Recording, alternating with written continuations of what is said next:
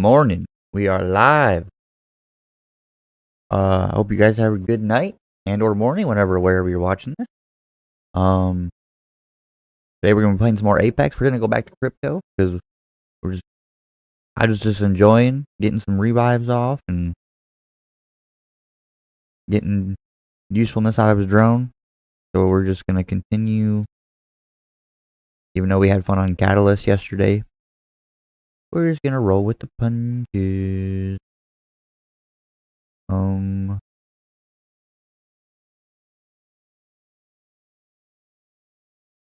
Sorry. Organizing the chat so I can neatly conversate with everybody. That down. Roll that over, that down. I will have to take a break in a second to let the kids know that they gotta go outside.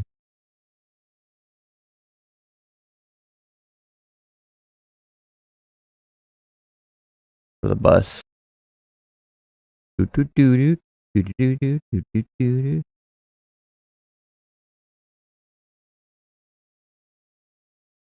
All right. Now, before in the matter, figured since how I have to get off for a couple minutes to get the kids on the bus and everything, I'm gonna go ahead and do some reaction this morning to the presidential debate. So we're gonna sit back with our energy drink.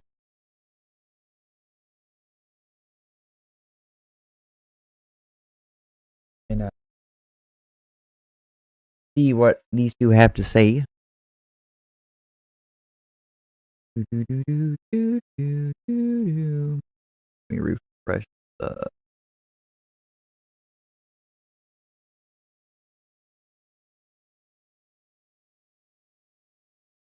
Apparently, my pinned comment did not work on Facebook, but that's okay. That's all right.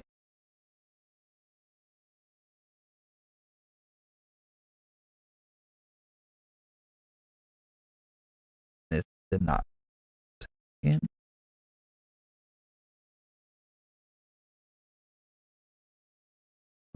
There we go. That. I had not watched any of this yet. I haven't even seen anything on any medias. Purposely avoided it. So let's now welcome the candidates to the stage. Vice President Kamala Harris and President Donald Trump.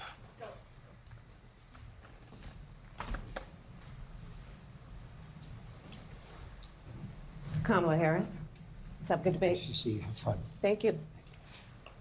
Welcome to you both. It's wonderful to have you. It's an honor to have you both here tonight. Good evening. We are looking forward to a spirited and thoughtful debate. So let's get started. I want to begin tonight with the issue that voters repeatedly say is their number one issue, and that is the economy and the cost of living in this country. Vice President Harris, you and President Trump were elected 4 years ago, and your opponent on the stage here tonight often asks his supporters, are you better off than you were 4 years ago? When it comes to the economy, do you believe Americans are better off than they were 4 years ago? So I was raised as a middle-class kid.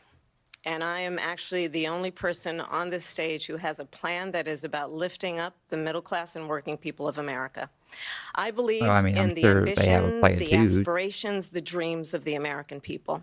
And that is why I imagine and have actually a plan to build what I call an opportunity economy. Because here's the thing. We know that we have a shortage of homes and housing. And the cost of housing is too expensive for far too many people.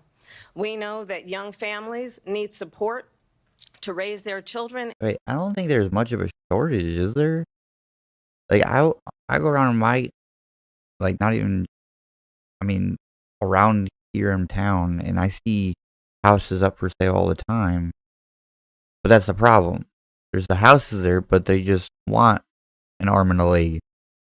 So, maybe that's my own personal opinion. And I intend on extending a tax cut for those families of $6,000, which is the largest child tax credit that we have given in a long time, so that those young families can afford to buy a crib, buy a car seat, buy clothes for their children. My passion. One of them is small businesses. The problem is, so her thing is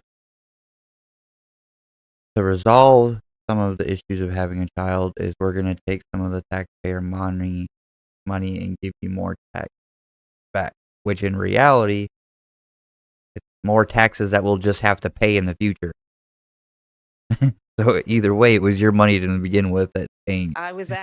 My mother raised my sister and me, but there was a woman who helped raise us. We call her our second mother. She was a small business owner. I love our small businesses. My plan is to give a $50,000 tax deduction to start up small businesses, knowing they are part of the backbone of America's economy. My opponent, on the other hand, his plan is to do what he has done before, which is to provide a tax cut for billionaires and big corporations, which will result in $5 trillion to America's deficit. My opponent has a plan that I call the Trump's sales tax, which would be a 20% tax on everyday goods that you rely on to get through the month. Economists have said that Trump sales tax would actually result for middle-class families in about $4,000 more a year because of his policies and his ideas about what should be the backs of middle-class people paying for tax cuts for billionaires. President Trump, I'll give you 2 minutes. First of all, I have no sales tax. That's an incorrect statement. She knows that. We're doing tariffs on other countries. Other countries are going to finally, after 75 years, pay us back for all that we've done for the world. And the tariff will be substantial in some cases. I took in billions and billions of dollars, as you know, from China. In fact, they never took the tariff off because there was so much money they can't. It would totally destroy everything that they've set out to do. They're taking in billions of dollars from China and other places they've left the tariffs on. When I had tariffs, and yet I had no inflation. Look, we've had a terrible economy because inflation which is really known as a country buster. It breaks up countries. We have inflation like very few people have ever seen before, probably the worst in our nation's history. We were at 21%, but that's being generous because many things are 50, 60, 70, and 80% higher than they were just a few years ago. This has been a disaster for people, for the middle class, but for every class. On top of that, we have millions of people pouring into our country from prisons and jails, from mental institutions and insane asylums, and they're coming in and they're taking but it's definitely higher. Jobs that are occupied right now by African Americans and Hispanics, and also unions. Unions are going to be affected very soon. And you see what's happening. You see what's happening with towns throughout the United States. You look at Springfield, Ohio. You look at Aurora in Colorado. They are taking over the towns. They're taking over buildings. They're going in violently. These are the people that Xi and Biden led into our country, and they're destroying our country. They're dangerous. They're at the highest level of criminality, and we have to get them out. We have to get them out fast. I created one of the greatest economies in the history of our country. I'll do it again and even better. We are going to get to immigration and border security during this debate, but I would like to let Vice President Harris respond on the economy here. Well, I would love to. Let's talk about what Donald Trump left us. Donald Trump left us the worst unemployment since the Great Depression. Donald Trump left us the worst public health epidemic in a century. Donald Trump left us the worst attack on our democracy since the Civil War. And what we have done is clean up Donald Trump's mess. Wait. Is that valid? Like,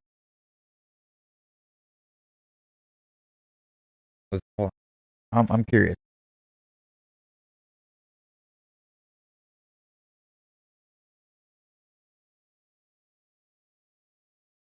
I know we went through COVID and everything, right? So that probably had a big factor.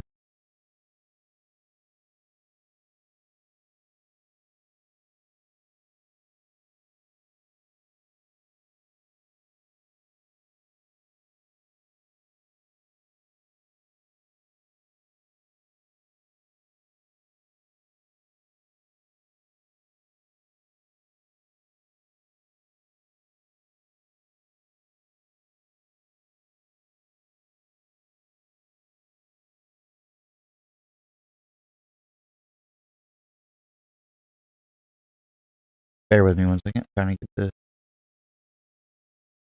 April 2020. So April 2020, as you can see right here, was the COVID layoff. So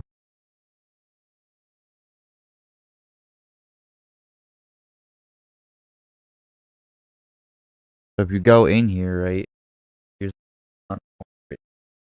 that. I mean, I don't know if this, but so this is obviously when COVID dropped, and he left office was January in 21. So I mean, you think about it.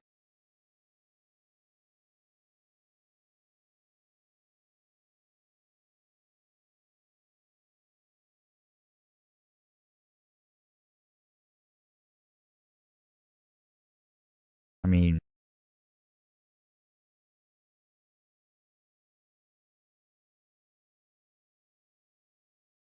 it was a little higher than before COVID, but I mean, it's hard. I think this is a hard statistic to base off of. Yes, it is higher than what this is, but let's see here.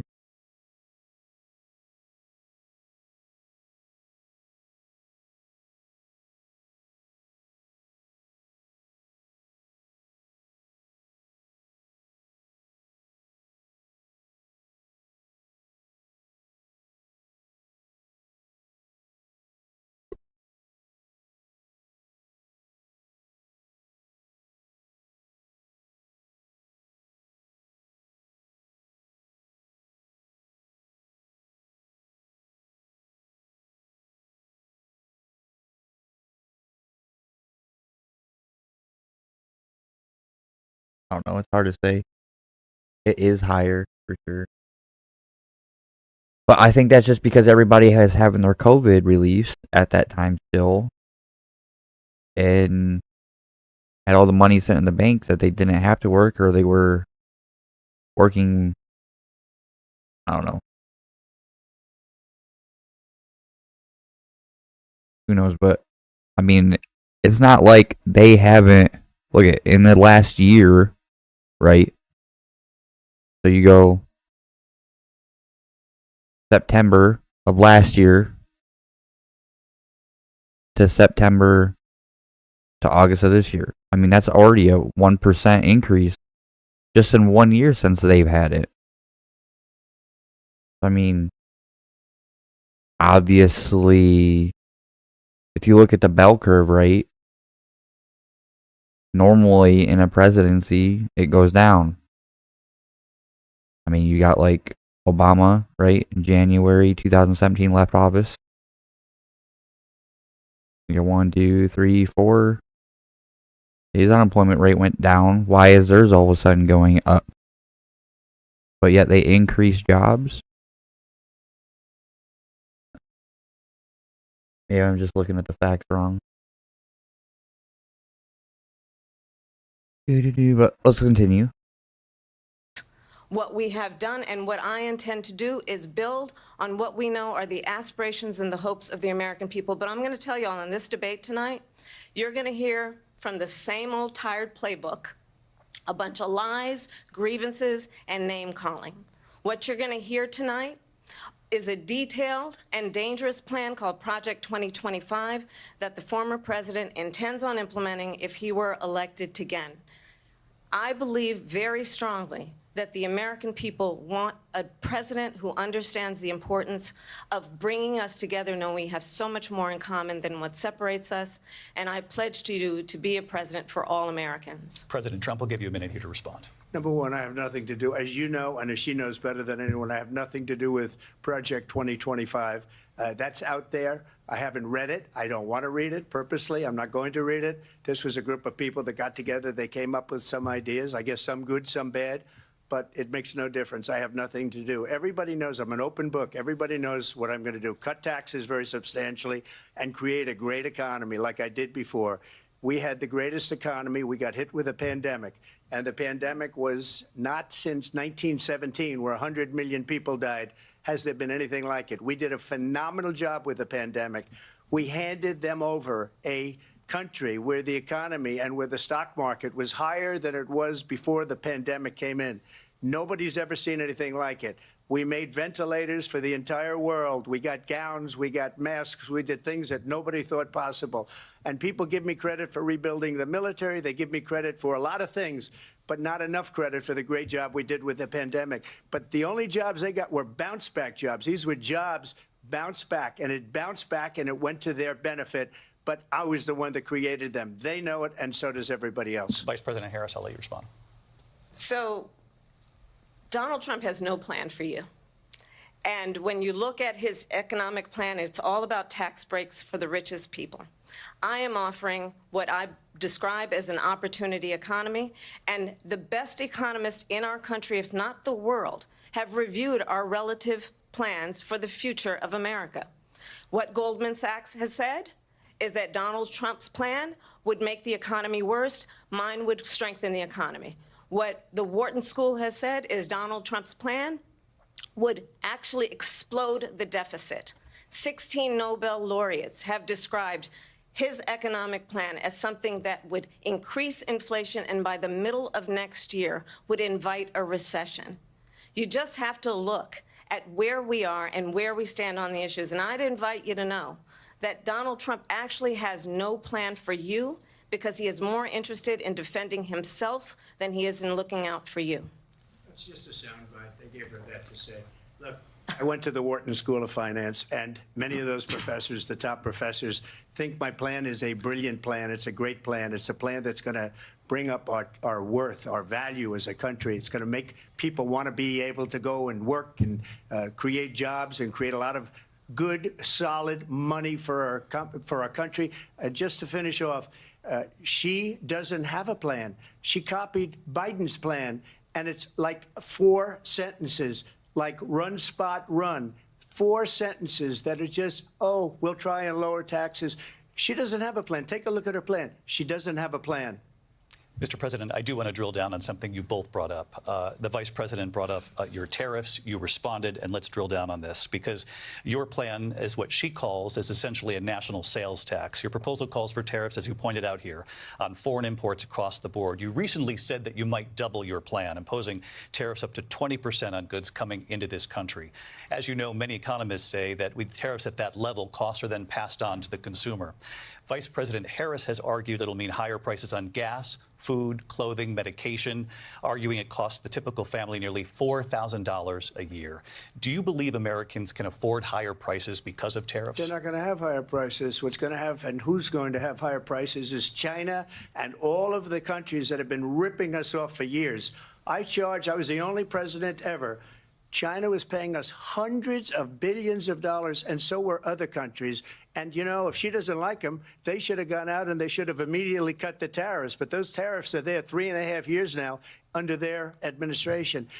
We are going to take in billions of dollars, hundreds of billions of dollars. I had no inflation, virtually no inflation. They had the highest inflation perhaps in the history of our country, because I've never seen a worse period of time.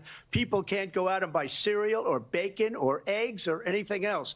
The people of our country are absolutely dying with what they've done. They've destroyed the economy. And all you have to do is look at a poll. The polls say 80 and 85 and even 90% that the Trump economy was great, that their economy was terrible. Vice President Harris, I do want to ask for your response, and you heard what the president said there, because the Biden administration did keep a number of the Trump tariffs in place. So how do you respond? Well, let's be clear that the Trump administration resulted in a trade deficit, one of the highest we've ever seen in the history of America. He invited trade wars. You want to talk about his deal with China? What he ended up doing is, under Donald Trump's presidency, he ended up selling American chips to China to help them improve and modernize their military, basically sold us out, when a policy about China should be in making sure the United States of America wins the competition for the 21st century, which means focusing on the details of what that requires, focusing on relationships with our allies, focusing on investing in American-based technology so that we win the race. Didn't he sell outdated equipment? Like, he sold military grade or our military equipment that was outdated that basically was just sitting in warehouses. That's what I thought he did.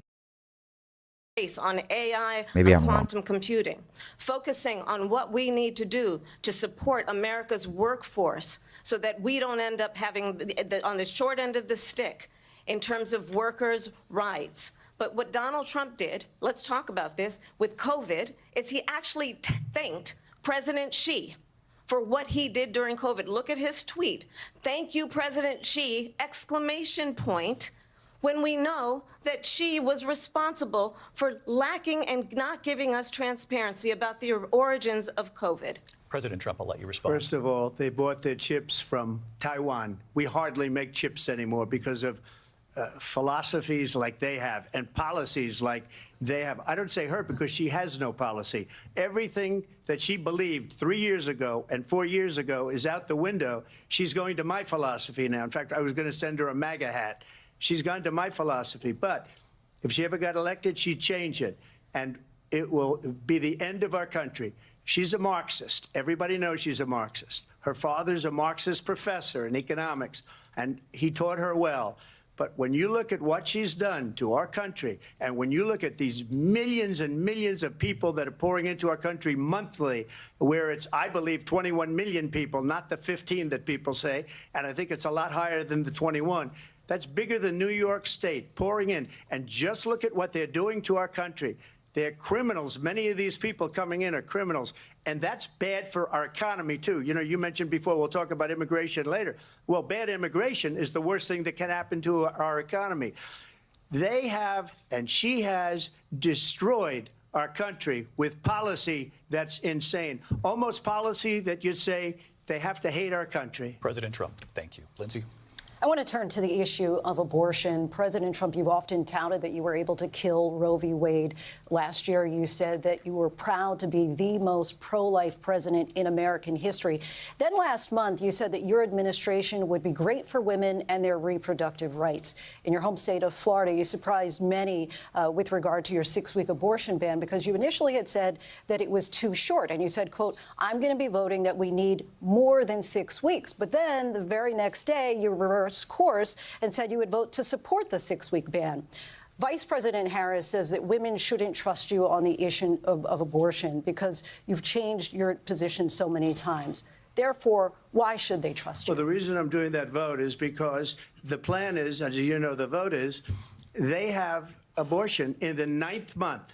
They even have, and you can look at the governor of West Virginia, the previous governor of West Virginia, not the current governor, who's doing an excellent job, but the governor before, he said the baby will be born and we will decide what to do with the baby. In other words, we'll execute the baby. And that's why I did that, because that predominates, because they're radical. The Democrats are radical in that. And her vice presidential pick, which I think was a horrible pick, by the way, for our country, because he is really out of it. But her vice presidential pick says abortion in the 9th month is absolutely fine. He also says execution after birth. It's execution, no longer abortion, because the baby is born, is okay. And that's not okay with me, hence the vote. But what I did is something for 52 years. They've been trying to get Roe v. Wade into the states. And through the genius and heart and strength of 6 Supreme Court justices, we were able to do that. Now, I believe in the exceptions for rape, incest, and life of the mother. I believe strongly in it. Ronald Reagan did also. 85% of Republicans do. Exceptions. Very important. But we were able to get it, and now states are voting on it. And for the first time, you're going to see, look, this is an issue that's torn our country apart for 52 years. Every legal scholar, every Democrat, every Republican, liberal, conservative, they all wanted this issue to be brought back to the states where the people could vote. And that's what happened. And now, Ohio, the vote was somewhat liberal. Kansas, the vote was somewhat liberal, much more liberal than people would have thought. But each individual state is voting. It's the vote of the people now. It's not tied up in the federal government. I did a great service in doing it. It took courage to do it. And the Supreme Court had great courage in doing it. And I give tremendous credit to those 6 justices. There is no state in this country where it is legal to kill a baby after it's born. Madam Vice President, I want to get your response to President Trump. Well, as I said, you're going to hear a bunch of lies, and that's not actually a surprising fact. Let's understand how we got here. Donald Trump hand-selected 3 members of the United States Supreme Court with the intention that they would undo the protections of Roe v. Wade. And they did exactly as he intended. And now in over 20 states, there are Trump abortion bans, which make it criminal for a doctor or nurse to provide health care. In one state, it provides prison for life. Trump abortion bans that make no exception even for rape and incest, which understand what that means. A survivor of a crime of violation to their body does not have the right to make a decision about what happens to their body next. That is immoral. And one does not have to abandon their faith or deeply held beliefs to agree. The government, and Donald Trump certainly, should not be telling a woman what to do with her body. I have talked with women around our country. You want to talk about this is what people wanted? Pregnant women who want to carry a pregnancy to term, suffering from a miscarriage, being denied. I know what they're talking about, but they were talking about the different plans on financials and, helping the economy. Like, if her plan is so good, and I'm not trying to attack anybody, but she's already been vice president for almost 4 years now. Why hasn't she implemented it yet? Like, we already saw the unemployment graph, right, that we showed. And the unemployment rate. But obviously, since they got office, yes, it went down, but that's because of COVID. That was comeback jobs after COVID. But you can see right here, as it's leveled out, basically right in the same state of where it was before COVID. See? But now look at the bell curve in the last, 2 years? Going upward. So why hasn't she implemented this plan already? Isn't it like everybody knows, if you want stuff to get done, better to do it sooner for better, greater results faster, Care I just in an emergency room because the healthcare providers are afraid stuck they on might that. go to I'm jail, stuck on the and she's bleeding out in a car in the parking conversation. lot. She didn't want that. Her husband didn't want that. A 12 or 13-year-old survivor of incest being forced to carry a pregnancy to term? They don't want that. And I pledge to you, when Congress passes a bill to put back in place the protections of Roe v. Wade, as President of the United States, I will proudly sign it into law. But understand, if Donald Trump were to be reelected, he will sign a national abortion ban. Understand, in his Project 2025, there would be a national abortion, a monitor that would be monitoring your pregnancies, your miscarriages. I think the American people believe that certain freedoms, in particular the freedom to make decisions about one's own body, should not be made by the government. Thank you, Vice President Harris. Well, there she goes again. It's a lie. I'm not signing a ban, and there's no reason to sign a ban because we've gotten what everybody wanted.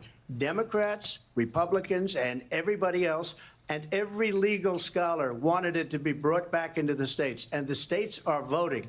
And it may take a little time, but for 52 years, this issue has torn our country apart, and they've wanted it back in the states. And I did something that nobody thought was possible. The states are now voting. What she says is an absolute lie. And as far as the abortion ban, no, I'm not in favor of abortion ban, but it doesn't matter because this issue has now been taken over by the states. Would you veto a national abortion ban if it came to your desk? Well, I won't have to because, again, 2 things. Number one, she said she'll go back to Congress. She'll never get the vote. It's impossible for her to get the vote, especially now with the 50-50, essentially 50-50 in both Senate and the House. She's not going to get the vote. She can't get the vote. She won't even come close to it. So it's just talk. You know what it reminds me of? When they said they're going to get student loans terminated, and it ended up being a total catastrophe. The student loans, and then I think probably her boss, if you call him a boss, he spends all his time on the beach. But look, her boss went out and said, we'll do it again. We'll do it a different way. And he went out, got rejected again by the Supreme Court. So all these students got taunted with this whole thing about this whole idea. And how unfair that would have been, part of the reason they lost, to the millions and millions of people that had to pay off their student loans. They didn't get it for free. But they were saying it's the same way that they talked about that they talk about abortion. But if I could just get a yes or no, because your running mate, J.D. Vance, has said that you would veto it if it did come to your desk. Well, I didn't discuss it with J.D. In all fairness, J.D., and I don't mind if he has a certain view, but I think he was speaking for me, but I really didn't. Look, we don't have to discuss it because she'd never be able to get it, just like she couldn't get student loans. They couldn't get student loans. They didn't even come close to getting student loans. They taunted young people and a lot of other people that had loans. They can never get this approved. So it doesn't matter what she says about going to Congress. Well, wonderful. Let's go to Congress. Taking notes. But the fact is that for years they wanted to get it out of Congress and out I of the missed federal government. I didn't know they got a something that notepad. everybody said couldn't be done. And now you have a vote of the people on abortion. Vice President Harris, I want to give you your time to respond, but I do want to ask, would you support any restrictions on a woman's right to an abortion? I absolutely support reinstating the protections of Roe v. Wade. And as you rightly mentioned, nowhere in America is a woman carrying a pregnancy to term and asking for an abortion. That is not happening. It's insulting to the women of America. And understand what has been happening under Donald Trump's abortion bans. Couples who pray and dream of having a family are being denied IVF treatments. What is happening in our country? Working people, working women who are working 1 or 2 jobs, who can barely afford childcare as it is, have to travel to another state to get on a plane. Whose problem is that with the economy? To go and get the health care she needs. Barely can afford to do it, and what you are putting her through is unconscionable. And the people of America have not, the majority of Americans believe in a woman's right to make decisions about her own body. And that is why in every state where this issue has been on the ballot, in red and blue states both, the people of America have voted for freedom. Vice President Harris, Excuse me, I have to respond. Another lie. It's another lie. I have been a leader on IVF, which is fertilization. The IVF, I have been a leader. In fact, when they got a very negative decision on IVF from the Alabama courts, I saw the people of Alabama and the legislature 2 days later voted it in. I've been a leader on it. They know that, and everybody else knows it. I have been a leader on fertilization, IVF. And the other thing, I didn't know that. You should ask. Will she allow abortion in the 8th month, 9th month, 7th month? Come on. Okay, would you do that? Why don't you ask her that question? Why don't you answer That's the problem. question? Would you because veto? under Roe v. Answer Wade, the question, would you veto? you could do abortions in the 7th month, the 8th month, the 9th That's month, not true. and probably after birth. Just look at the governor, former governor of Virginia. The governor of Virginia said, we put the baby aside and then we determine what we want to do with the baby. President Trump, thank you. We're going to turn now to immigration and border security. We know it's an issue that's important to Republicans, Democrats, voters across the board in this country. Vice President Harris, you were tasked by President Biden with getting to the root causes of migration from Central America. We know that illegal border crossings reached a record high in the Biden administration. This past June, President Biden imposed tough new asylum restrictions. We know the numbers since then have dropped significantly. But my question to you tonight is, why did the administration wait until 6 months before the election to act? And would you have done They gotta anything look good, differently that's why. from President Biden on this? So I'm the only person on this stage who has prosecuted transnational criminal organizations for the trafficking of guns, drugs, and human beings. And let me say The that first year and the United last year is States the only years that Congress, matter including some of the in a most precedent. conservative members of the United States Senate, came up with a border security bill, which I supported. And that bill would have put 1,500 more border agents on the border to help those folks who are working there right now overtime, trying to do their job. It would have allowed us to stem the flow of fentanyl coming into the United States. I know there are so many families watching tonight who have been personally affected by the surge of fentanyl in our country. That bill would have put more resources to allow us to prosecute transnational criminal organizations for trafficking in guns, drugs, and human beings. But you know what happened to that bill? Donald Trump got on the phone, called up some folks in Congress, and said, kill the bill. And you know why? Because he'd prefer to run on a problem instead of fixing a problem. And understand, this comes at a time where the people of our country actually need a leader who engages in solutions, who actually addresses the problems at hand. All right, we'll come right back to the chat. I gotta go make sure the kids get on the bus and everything. Give me like 10 minutes.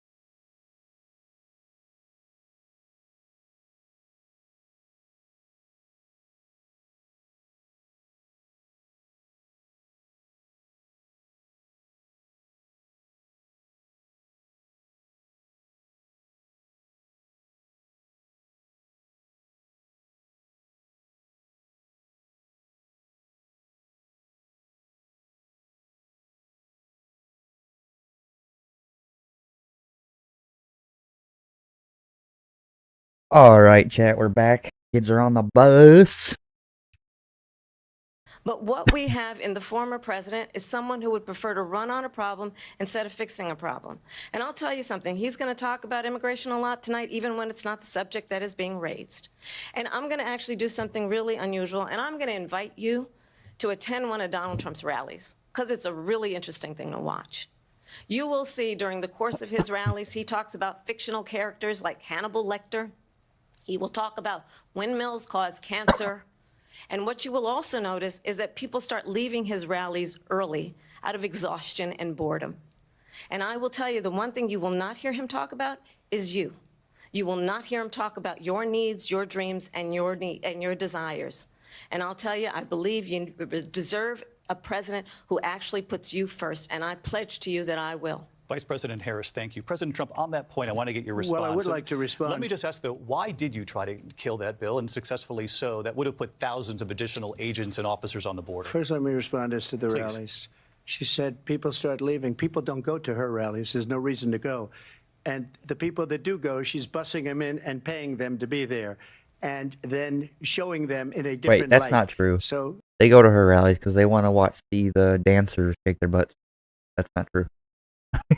she can't talk about that. People don't leave my rallies. We have the biggest rallies, the most incredible rallies in the history of politics. That's because people want to take their country back. Our country is being lost. We're a failing nation. And it happened 3.5 years ago. And what's going on here, you're going to end up in World War III, just to go into another subject. What they have done to our country by allowing these millions and millions of people to come into our country, and look at what's happening to the towns all over the United States. And a lot of towns don't want to talk. It's not going to be Aurora or Springfield. A lot of towns don't want to talk about it because they're so embarrassed by it. In Springfield, they're eating the dogs, the people that came in. They're eating the cats. They're eating the pets of the people that live there. And this is what's happening in our country, and it's a shame. As far as rallies are concerned, as far as the reason they go is they like what I say. They want to bring our country back. They want to make America great again. It's a very simple phrase, make America great again. She's destroying this country, and if she becomes president, this country doesn't have a chance of success. Not only success, we'll end up being Venezuela on steroids. I just want to clarify here. You bring up Springfield, Ohio, and ABC News did reach out to the city manager there. He told us there have been no credible reports of specific claims of pets being harmed, injured, or abused by individuals within the immigrant community. Well, I've seen people on television. Let me just say here, this is the people on television say my dog was taken and used for food. So maybe he said that, and maybe that's a good thing to say for a city manager. I'm not taking this from television. But the people I'm on taking it from television the city saying manager. their dog was eaten by the people that went there. Again, the Springfield city manager says there's no evidence of that. Vice President Harris, I'll let you respond to the rest of what you've heard. You talk about extreme. You know, this is, I think, one of the reasons why in this election I actually have the endorsement of 200 Republicans who have formerly worked with President Bush, Mitt Romney, and John McCain, including the endorsement of former Vice President Dick Cheney and Congress member Liz Cheney. I mean, everybody's got a right to change their mind. The inside track on who the former president is. I mean, that's not really a brag. Already, just ask people who have worked with him. Just like I'm sure he's got some Democrats that stuff, which I mean we've seen. General has said he has contempt for the Constitution of the United States. His former national security advisor has said he is dangerous and unfit. His former Secretary of Defense has said the nation, the republic, would never survive another Trump term. And when we listen to this kind of rhetoric, when the issues that affect the American people are not being addressed, I think the choice is clear in this election. President Trump, I'll give you a quick minute to respond here. Thank you, because when I hear that, see, I'm a different kind of a person. I fired most of those people. Not so graciously. They did bad things or a bad job. I fired them. They never fired one person. They didn't fire anybody having to do with Afghanistan and the Taliban and the 13 people who's were just killed, viciously and violently killed. And I got to know the parents and the family. They didn't fire. They should have fired all those generals, all those top people, because that was one of the most incompetently handled situations anybody has ever seen. So when somebody does a bad job, I fire him. And you take a guy like Esper. He was no good. I fired him. So he writes a book. Another one writes a book. Because with me, they can write books. With nobody else can. That's how it should be. If you ain't doing your job correctly, they should be fired. I mean, we get fired. I mean, the average person gets fired if they have too many points for not showing up, even though if it's for kid-related sicknesses, illnesses, and you still get fired. I mean, why aren't they firing people? There's no way all these people are not making a mistake or not, they have done doing such a poor better job that somebody else could do. There's just no way. job, and For they a never whole 4 fire years? anybody. Crazy. Look at the economy. Look at the inflation. They didn't fire any of their economists. They have the same people. That's a good way not to have books written about you. But just to finish, I got more votes than any Republican in history by far. In fact, I got more votes than any sitting president in history by far. Let me continue on immigration. It was what you wanted to talk about earlier, so let's get back to your deportation proposal that the vice president has reacted to as well. President Trump, you call this the largest domestic deportation operation in the history of our country. You say you would use the National Guard. You say if things get out of control, you'd have no problem using the U.S. military. Police, yes. You also said you would use local police. How would you deport 11 million undocumented immigrants? I know you believe that number is much higher. Take us through this. What does this look like? Will authorities be going door to door in this country? Yeah, it is much higher because of them. They allowed criminals, many millions of criminals. They allowed terrorists. They allowed common street criminals. They allowed people to come in, drug dealers, to come into our country. And they're now in the United States and told by their countries like Venezuela, don't ever come back or we're going to kill you. Do you know that crime in Venezuela and crime in countries all over the world is way down? You know why? Because they've taken their criminals off the street and they've given them to her to put into our country. And this will be one of the greatest mistakes in history for them to allow. And I think they probably did it because they think they're going to get votes, but it's not worth it because they're destroying the fabric of our country. Wait, by there what was no. they've done. Wait. I want to know that he said that, right? Local police is much. It is much higher.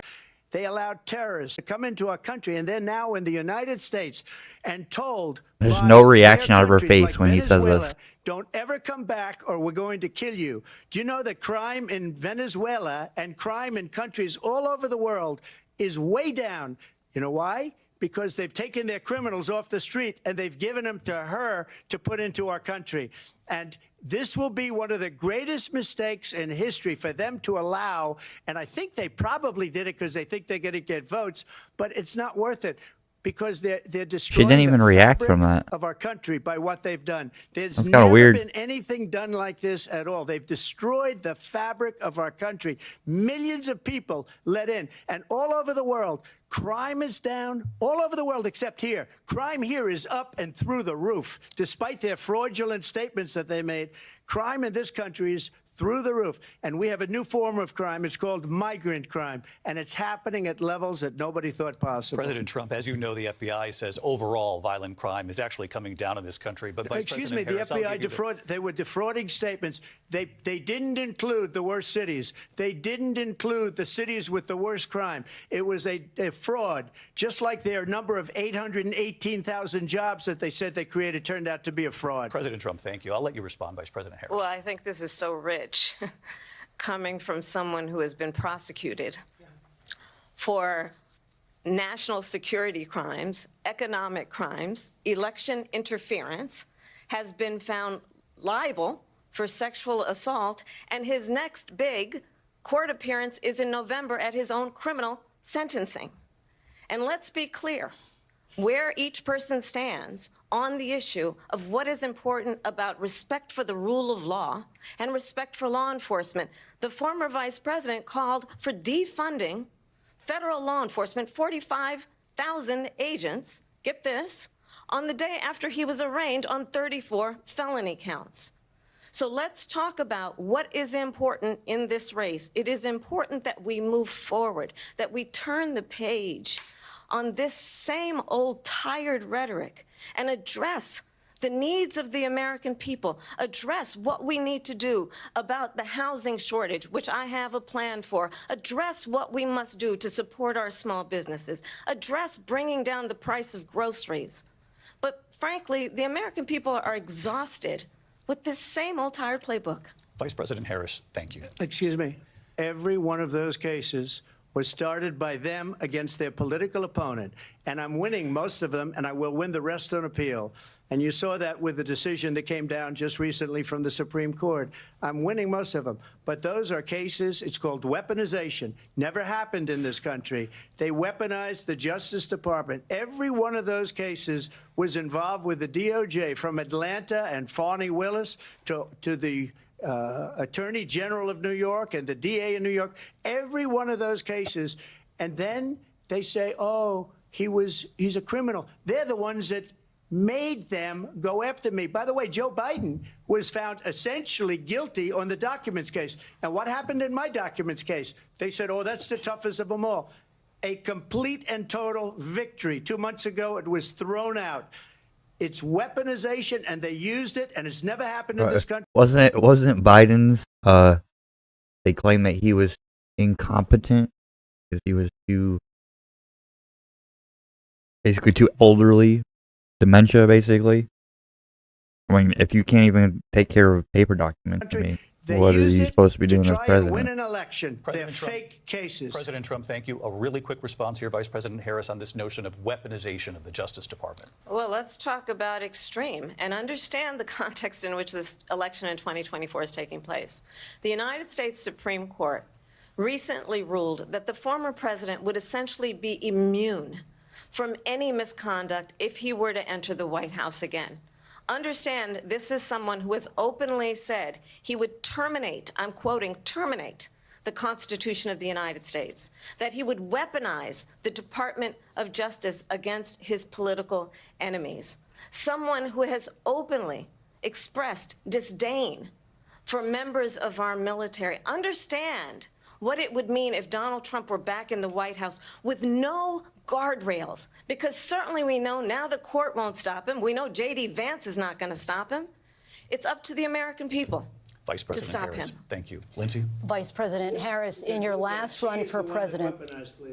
This is the one that weaponized, not me. She weaponized. I probably took a bullet to the head because of the things that they say about me. They talk about democracy. I'm a threat to democracy. They're the threat to democracy with a fake Russia investigation we do have a lot that went nowhere. We have a lot to get to. Lindsay? Vice President Harris, in your last run for president, you said you wanted to ban fracking. Now you don't. You wanted mandatory government buyback programs for assault weapons. Now your campaign says you don't. You supported decriminalizing border crossings. Now you're taking a harder line. I know. Now she don't?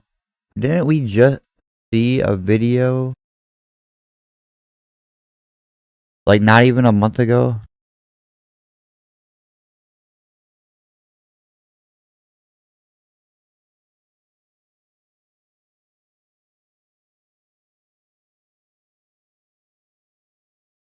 Stating that she was gonna, as her first, one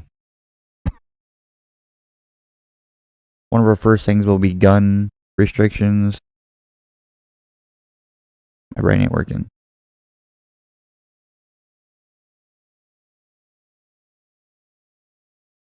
Oh yeah.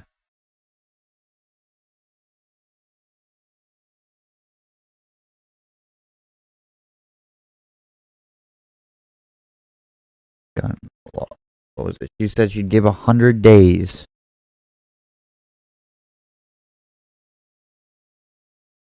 I think this is it, isn't it? No.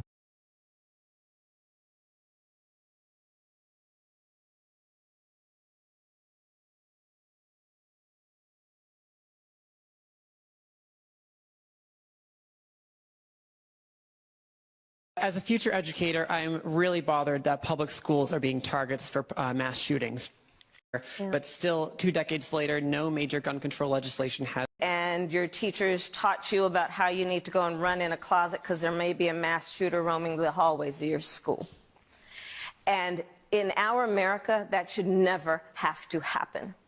Conversations take place every night.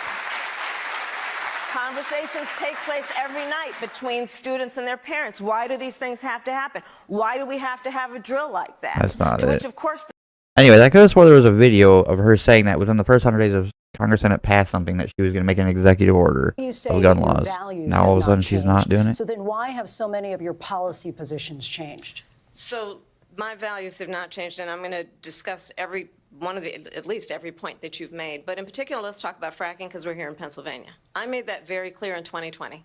I will not ban fracking.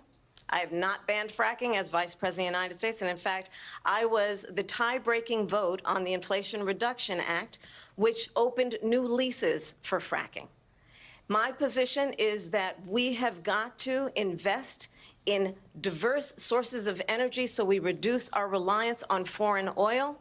We have had the largest increase in domestic oil production in history because of an approach that recognizes that we cannot over-rely on foreign oil.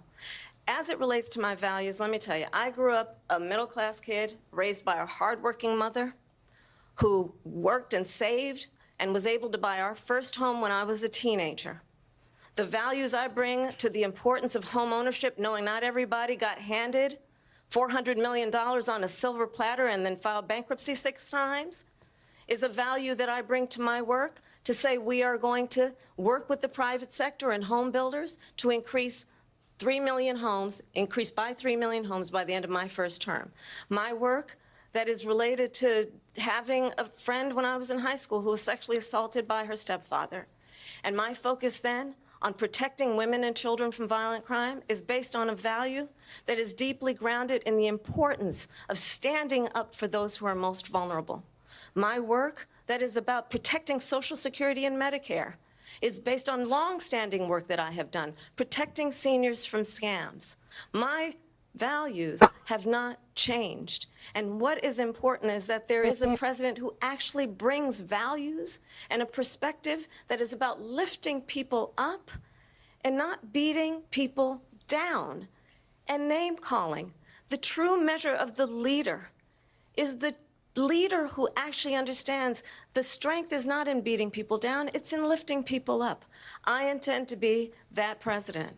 President Trump, your response? First of all, I wasn't given $400 million. I wish I was. My father was a Brooklyn builder, Brooklyn, Queens, and a great father, and I learned a lot from him. But I was given a fraction of that, a tiny fraction, and I built it into many, many billions of dollars, many, many billions.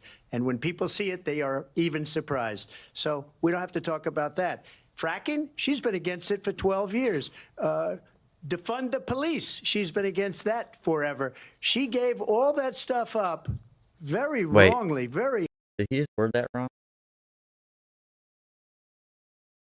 For 12 years. Defund the police, she's been against that for. Defund the police, he's against that. Isn't it double negative? I mean, a positive? So, like, if you say you defund and then you're against defunding, then that means I'm confused.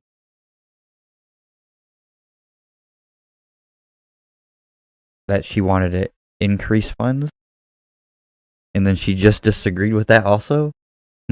Forever. She gave all that stuff up very wrongly. Little miswording there, I think. And everybody's laughing at it, okay? They're all laughing at it. She gave up at least 12 and probably 14 or 15 different policies. Like, she was big on defund the police. In Minnesota, she went out. Wait a minute. I'm talking now.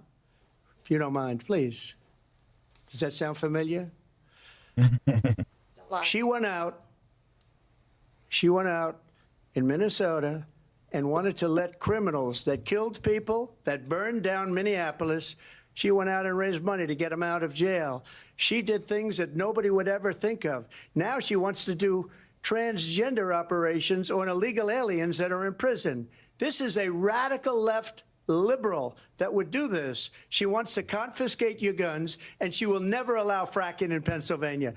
If she won the election, fracking in Pennsylvania will end on day one. Just to finish, one thing so important in my opinion.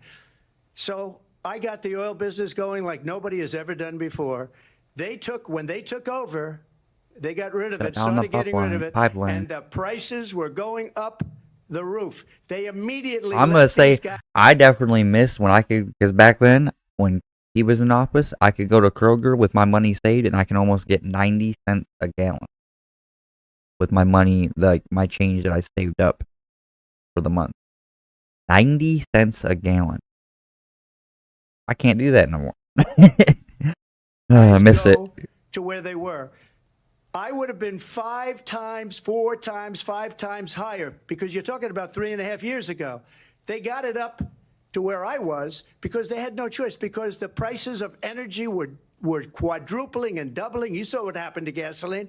So they said, let's go back to Trump. But if she won the election, the day after that election, they'll go back to destroying our country, and oil will be dead, fossil fuel will be dead. We'll go back to windmills, and we'll go back to solar, where they need a whole desert to get some energy to come out. You ever see a solar plant? By the way, I'm a big fan of solar, but they take 400, 500 acres of desert President soil. Trump, we have a These lot are of not good issues things that we for the have to get environment, to. as We're she out of time. understands. Thank you. There shouldn't be a time limit we have an on this. election in just 56 days.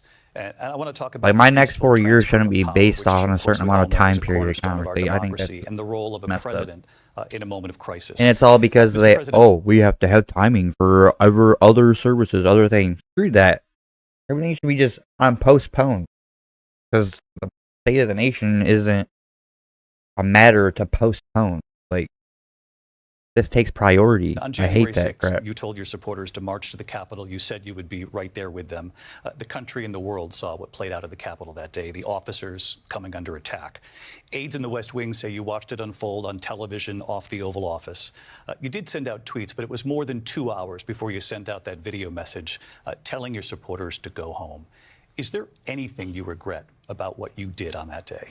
You just said a thing that isn't covered. Peacefully and patriotically, I said during my speech, not later on. Peacefully and patriotically. And nobody on the other side was killed. Ashley Babbitt was shot by an out-of-control police officer that should have never, ever shot her. It's a disgrace. But we didn't do this group of people that have been treated so badly. I ask, what about all the people that are pouring into our country and killing people that she allowed to pour in? She was the border czar. Remember that. She was the border czar. She doesn't want to be called the border czar because she's embarrassed by the border. In fact, she said at the beginning, well, I'm surprised you're not talking about the border yet. That's because she knows what a bad job they've done. What about those people? When are they going to be prosecuted? When are these people from countries all over the world, not just South America?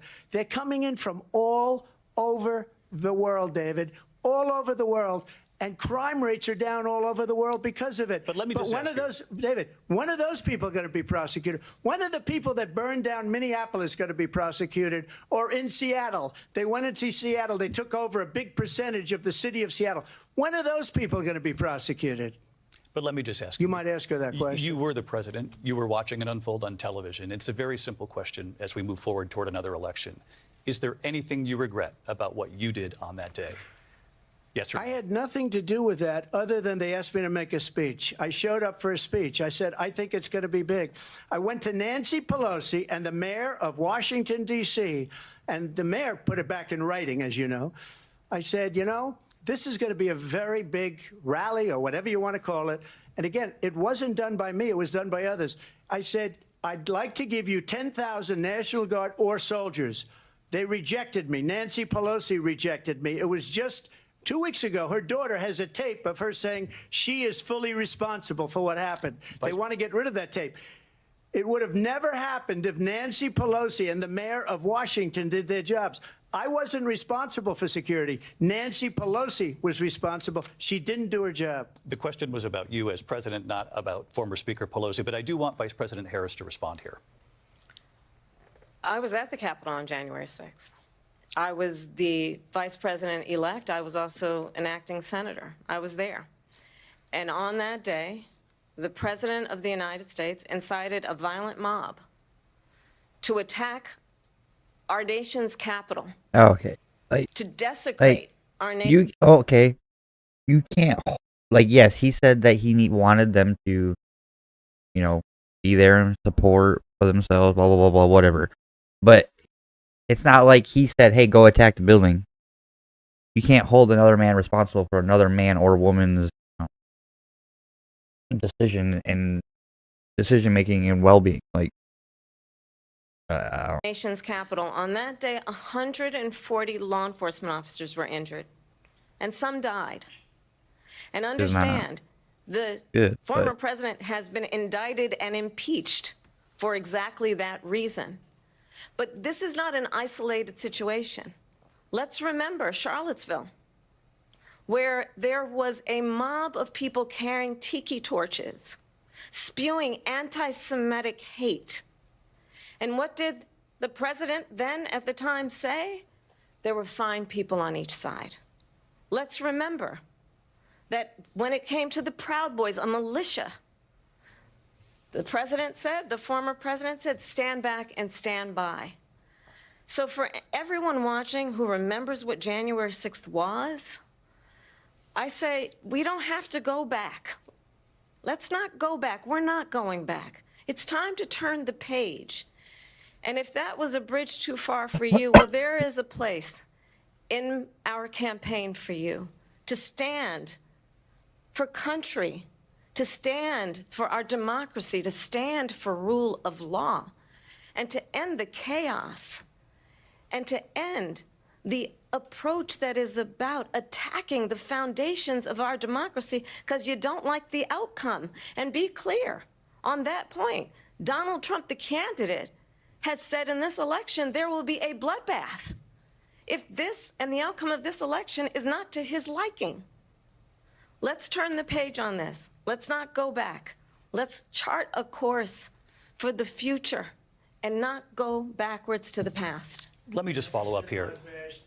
It was a different term, and it was a term that related to energy because they have destroyed our energy business. That was where bloodbath was. Also, on Charlottesville, that story has been, as you would say, debunked. Laura Ingraham, Sean Hannity, Jesse, all of these people, they covered it. If they go an extra sentence, they will see it was perfect. It was debunked in almost every newspaper, but they still bring it up, just like they bring 2025 up. They bring all of this stuff up. I ask you this. You talk about the Capitol.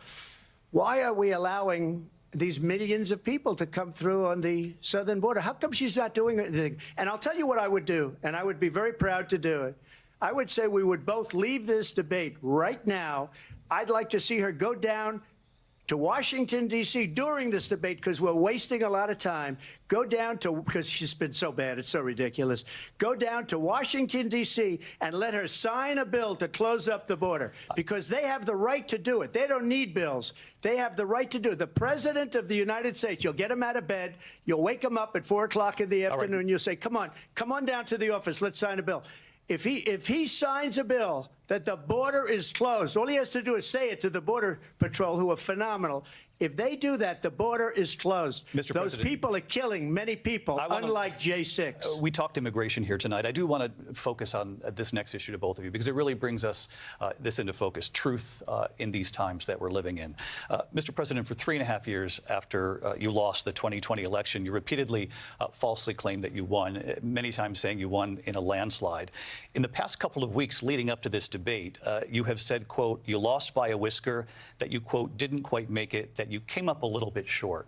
I said that? Are you now acknowledging that you lost in 2020? No, I don't acknowledge that at all. But I you said did that say sarcastically. that. You know that. It was said, oh, we lost by a whisker. That was said sarcastically. Look, there's so much proof. All you have to do is look at it. And they should have sent it back to the legislatures for approval. I got almost 75 million votes, the most votes any sitting president has ever gotten. I was told if I got 63, which was what I got in 2016, you can't be beaten. The election, people should never be thinking about an election as fraudulent. We need two things. We need walls, and we have to have it. We have to have borders, and we have to have good elections. Our elections are bad. And a lot of these illegal immigrants coming in, they're trying to get them to vote. They can't even speak English. They don't even know what country they're in practically. And these people are trying to get them to vote. And that's why they're allowing them to come into our country. I did watch all of these pieces of video. I didn't detect the sarcasm, lost by a whisker. We didn't quite make it. And we should just point out here as clarification, and you know this, you and your allies, 60 cases in front of many judges, many of them Republican. No judge looked at it. And said they said we didn't have standing. That's the other thing. They said we didn't have standing, a technicality. Can you imagine a system where a person in an election doesn't have standing? The president of the United States doesn't have standing. That's how we lost. If you look at the facts, and I'd love to have you'll do a special on it. I'll show you Georgia, and I'll show you Wisconsin, and I'll show you Pennsylvania, and I'll show you. We have so many facts and statistics, but you know what? That doesn't matter, because we have to solve the problem that we have right now. That's old news. And the problem that we have right now is we have a nation in decline, and they have put it into decline. We have a nation that is dying, David. Mr. President, thank you. Vice President Harris, you heard the president there tonight. He said he didn't say that he lost by whiskers. So he still believes he did not lose the election that was won by President Biden and yourself. But I do want to ask you about something that's come up in the last couple of days. This was a post from President Trump about this upcoming election just weeks away. He said, when I win, those people who cheated, and then he lists donors, voters, election officials, he says will be prosecuted to the fullest extent of the law, which will include long-term prison sentences. One of your campaign's top lawyers responded saying, we won't let Donald Trump intimidate us. We won't let him suppress the vote. Is that what you believe he's trying to do here? Donald Trump was fired by 81 million people. So let's be clear about that. And clearly he is having a very difficult time processing that. But we cannot afford to have a president of the United States who attempts, as he did in the past, to upend the will of the voters in a free and fair election. And I'm going to tell you that I have traveled the world as Vice President of the United States, and world leaders are laughing at Donald Trump. I have talked with military leaders, some of whom worked with you, and they say you're a disgrace.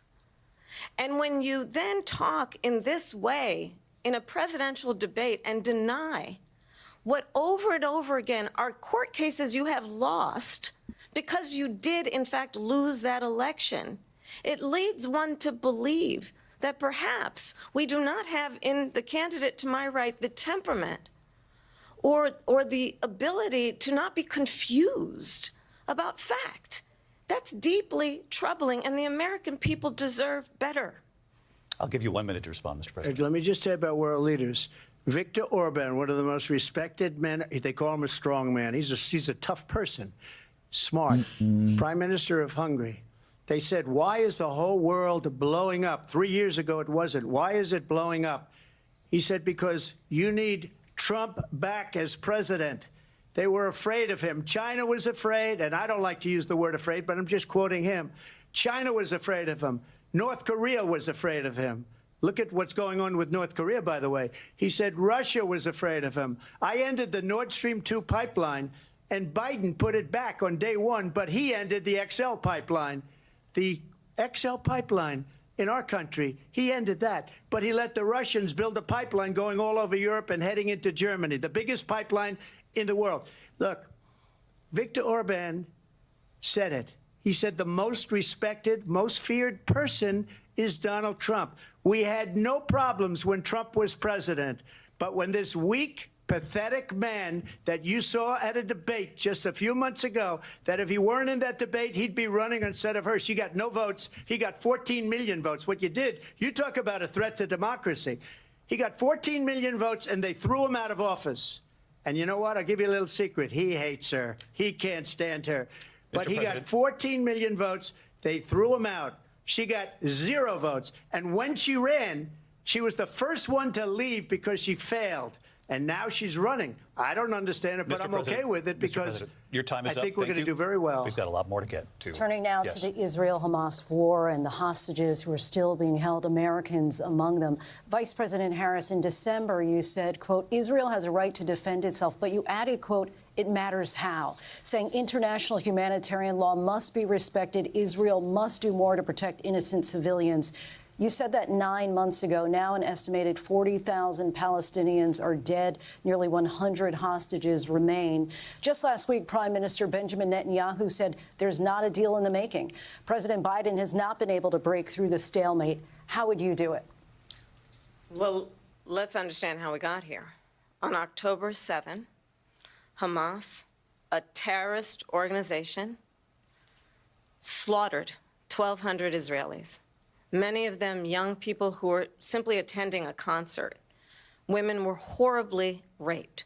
And so absolutely, I said then, I say now, Israel has a right to defend itself. We would.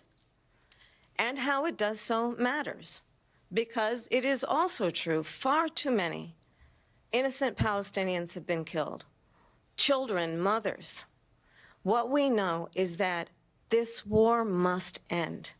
It must end immediately, and the way it will end is we need a ceasefire deal and we need the hostages out.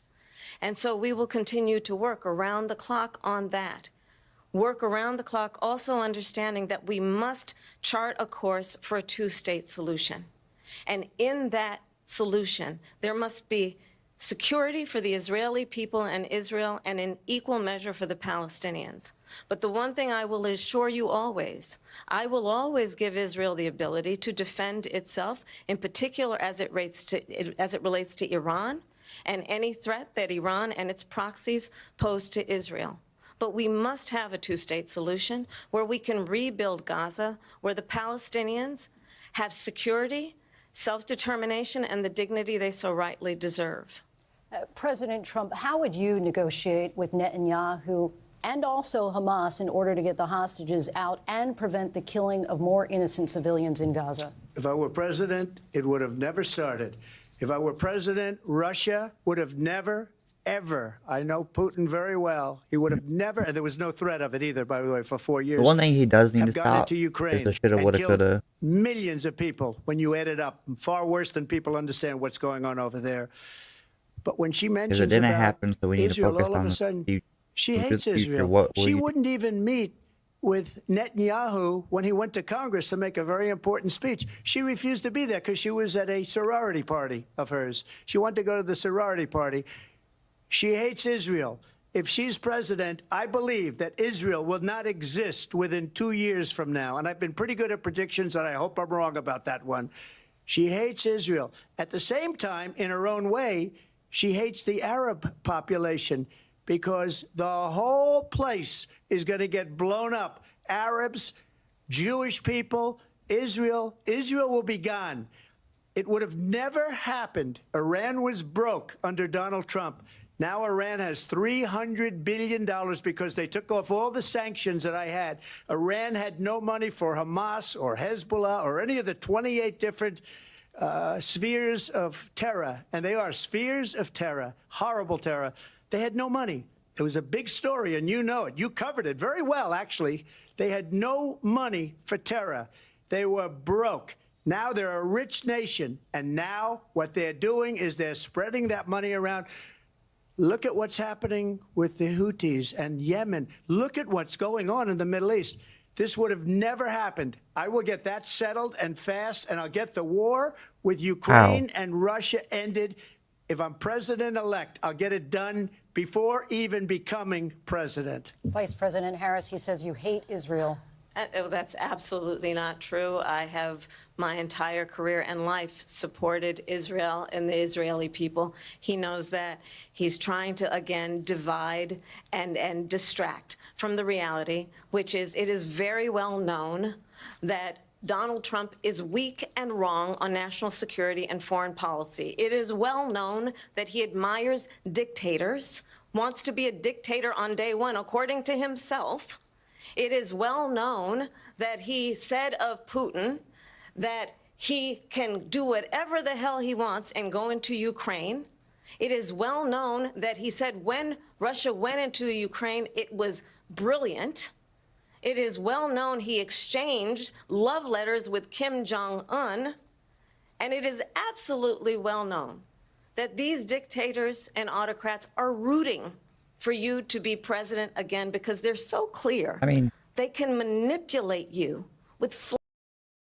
Somebody can hate what they're doing, what somebody's doing, and dislike it, but still applaud them for their brilliance of it. I mean, there's multiple things in life like that that you can relate to. Like, you might not like somebody that's maybe doing better or maybe doing a bad thing, but you can still admire how well they did it, how dedicated they were to it. I mean, that's just taking words out of context. I mean, Flattery and why is that? favors. And that is why so many military leaders who you have worked with have told me you are a disgrace. That is why we understand that we have to have a president who is not consistently weak and wrong on Vice national President security, Harris. And I need including to the importance. give me one second. I need to change my shirt. This shirt is like making me itchy and. Give me one.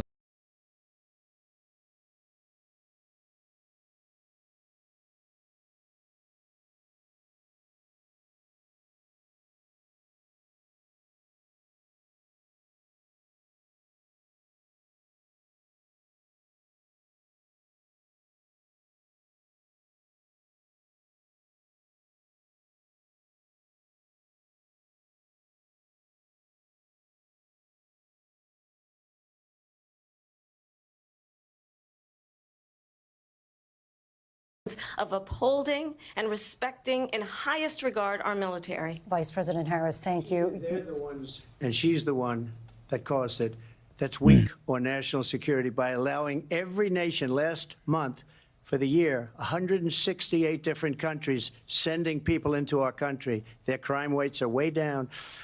Putin endorsed her last week, said, I hope she wins. And I think he meant it, because what he's gotten away with is absolutely incredible. It wouldn't have happened with me. The leaders of other countries think that they're weak and incompetent, and they are.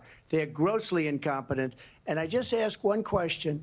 Why does Biden go in and kill the Keystone Pipeline and approve the single biggest deal that Russia's ever made, Nord Stream 2, the biggest pipeline anywhere in the world going to Germany and all over Europe? Because they're weak and they're ineffective.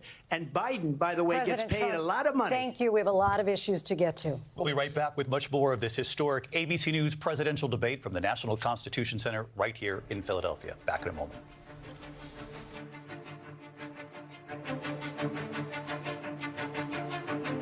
The ABC News presidential debate will continue after this. David Muir and Lindsay Davis. We'll skip all that. To this historic. One second. So he said that Putin was gonna endorse.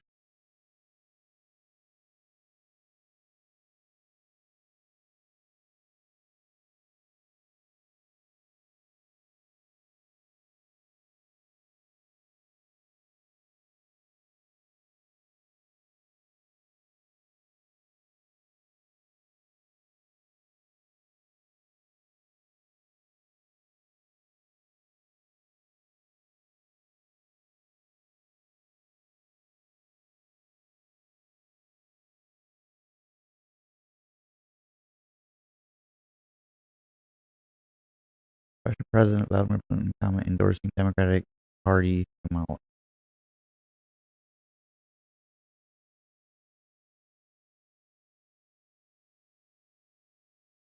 He laughed so expressively. Man.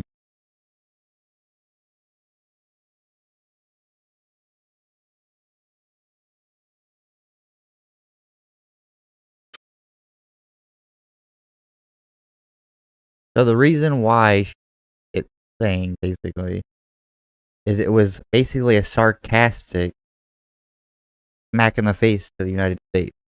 That yes, I want her as president because he can get away with more. That's basically what it was. ABC News presidential debate tonight. We're going to continue here, and I want to turn to the war in Ukraine. We're now 2.5 years into this conflict. Mr. President, it has been the position of the Biden administration that we must defend Ukraine from Russia, from Vladimir Putin, to defend their sovereignty, their democracy, that it's in America's best interest to do so, arguing that if Putin wins, he may be emboldened to move even further into other countries.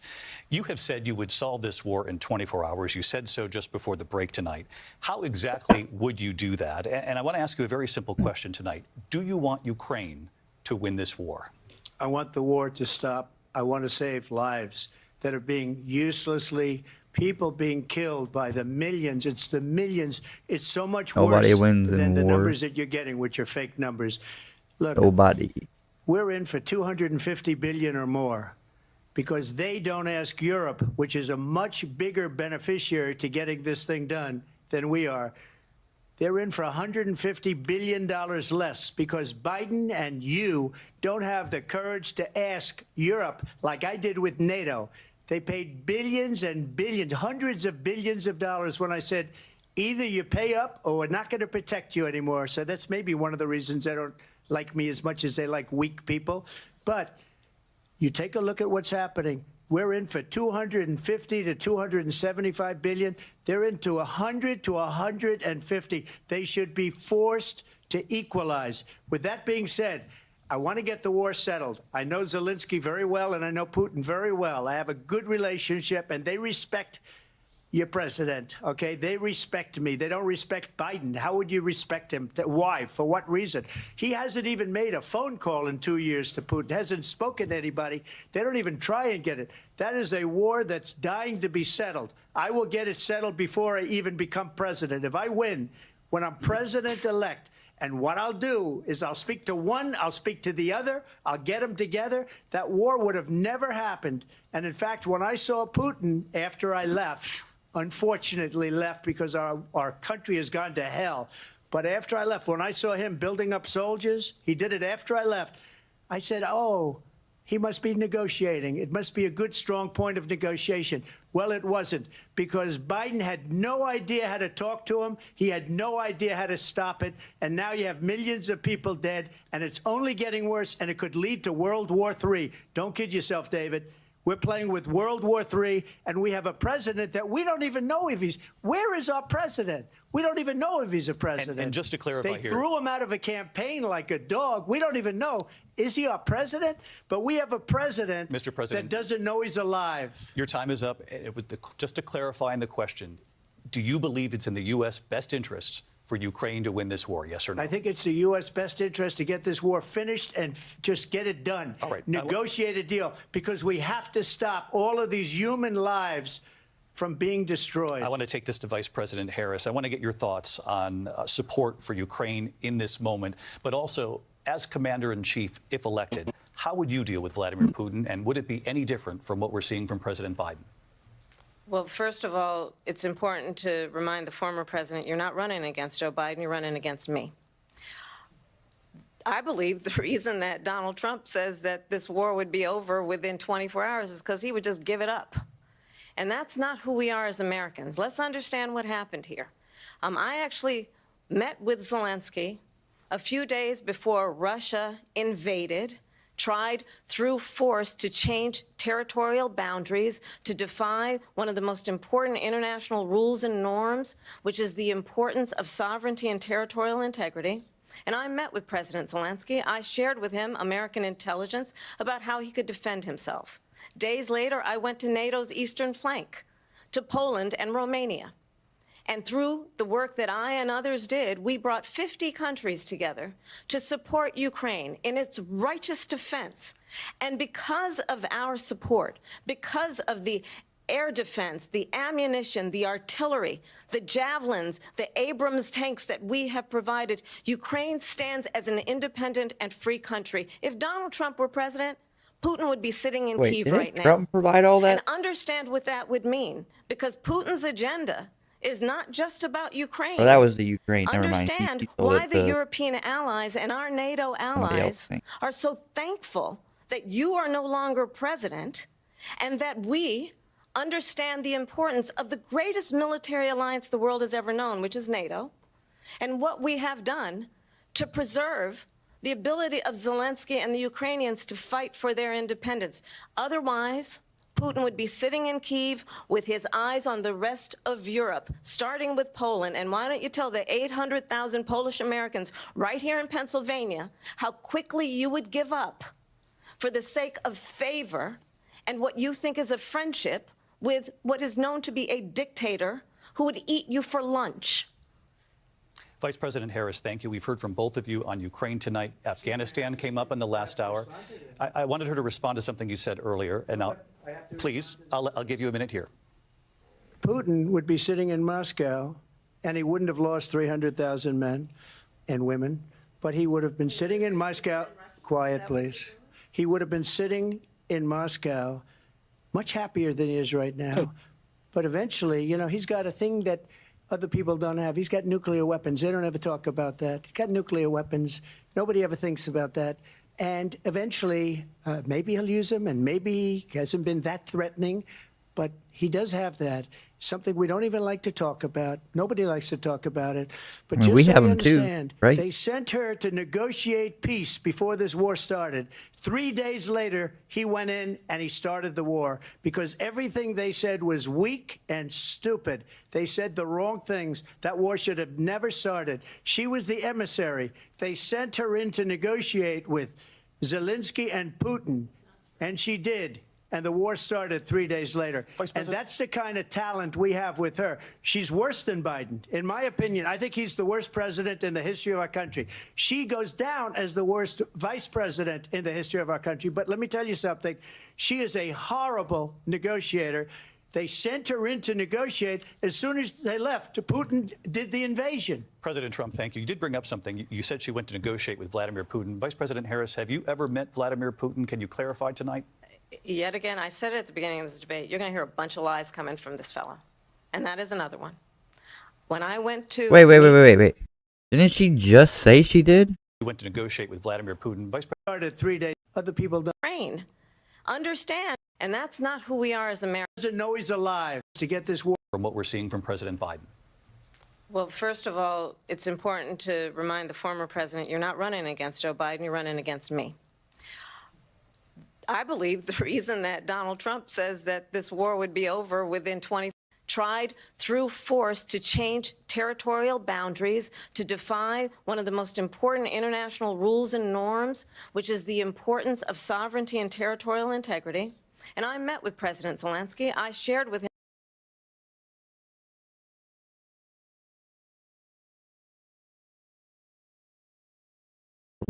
That's not Putin, right?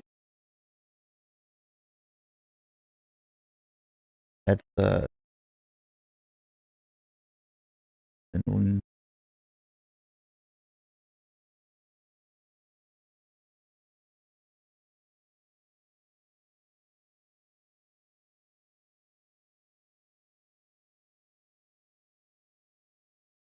Ukraine. So she never met with Putin. But just so you understand, got nuclear weapons. Last hour. I wanted her to respond to something you said earlier. Got nuclear weapons. Nobody ever thinks about that. And eventually, maybe he'll use them, and maybe he hasn't been that threatening. But he does have that. Something we don't even like to talk about. Nobody likes to talk about it. But just so you understand, they sent her to negotiate peace before this war started. 3 days later, he went in and he started the war because everything they said was weak and stupid. They said the wrong things. That war should have never started. She was the emissary. They sent her in to negotiate with Zelensky and Putin, and she did. And the war started 3 days later. And that's the kind of talent we have with her. She's worse than Biden. In my opinion, I think he's the worst president in the history of our country. She goes down as the worst vice president in the history of our country. But let me tell you something. She is a horrible negotiator. They sent her in to negotiate. As soon as they left, Putin did the invasion. President Trump, thank you. You did bring up something. You said she went to negotiate with Vladimir Putin. Vice President Harris, have you ever met Vladimir Putin? Can you clarify tonight? Yet again, I said it at the beginning of this debate, you're going to hear a bunch of lies coming from this fellow. And that is another one. When I went to meet with President Zelensky, I've now met with him over 5 times. The reality is it has been about standing as America always should, as a leader upholding international rules and norms, as a leader who shows strength, understanding that the alliances we have around the world are dependent on our ability to look out for our friends and not favor our enemies because you adore strongmen instead of caring about democracy. And that is very much what is at stake here. The President of the United States is commander-in-chief. And the American people have a right to rely on a president who understands the significance of America's role and responsibility in terms of ensuring that there is stability and ensuring we stand up for our principles and not sell them for the benefit of personal flattery. We've talked about Ukraine and Vladimir Putin. I do want to talk about Afghanistan. It came up in the first hour of this debate. I want to move on to Afghanistan. Stoltenberg said Trump did the most amazing thing I've ever seen. He got these countries, the 28 countries at the time, to pay up. He said, I've never seen. He's the head of NATO. He said, I've never seen. For years, we were paying almost all of NATO. We were being ripped off by European nations, both on trade and on NATO. I got them to pay up by saying, sometimes he does repeat and bark up the same tree. If you don't pay, we're not going to protect you. Otherwise, we would have never gotten it. He said it was one of the most incredible jobs that he's ever seen done. Thank you. I want to turn to Afghanistan. It came up in the first hour of the debate, and we witnessed a poignant moment today on Capitol Hill, honoring the soldiers who died in the chaotic withdrawal from Afghanistan. I do want to ask the Vice President, do you believe you bear any responsibility in the way that withdrawal played out? Well, I will tell you, I agreed with President Biden's decision to pull out of Afghanistan. 4 presidents said they would, and Joe Biden did. And as a result, America's taxpayers are not paying the $300 million a day we were paying for that endless war. And as of today, there is not one member of the United States military who is in active duty in a combat zone in any war zone around the world, the first time this century. But let's understand how we got to where we are. Donald Trump, when he was president, negotiated one of the weakest deals you can imagine. He calls himself a deal maker. Even his national security advisor said it was a weak, terrible deal. And here's how it went down. He bypassed the Afghan government. He negotiated directly with a terrorist organization called the Taliban.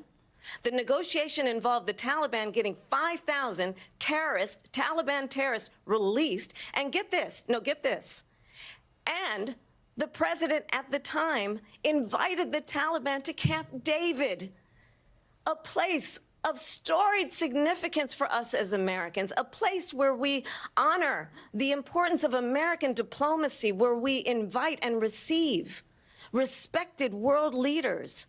And this former president, as president, invited them to Camp David because he does not, again, appreciate the role and responsibility of the President of the United States to be commander-in-chief with a level of respect.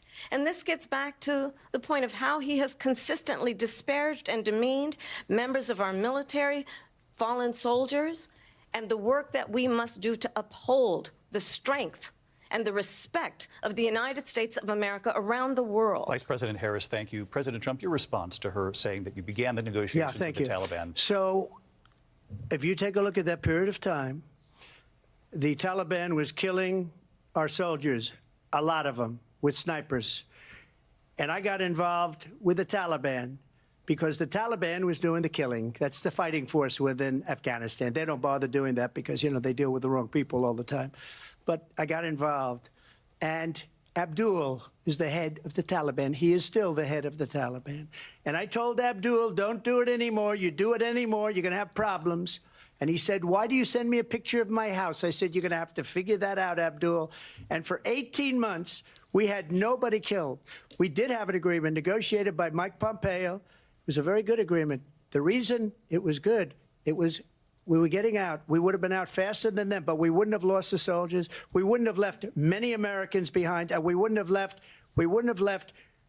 $85 billion worth of brand new, beautiful military equipment behind. And just to finish, they blew it. The agreement said you have to do this, and they didn't do it. They didn't do it. The agreement was terminated by us because they didn't do what they were supposed to do. I want to move on. And these people did the worst withdrawal and, in my opinion, the most embarrassing moment in the history of our country. And by the way, that's why Russia attacked Ukraine, because they saw how incompetent she and her boss are. President Trump, thank you. I want to move on now to race and politics in this country. Mr. President, you recently said of Vice President Harris, quote, I didn't know she was black until a number of years ago when she happened to turn black, and now she wants to be known as black. I want to ask a bigger picture question here tonight. Why do you believe it's appropriate to weigh in on the racial identity of your opponent? I don't, and I don't care. I don't care what she is. I don't care. you make a big deal out of something. I couldn't care less. Whatever she wants to be is okay with me. But those were your words, so I'm asking. I don't know. I mean, all I can say is I read where she was not black, that she put out, and I'll say that. And then I read that she was black, and that's okay. Either one was okay with me. That's up to her. That's up to her. Vice President Harris, your thoughts on this?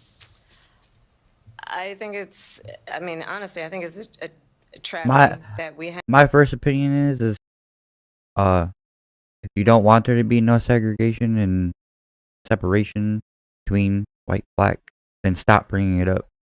The only way to end racism is to stop talking about racism. Someone who wants to be president, who has remove it as a social idea or construct, it won't be talked about and it won't be known. So we don't do it. Attempted to use race to divide the American people. You know, I do believe that the vast majority of us know that we have so much more in common than what separates us, and we don't want this kind of approach that is just constantly trying to divide us, and especially by race. And let's remember how Donald Trump started. He was land, he owned buildings, and he was investigated because he refused to rent property to black families.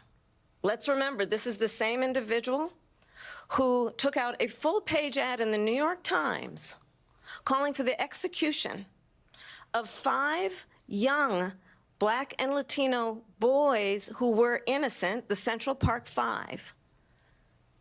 Took out a full-page ad calling for their execution. This is the same individual who spread birther lies about the first black president of the United States.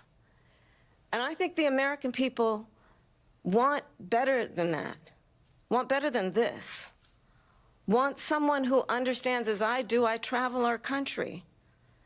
We see in each other a friend. We see in each other a neighbor. We don't want a leader who is constantly trying to have Americans point their fingers at each other. I meet with people all the time who tell me, can we please just have discourse about how we're going to invest in the aspirations and the ambitions and the dreams of the American people? Knowing that regardless of people's color or the language their grandmother speaks, we all have the same dreams and aspirations and want a president who invests in those, not in hate and division. Vice President Harris, thank you. Lindsay? President Trump, this is now your 3rd time. This is the most divisive presidency in the history of our country. There's never been anything like it. They're destroying our country, and they come up with things like what she just said. Going back many, many years, when a lot of people, including Mayor Bloomberg, agreed with me on the Central Park 5, they admitted, they said, they pled guilty. And I said, well, if they pled guilty, they badly hurt a person, killed a person ultimately. And if they pled guilty, then they pled, we're not guilty. But this is a person that has to stretch back years, 40, 50 years ago, because there's nothing now. I built one of the greatest economies in the history of the world, and I'm going to build it again. It's going to be bigger, better, and stronger. But they're destroying our economy. They have no idea what a good economy is. Their oil policies, every single policy. And remember this, she is Biden. You know, she's trying to get away from Biden. I don't know the gentleman, she says. She is Biden. The worst inflation we've ever had, a horrible economy because inflation has made it so bad, and she can't get away with that. Thank you. Your time is up, Lindsay. I want to respond to that, though. I want to just respond briefly. Clearly, I am not Joe Biden, and I am certainly not Donald Trump. And what I do offer is a new generation of leadership for our country, one who believes in what is possible, one who brings a sense of optimism about what we can do instead of always disparaging the American people. I believe in what we can do to strengthen our small businesses, which is why I have a plan. Let's talk about our plans and let's compare the plans.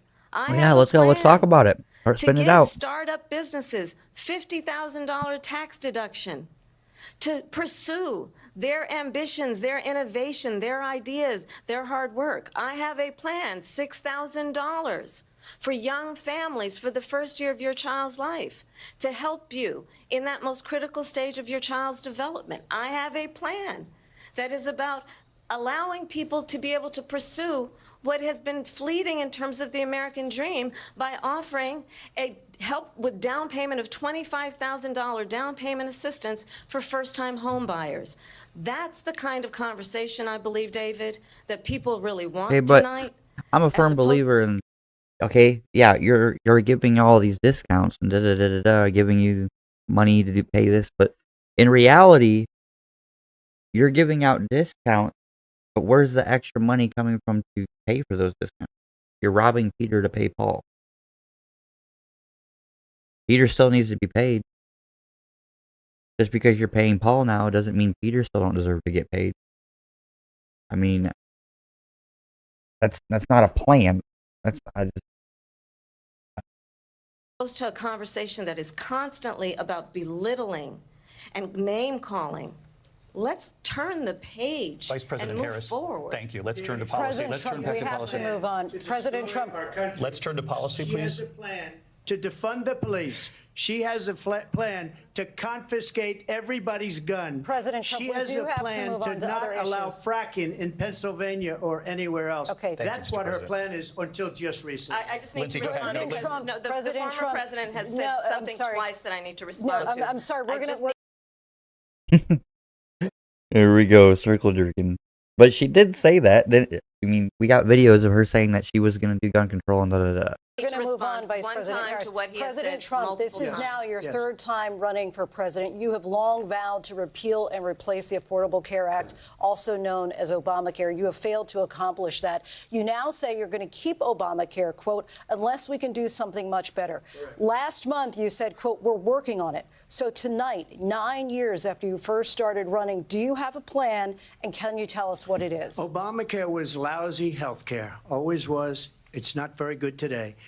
And what I said, that if we come up with something, and we are working on things, we're going to do it and we're going to replace it. But remember this, I inherited Obamacare because Democrats wouldn't change it. They wouldn't vote for it. They were unanimous. They wouldn't vote to change it. If they would have done that, we would have had a much better plan than Obamacare. But the Democrats came up. They wouldn't vote for it. I had a choice to make when I was president. Do I save it and make it as good as it can be, never going to be great, or do I let it rot? And I felt I had an obligation, even though politically it would have been good to just let it rot and let it go away. I decided, and I told my people, the top people, and they're very good people. I have a lot of good people in that administration. We read about the bad ones. We had some real bad ones, too, and so do they. They have really bad ones. The difference is they don't get rid of them. But let me just explain. I had a choice to make. Do I save it and make it as good as it can be, or do I let it rot? And I saved it. I did the right thing. But it's still never going to be great, and it's too expensive for people. And what we will do is we're looking at different plans. If we can come up with a plan that's going to cost our people, our population, less money and be better health care than Obamacare, then I would absolutely do it. But until then, I'd run it as good as it can be run. So just a yes or no, you still do not have a plan? I have concepts of a plan. I'm not president right now. But if we come up with something, I would only change it if we come up with something that's better and less why is it expensive. showing my And live there are now? concepts and options we have to do that. And you'll be hearing about it in the not-too-distant future. Vice President Harris, in 2017, you supported Bernie Sanders' proposal to do away with private insurance and create a government-run health care system. 2 years later, you proposed a plan that included a private insurance option. What is your plan today? Well, first of all, I absolutely support, and over the last 4 years as vice president, private health care options. But what we need to do is maintain and grow the Affordable Care Act. But I'll get to that, Lindsay. I just need to respond to a previous point that the former president has made. I've made very clear my position on fracking. And then this business about taking everyone's guns away. Tim Walz and I are both gun owners. We're not taking anybody's guns away. So stop with the continuous lying about this stuff. as it relates to the Affordable Care Act, understand, just look at the history to know where people stand. When Donald Trump was president, 60 times he tried to get rid of the Affordable Care Act. 60 times. I was a senator at the time when I will never forget the early morning hours when it was up for a vote in the United States Senate. And the late, great John McCain, who you have disparaged as being, you don't like him, you said at the time, because he got caught. He was an American hero. The late, great John McCain, I will never forget that night, walked onto the Senate floor and said, no, you don't. No, you don't. No, you don't get rid of the Affordable Care Act. You have no plan. And what the Affordable Care Act has done is eliminate the ability of insurance companies to deny people with pre-existing conditions. I don't have to tell the people watching tonight, you remember what that was like? Remember when an insurance company could deny if a child had asthma, if someone was a breast cancer survivor, if a grandparent had diabetes? And thankfully, as I've been vice president, and we, over the last 4 years, have strengthened the Affordable Care Act, we have allowed, for the first time, Medicare to negotiate drug prices on behalf of you, the American people. Donald Trump said he was going to allow Medicare to negotiate drug prices. He never did. We did. And now we have capped the cost of insulin at $35 a month. Since I've been vice president, we have capped the cost of prescription medication for seniors at $2,000 a year.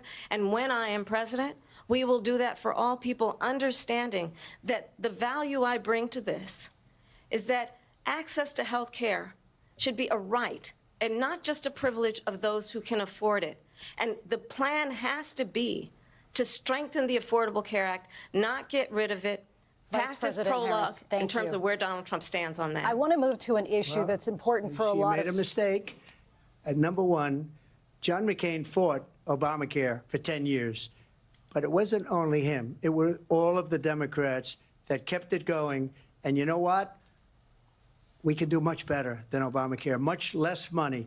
But she won't improve private insurance for people, private medical insurance.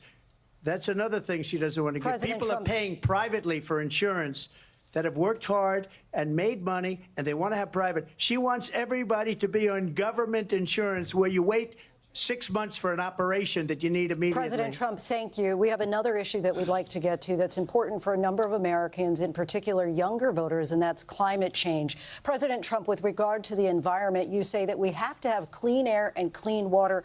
Vice President Harris, you call climate change an existential threat. The question to you both tonight is, what would you do to fight climate change? And Vice President Harris, we'll start with you. 1 minute for you each. Well, the former president had said that climate change is a hoax. And what we know is that it is very real. You ask anyone who lives in a state who has experienced these extreme weather occurrences, who now is either being denied home insurance or it's being jacked up.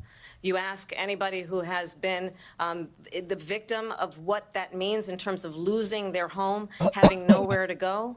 We know that we can actually deal with this issue. The young people of America care deeply about this issue. And I am proud that as vice president over the last 4 years, we have invested $1 trillion in a clean energy economy, while we have also increased domestic gas production to historic levels. We have created over 800,000 new manufacturing jobs while I have been vice president. We have invested in clean energy to the point that we are opening up factories around the world. Donald Trump said he was going to create manufacturing jobs. He lost manufacturing jobs. And I'm also proud to have the endorsement of the United Auto Workers and Sean Fain, who also know that part of building a clean energy economy includes investing in American-made products, American automobiles. It includes growing what we can do around American manufacturing. I don't know about and you, opening up auto plants, not closing. I don't think we need any more automobiles. I go around through town. We got, like, just here in town. See, there's a Kia, Ford, 1, 2, not including used, just new. We're just talking about new ones. 1, 2, 3, 4. I think there's 4 new car lots that are just so full of cars that it's not even funny. Like, I don't think we need any more new vehicles, do we? Like, why are we wasting money and worry about creating jobs and new vehicles when we could create? I don't know. I just feel like that's a waste of space anymore. We've always relied on car manufacturing to carry our thing, but reality, we're having, I think, creating a problem now. Because now we just got all this resources wasted into these vehicles that are just sitting on car lots, not even being ran or drove or used, and giving them away for almost free after they've sat there for 2 to 4 years because they're outdated and, you know, we got to get in the new, the better, the shinier, blah, blah, blah, blah, blah. I don't know.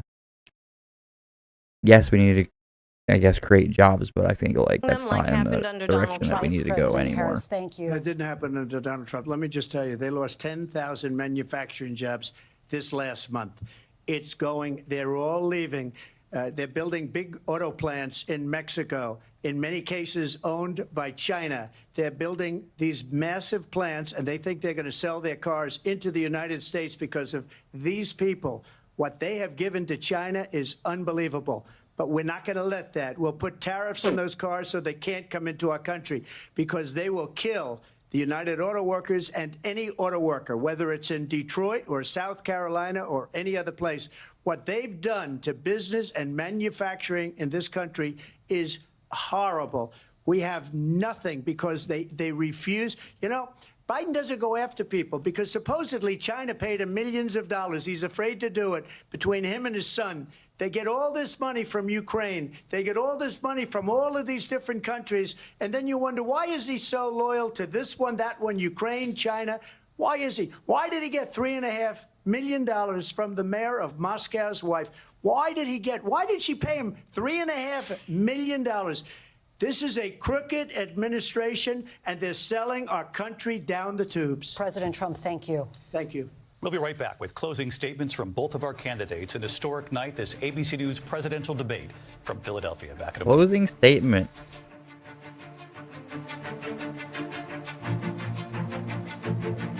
The ABC News. Paying your bills on time raises your credit score, right? Wrong. No. In fact, this is one of the So I think you've heard tonight two very different visions for our country. One that is focused on the future, and the other that is focused on the past, and an attempt to take us backward. But we're not going back. And I do believe that the American people know we all have so much more in common than what separates us, and we can chart a new way forward. And a vision of that includes having a plan, understanding the aspirations, the dreams, the hopes, the ambition of the American people, which is why I intend to create an opportunity economy, investing in small businesses, in new families, in what we can do around protecting seniors, what we can do that is about giving hardworking folks a break and bringing down the cost of living. I believe in what we can do together that is about sustaining America's standing in the world and ensuring that we have the respect that we so rightly deserve, including respecting our military and ensuring we have the most lethal fighting force in the world. I will be a president that will protect our fundamental rights and freedoms, including the right of a woman to make decisions about her own body and not have her government tell her what to do. I'll tell you, I started my career as a prosecutor. I was a DA, I was an attorney general, a United States senator, and now vice president. I've only had one client, the people. And I'll tell you, as a prosecutor, I never asked a victim or a witness, are you a Republican or a Democrat? The only thing I ever asked them, are you okay? And that's the kind of president we need right now. Someone who cares about you and is not putting themselves first. I intend to be a president for all Americans and focus on what we can do over the next 10 and 20 years to build back up our country by investing right now in you, the American people. Vice President Harris, thank you. President Trump? So she just started by saying she's going to do this, she's going to do that, she's going to do all these wonderful things. Why hasn't she done it? She's been there for 3.5 years. They've had 3.5 years to fix the border. They've had 3.5 years to create jobs and all the things we talked about. Why hasn't she done it?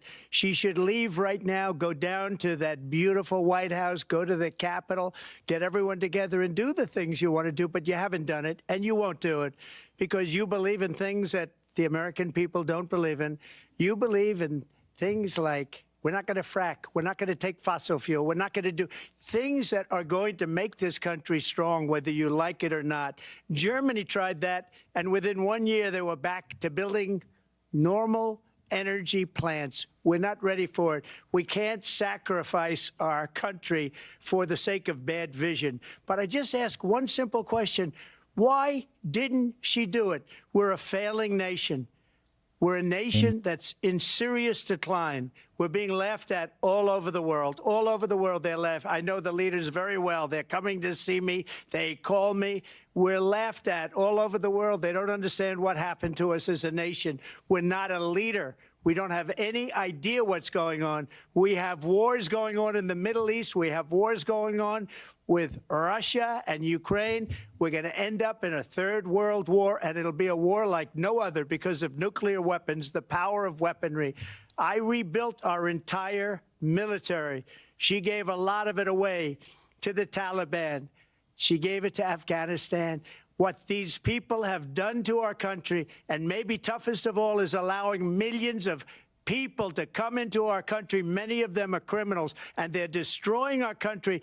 The worst president, the worst vice president in the history of our country. President Trump, thank you. And that is our ABC News presidential debate from here in Philadelphia at the National. Well, opinion. I feel like Kamala did a lot better than I was expecting from all the hearsay and everything going on. She did spit a lot of statistics. I feel like they still didn't give no specific plans.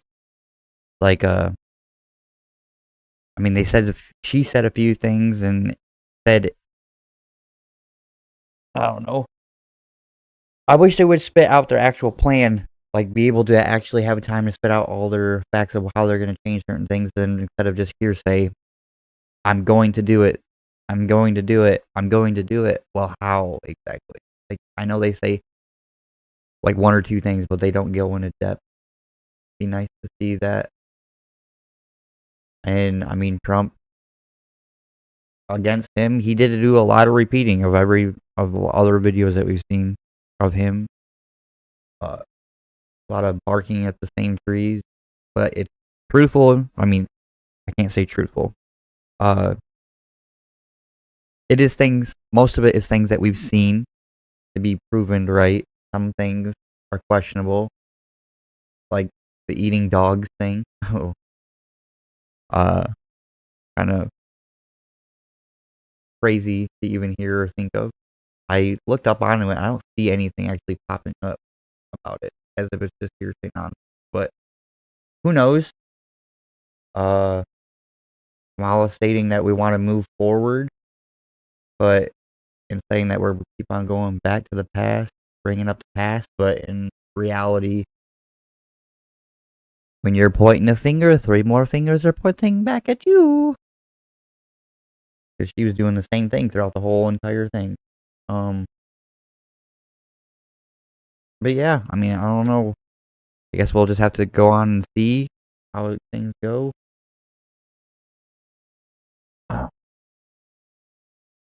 I do think it's unfair that, you know, he had to put through 2 debates. And, I mean, yeah, granted, he won the first one with our current president, obviously, because otherwise he wanted to step down. But he only gets 1 interrogation against her plans and everything. I feel like that's kind of a shortcoming for us. For some reason, the Facebook stream didn't run. It's just sitting there spinning in La La Land, trying to connect. I don't know what to do about it.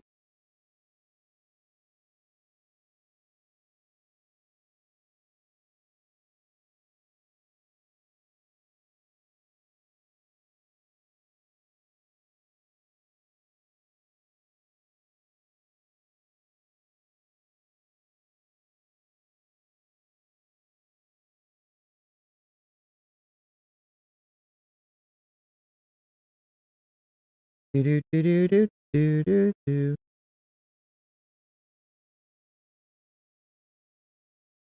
Well,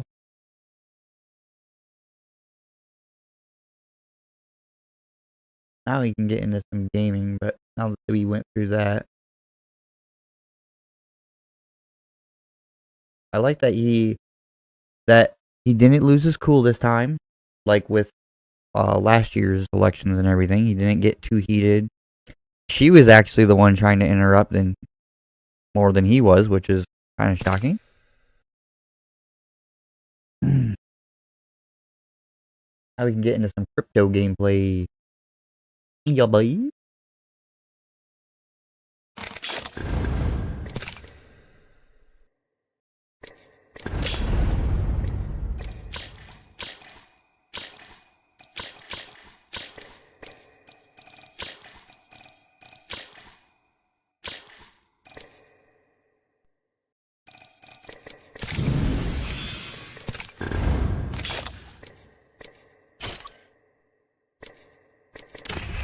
Can we actually get into a warm-up match today? Yesterday it was not letting us, which was unfortunate.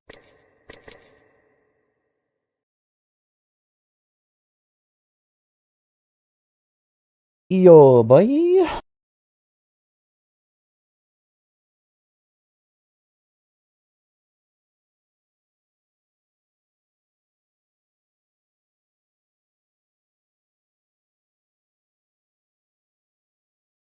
I'm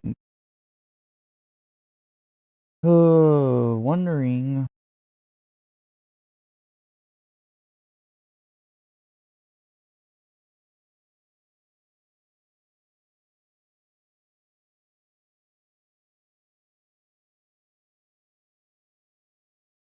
Oh, we're just non-stop loading.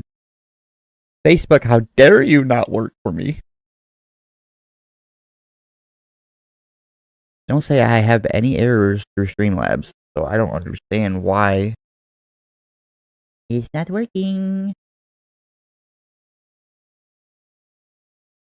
TikTok, oh, you cannot do that. It's corrupted video, blah, blah, blah. Screw you, TikTok.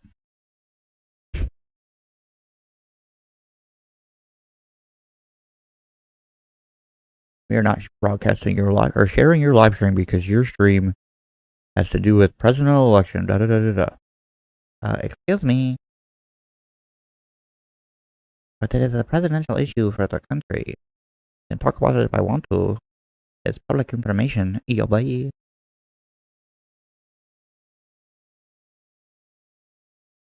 Anyways.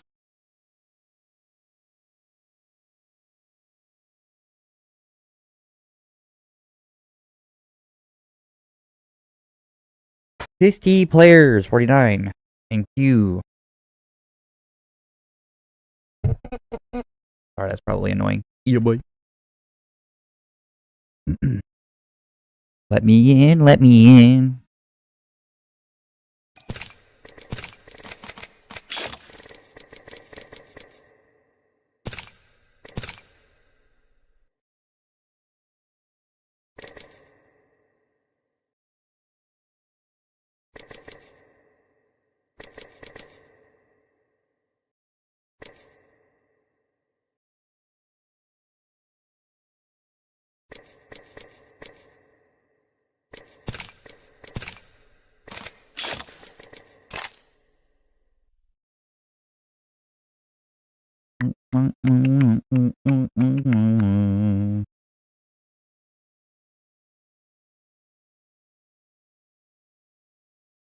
Yo, bye.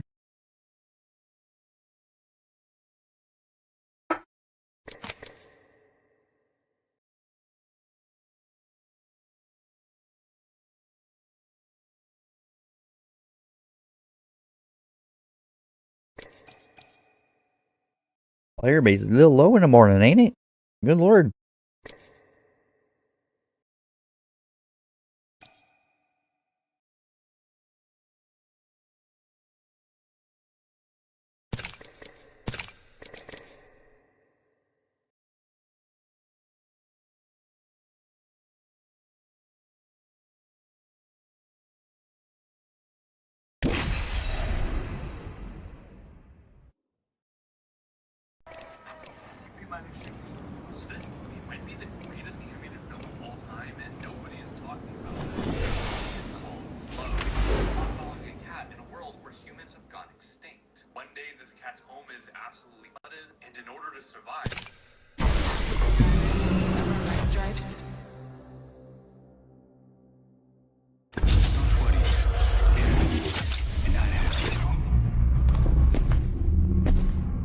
Bomb, ba bomb. Alter.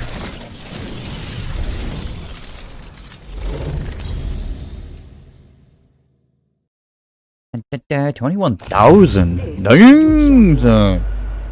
Playing some games, boy. It's the end. Or a new beginning. It's all relative, really. 가자, I'm the jump master.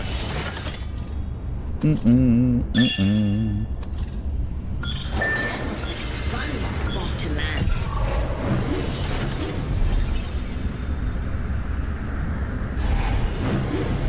Let's play.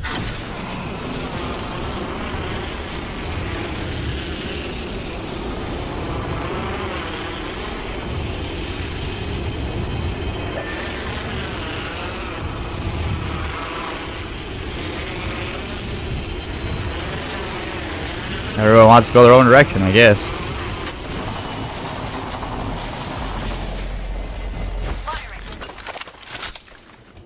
Safety's up.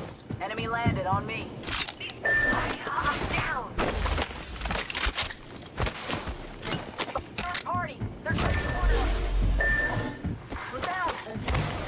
First blood.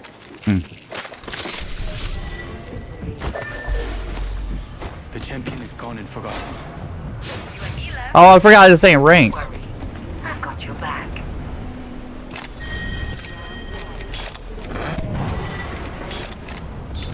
Show me your true nature. Ace. I'm gonna be honest, I totally thought this was ranked. My bad. Oh. I would have went definitely hot drop if I would have realized. It'd be like that. I thought it was ranked one time, and we kept killing the same guys, and we're like, dude, something's fucking going on. Yeah, I swear these are the same guys. And it was indeed. They got the champion. Shotgun bolt here, level 4. Change my mind.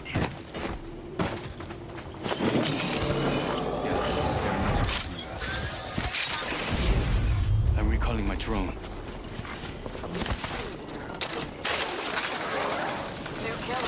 I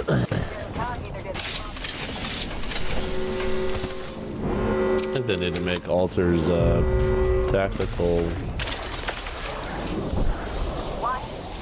deeper. Yeah, that would be nice. Yeah, just go through this fucking cliff. Down to target. Top in the chimney. Reloading. The most proud. I kind of wish, like, also, like, you could, like, control the angle of, like, the hole. So, like, depending on what way you look at it, like, look at a wall when you place it. Like, you could put it to the corner of a hill or something, you know, instead of just straight up.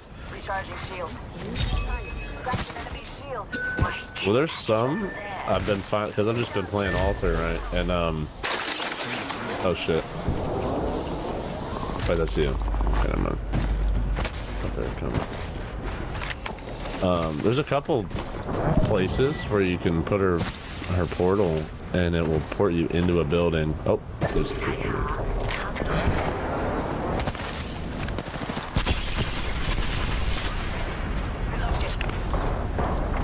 Like, do you know Encino Station in Stormpoint? Yeah. How they have those, like, pyramid buildings on the outsides? Yeah, yeah. If you're in the water, you can look at the moss on the wall, hit the port, and you'll actually go into the building. It's just kind of dope. Kind of good to know.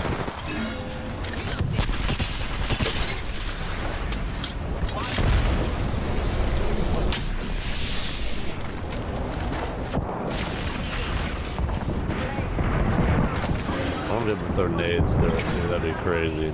Nades through the port would go Yeah. insane. That'd be OP, bro.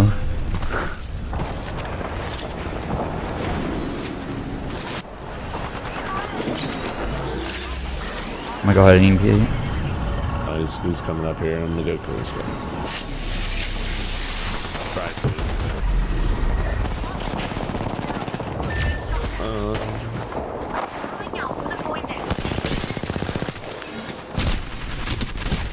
Oh, he's literally 1 HP. That's crazy. I almost couldn't even see his health bar.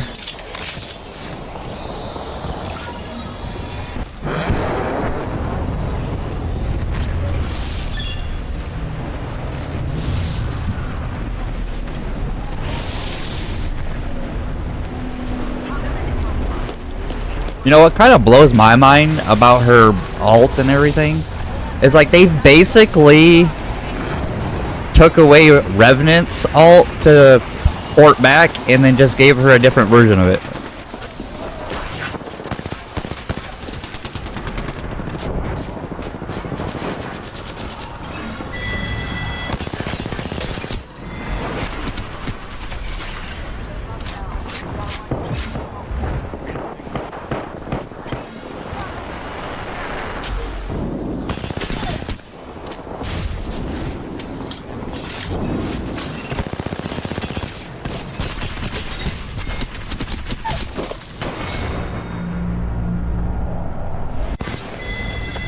Well, GG's.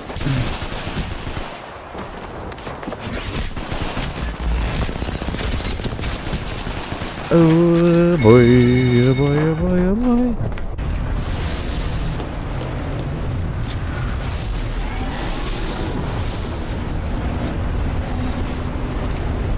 Apparently I accidentally muted myself. Oh well.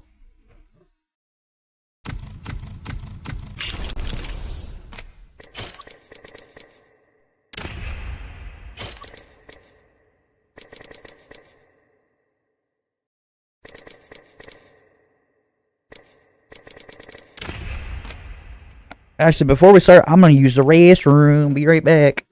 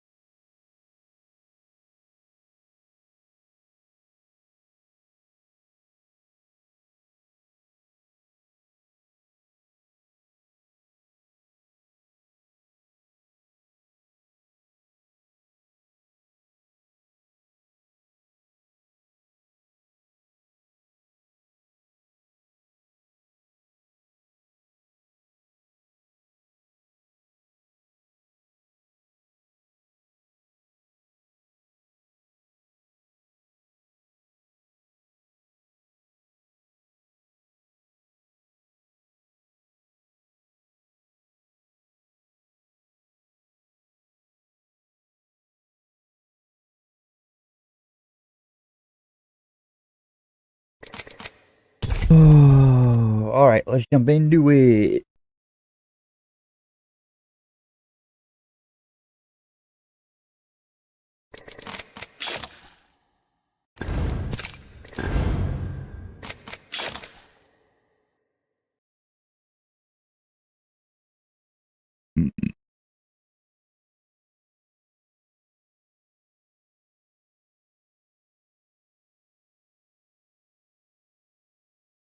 Bum bum ba da dum. Bum bum ba da da da.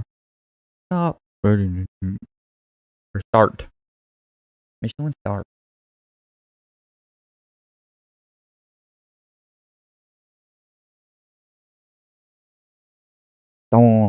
point. The storm.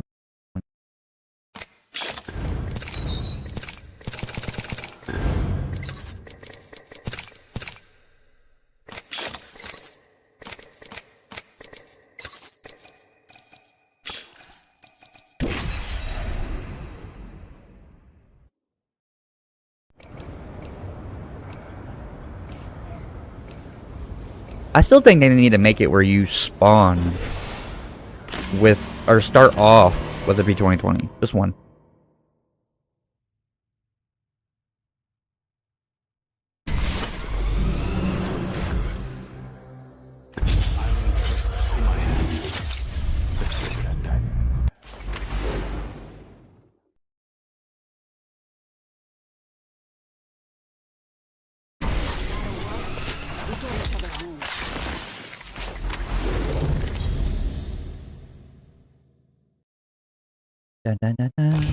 Introducing your champion.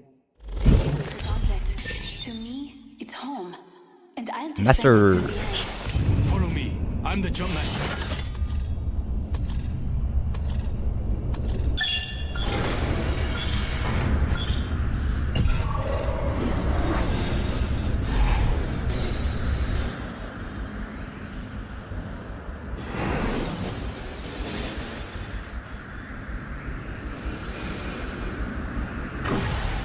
Piss off, Scablander.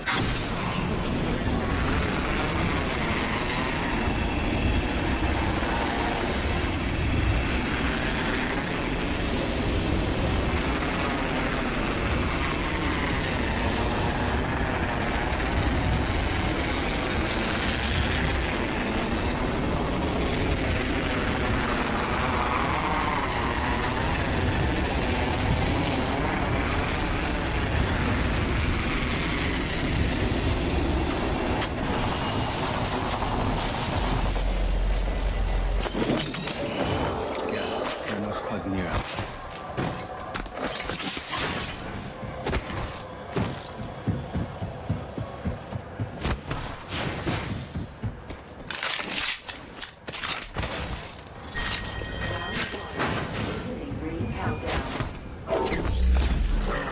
Agreed. 좋아. There are no squads near us.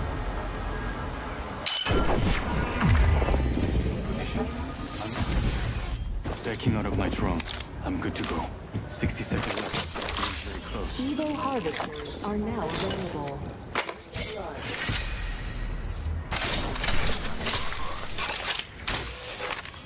45 seconds, rings close.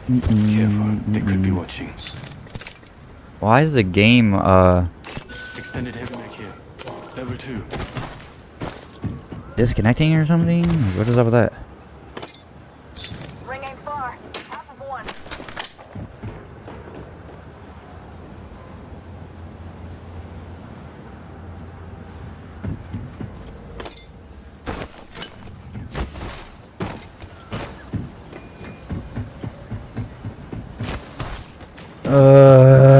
Bro, why do I keep getting these high ping lobbies?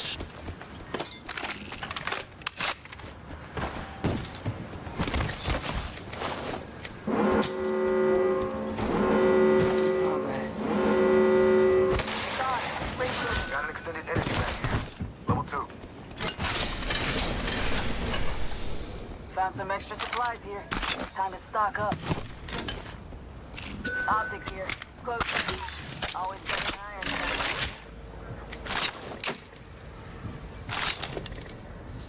Optics here. Close range. Extra supplies here. My drone. Care package incoming. Y'all earned this. Just watch your backs. Extended heavy mech here.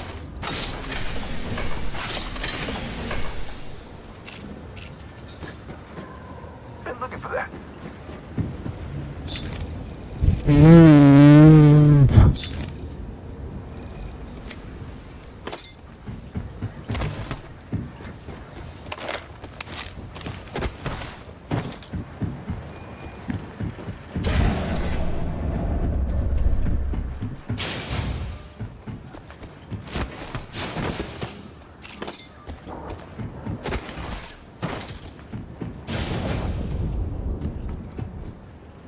Bro, this is ridiculous.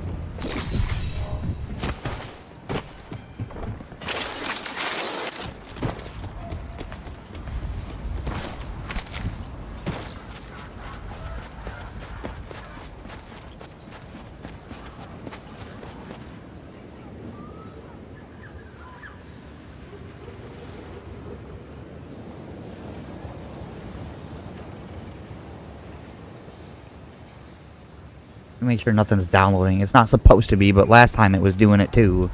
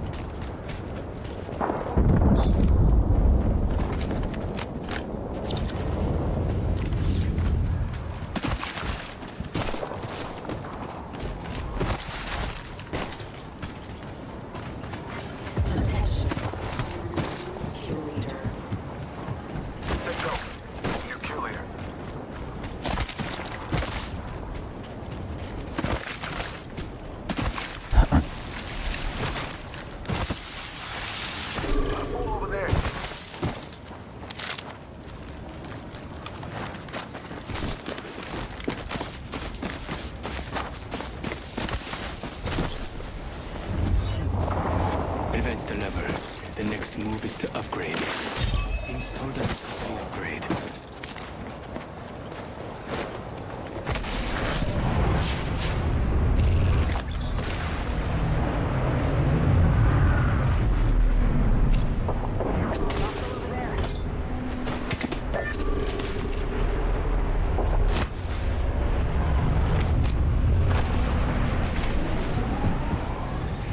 So, we're just ignoring these people?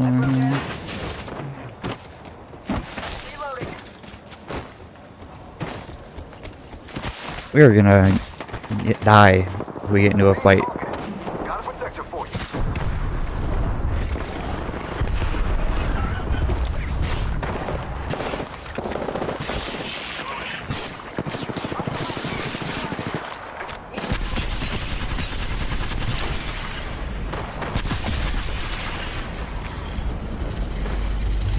Give my shields a recharge.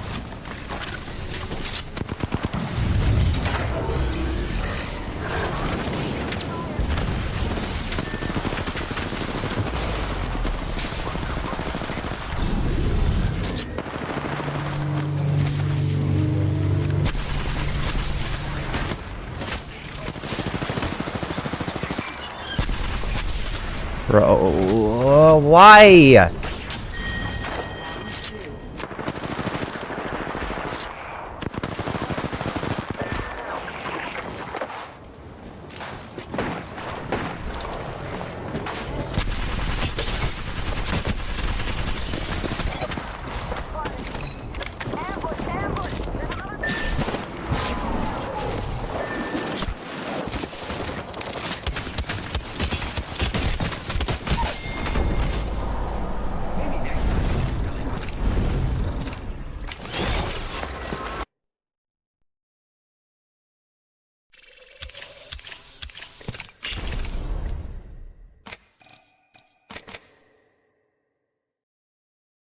What is going on?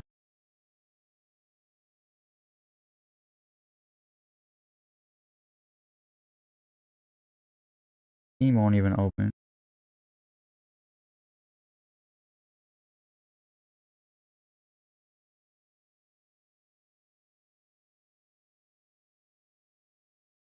No downloading. Close. Close that. Reopen Apex.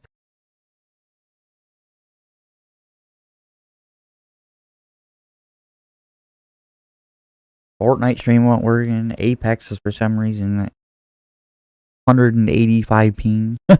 Like what?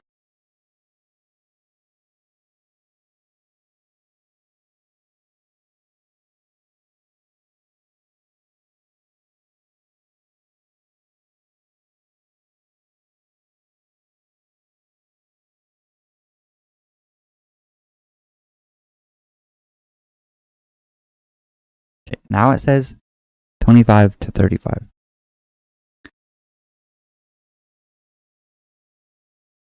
See how this goes now.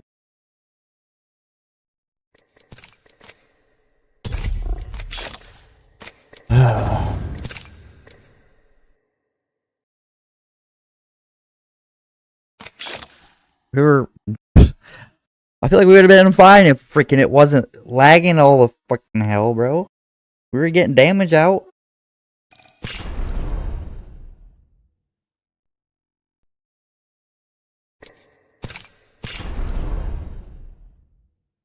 The 500 damage. We're lagging our butt off. Can't believe we did any.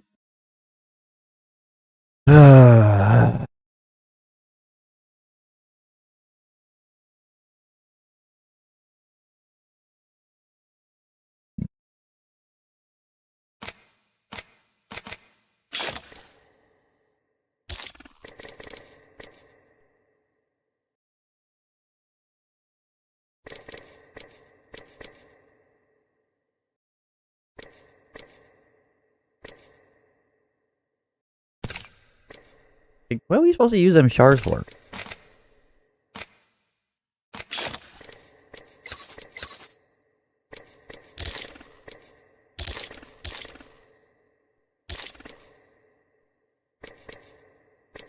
Oh, this stuff?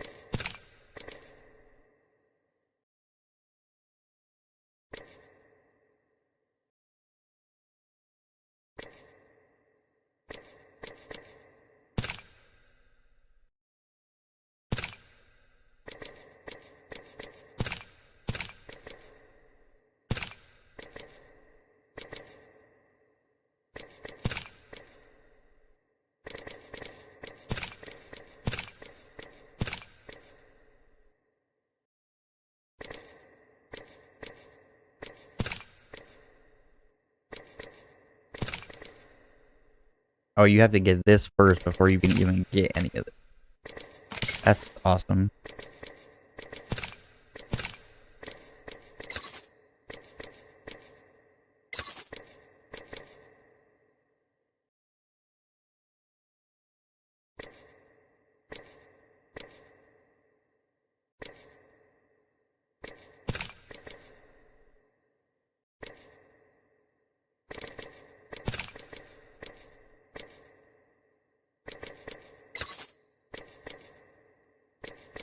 $100 per pet.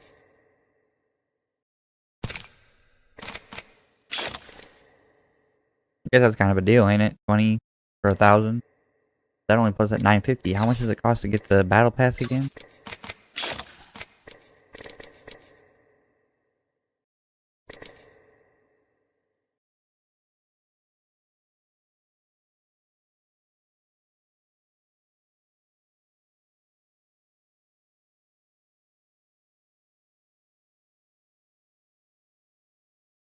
Okay, so if you get the battle pass thing, it unlocks all skins or all legends if you don't have them unlocked. That's kind of cool for new players.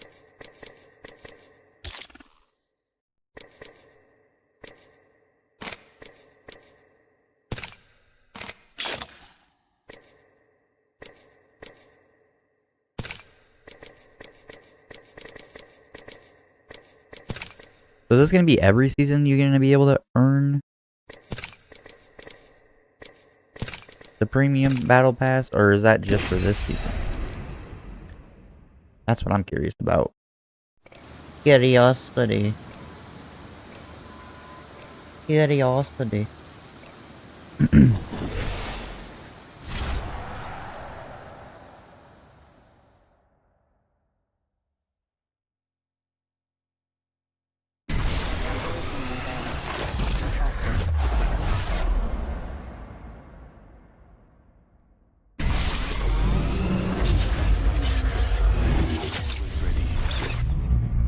I heard Valkyrie is going to be getting moved to Recon.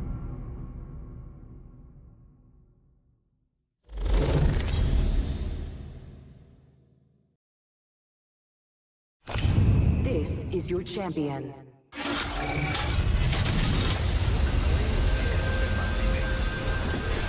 가자, I'm the jump master.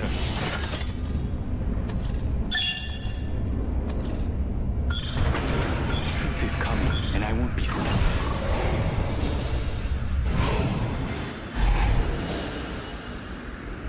I'm sorry. Sometimes the power goes out and never comes back on. Yeah, drinks are on them. It's 5 o'clock somewhere, am I right?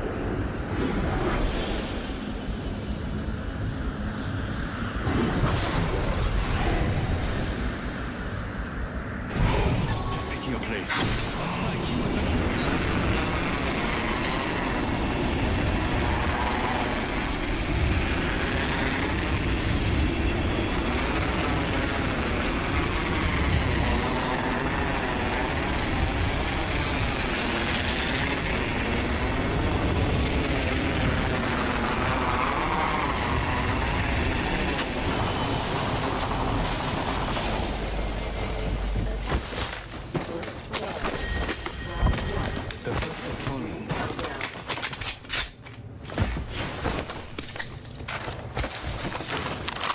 I really don't want any of this. 60. The ring's very close.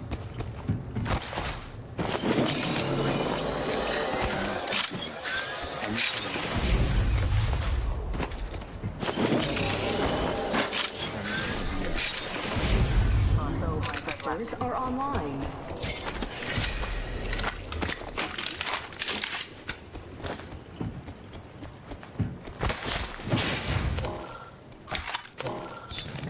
I already have a blue. Yeah, backpack here. Number 2. Here. Level 2.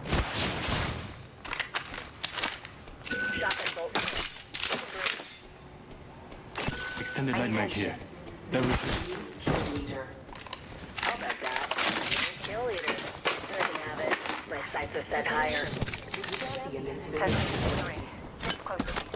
Champion's out. And I'm just broken-hearted about it. Boy jumping.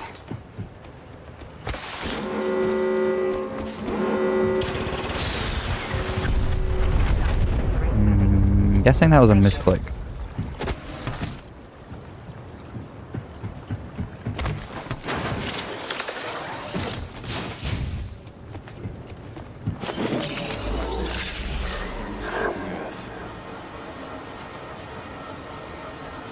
Thanks a bunch.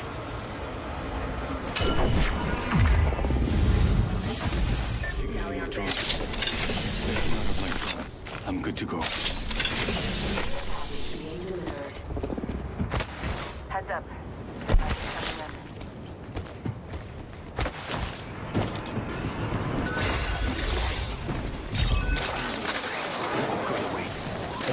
Necessary upgrade. Extended heavy mag here. Level 3.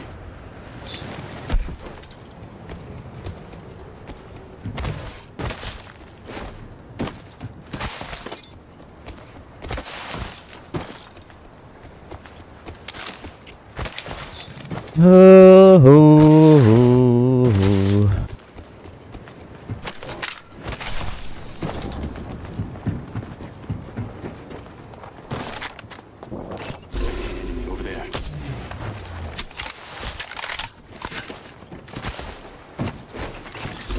Over there. Chin up.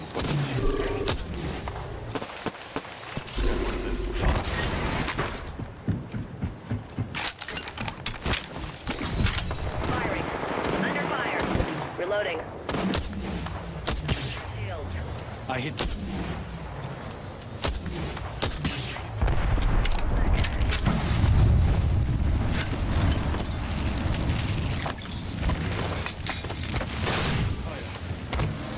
Hold on. Broken enemy shield. Getting shot at. I downed an enemy. Recharging my shields.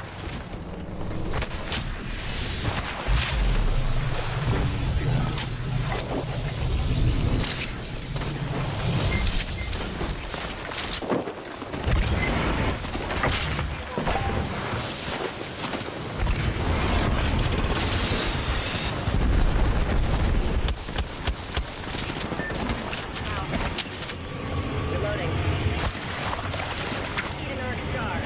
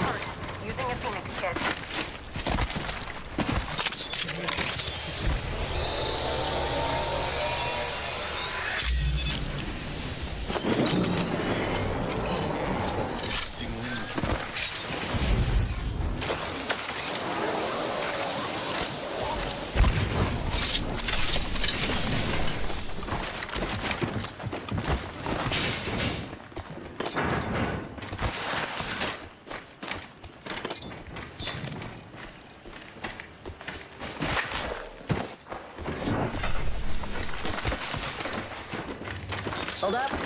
Ooh, boy.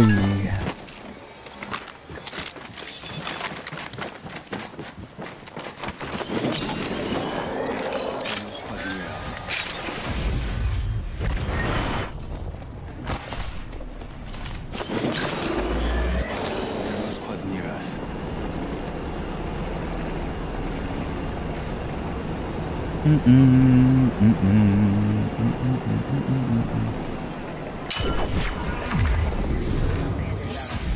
I'm recalling my drone. I'm back. Logged off my drone.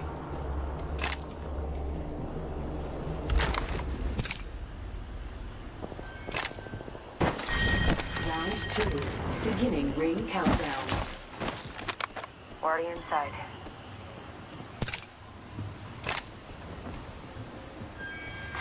Replicator being delivered. Yeah, replicate incoming. Arc star out. Firing. I figure they're gonna take a balloon out.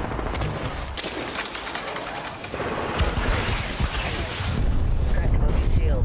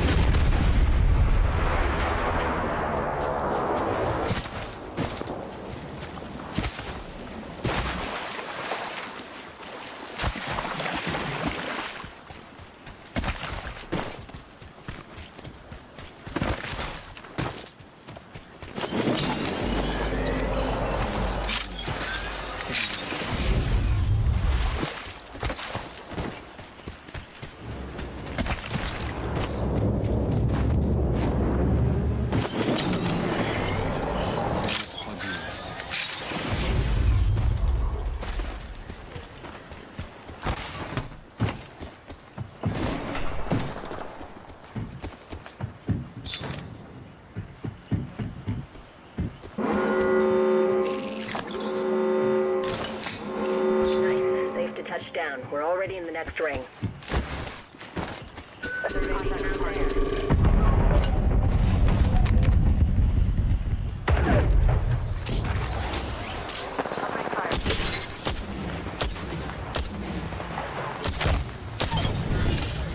Valkyrie on station. We are go for burn. Heads up.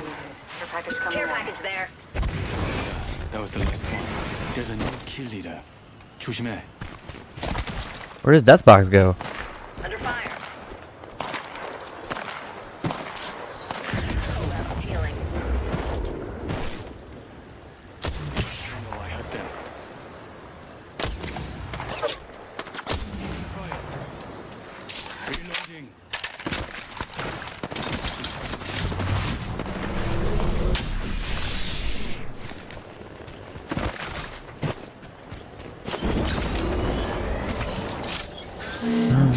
We have no control character, so we cannot hold this very well.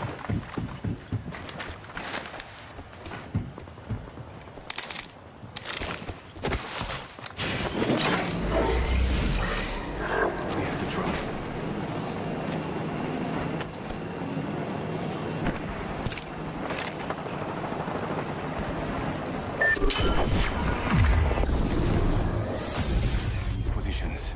Backing out of my drone. I'm good to go.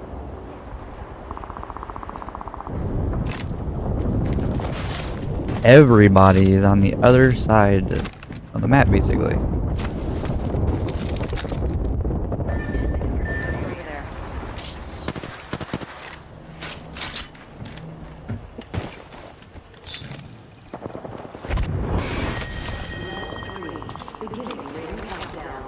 Crew's over there.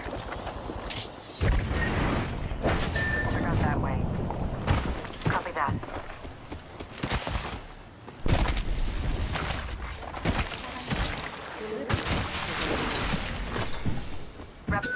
on, Bolt. Got an extended energy mag here. Level 3.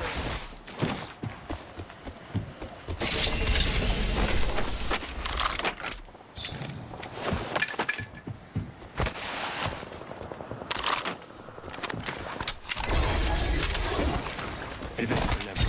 The next move is to upgrade. This upgrade is a good fit.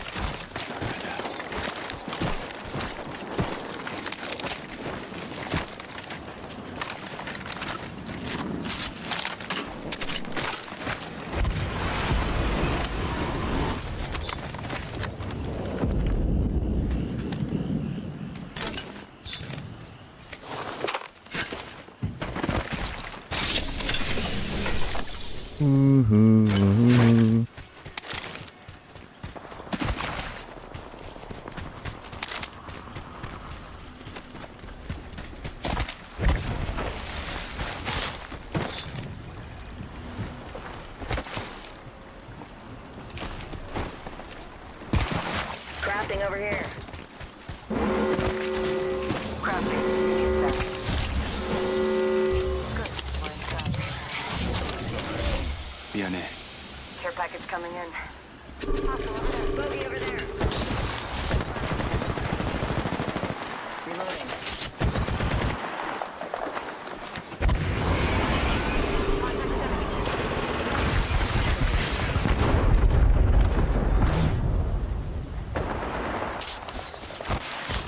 Thermite out.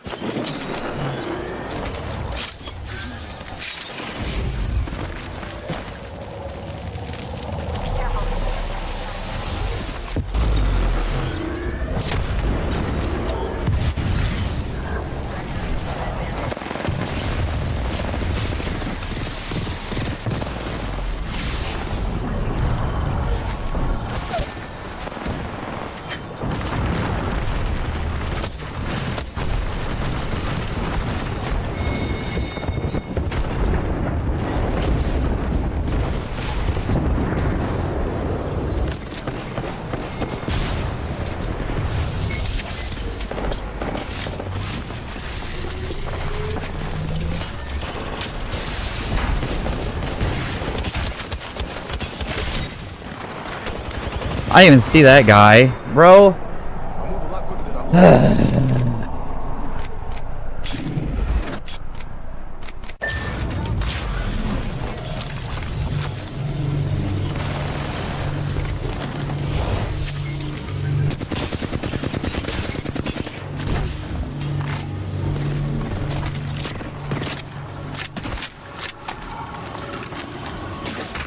Oh, oh, oh.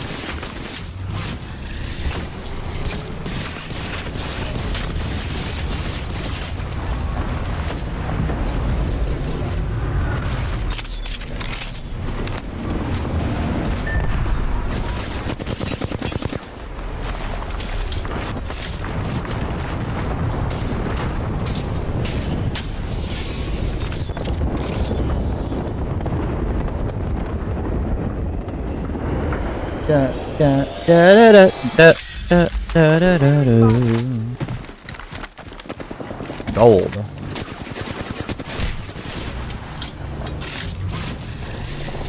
Thank God for that gold helmet.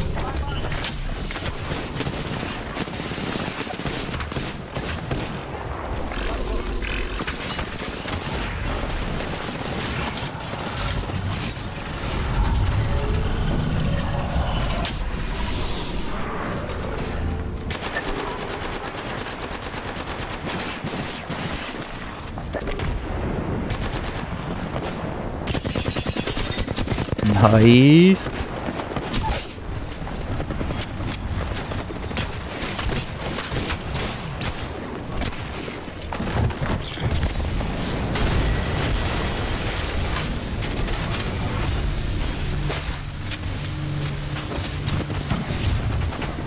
Yeah, you should have just stayed right there, my guy.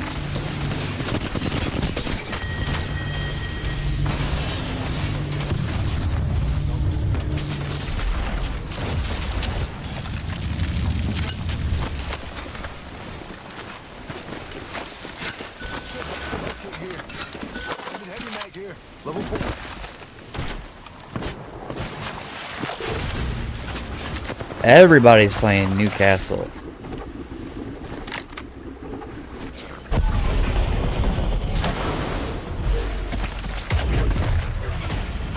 Light him up.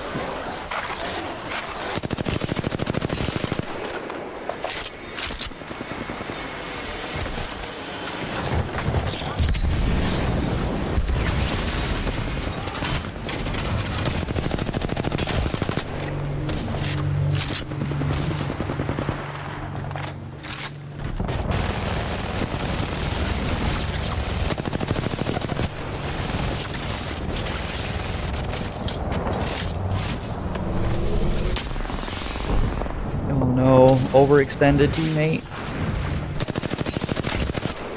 Woo! You made it out. Oh, there is a team there.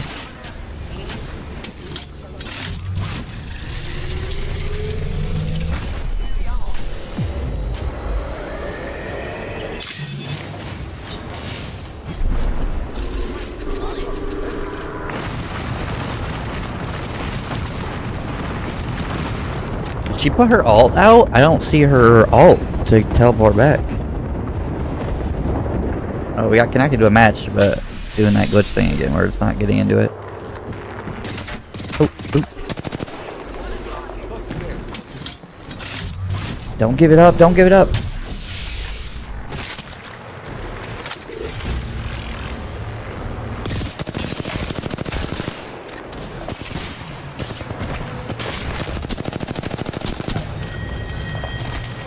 Now you gave up the high ground.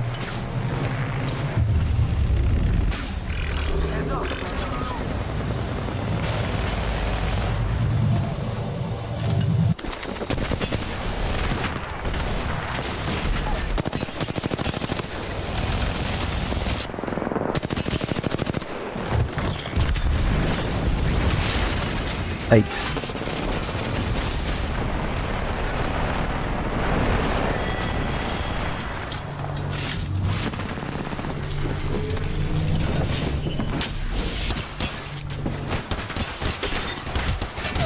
Nice. Behind you.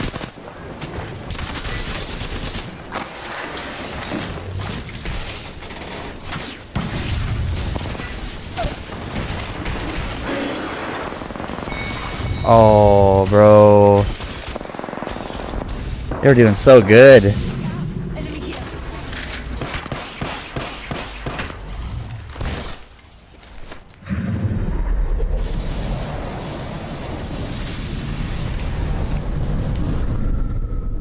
I like expecting the end games. It's always nice. Like, a lot of action.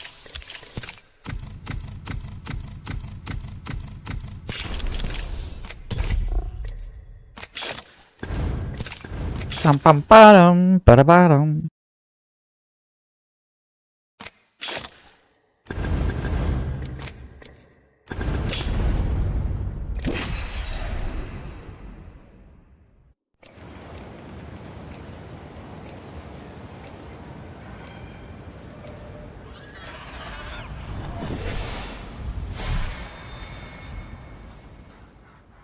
What?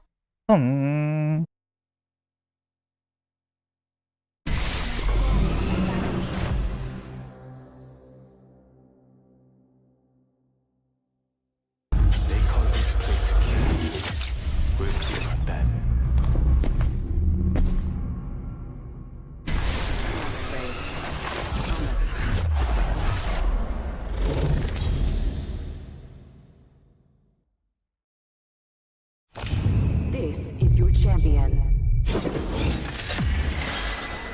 your heart, and then I'll break Average crack. I'm the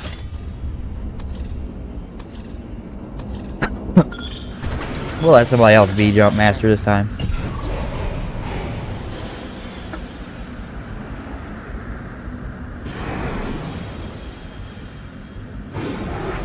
Oh, I forgot to shave, bro.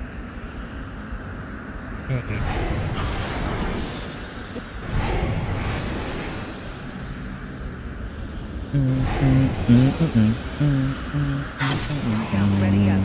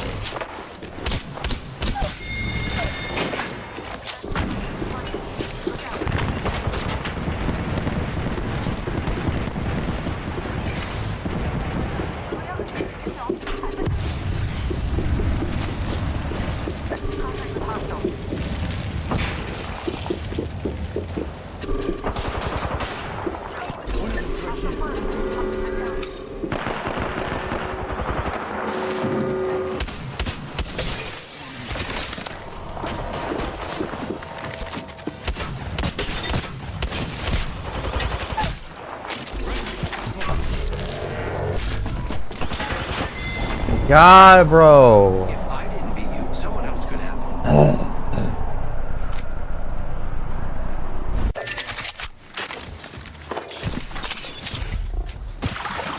Like, how did he get an extra shield charge? Wait, what? I don't understand how I lost that.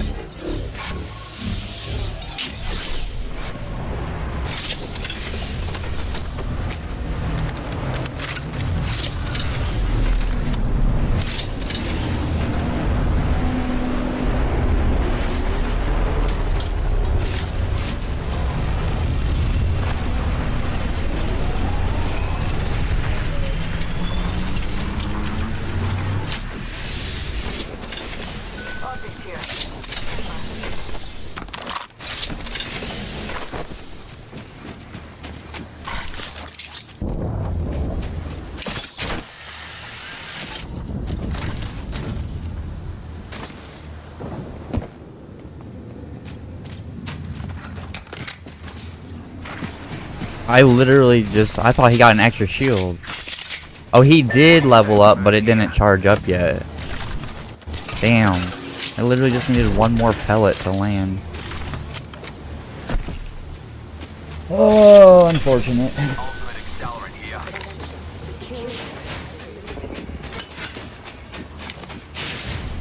Is like the queue system for that like broken? Like queuing in matches?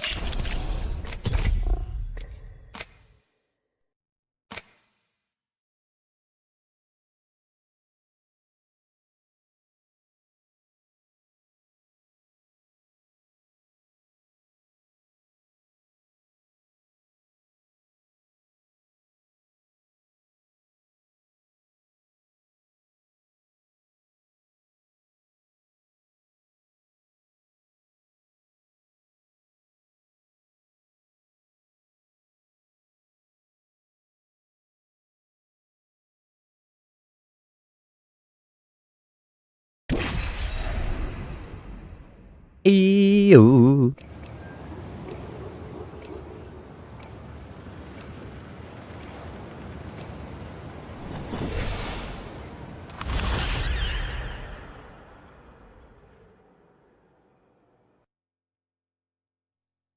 We already got a recon. Let's not end up in one. He's my family. That's one thing I'm gonna try to work on, is not stacking like the same legend or like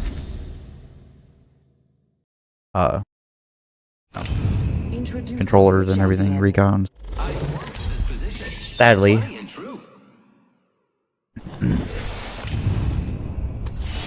Jumpmaster, I'll lead the way. As Jumpmaster, I promise to find a suit to kill everyone.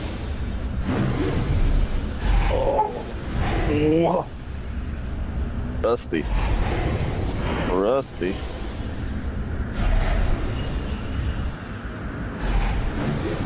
almost 60 MS.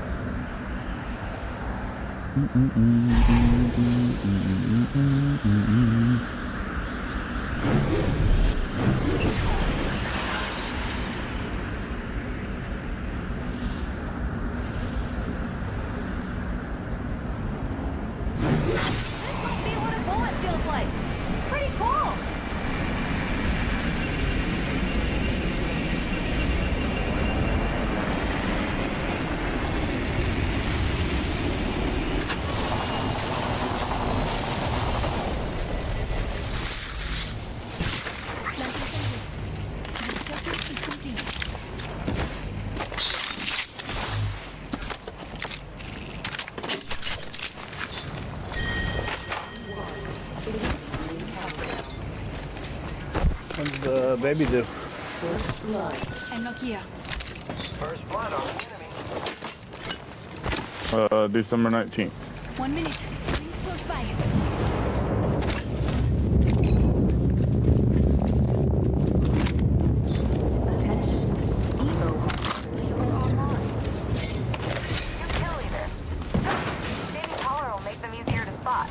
The ring is in close proximity. Less than 1 minute.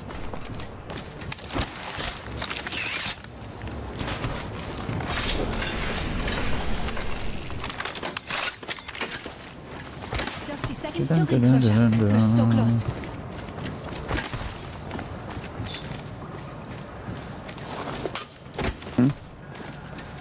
Love you.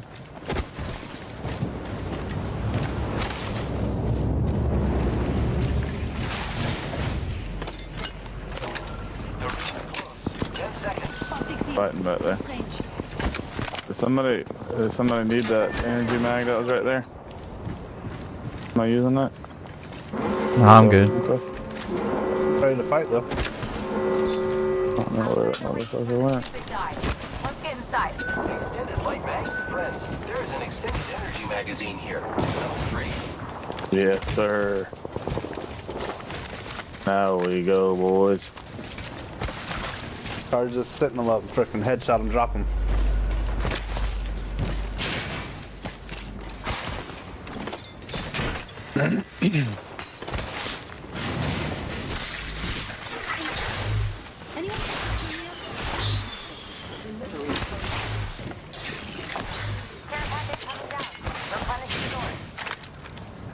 Care package over there.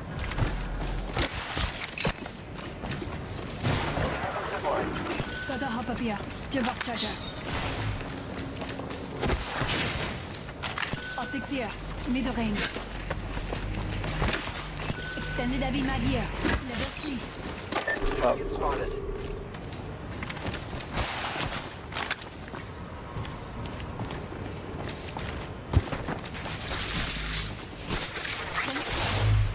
The fence is complete.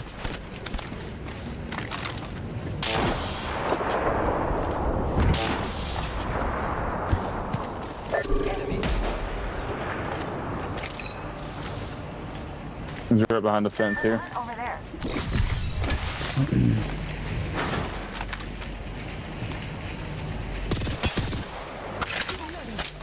He's got blue. Pathfinder does.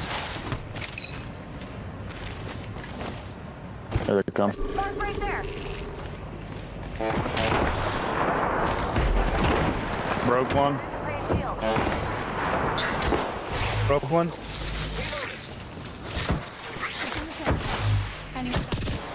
We'll know.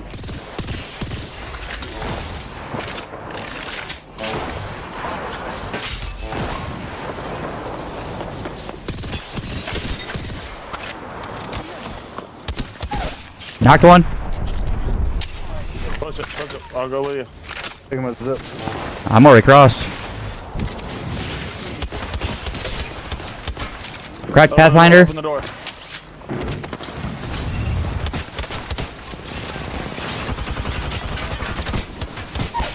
Knocked another one.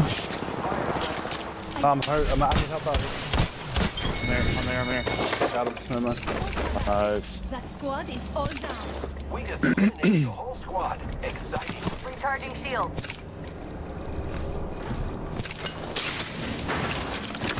My damage.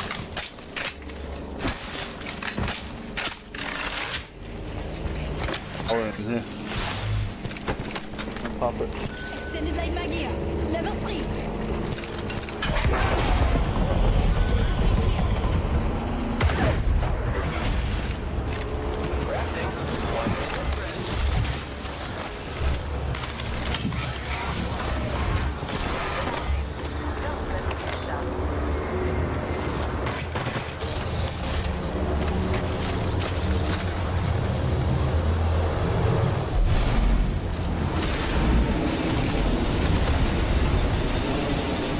Oh shit, they're waiting on me.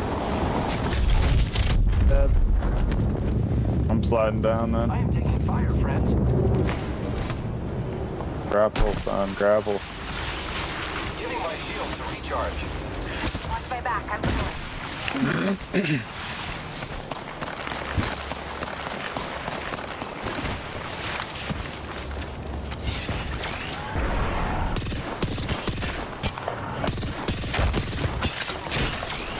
About to drop to the top.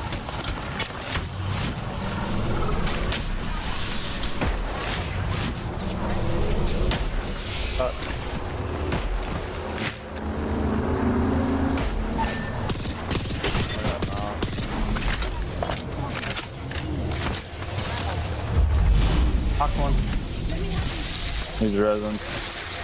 I'll pop a Feeny, then I'll be there. Almost two knock. See, just one shot up top. He's resin. One's one shot, one's resin. We can't even get out there. Wall. Yep. Dropping on me, I'm dead. Alright, we'll come back.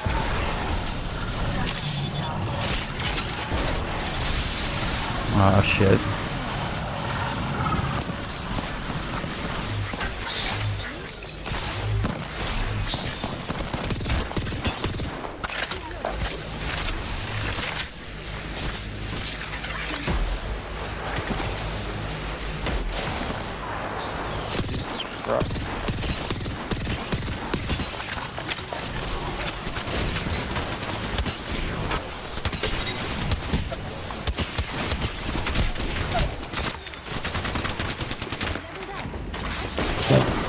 Oh, bro.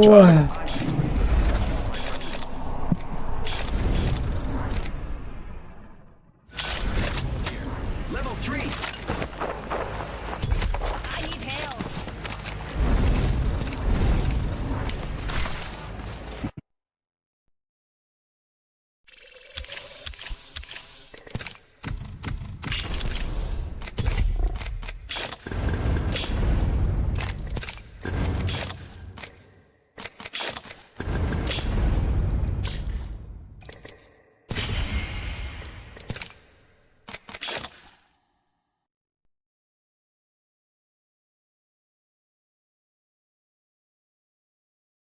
Oh boy.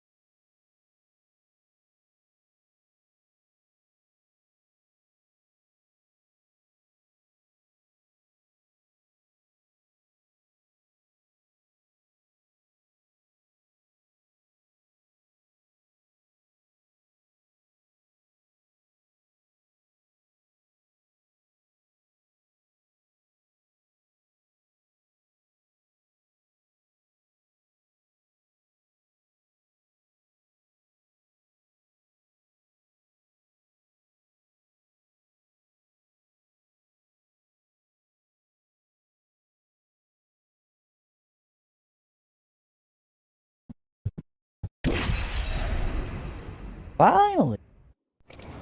Oh, we were gonna low forever. Wait, another drop in frame session, apparently.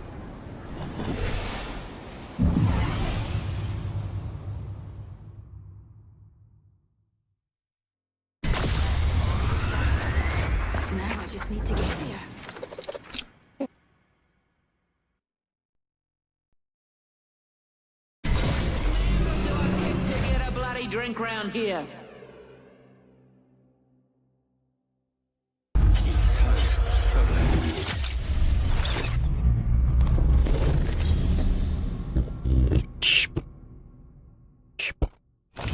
This is your champion.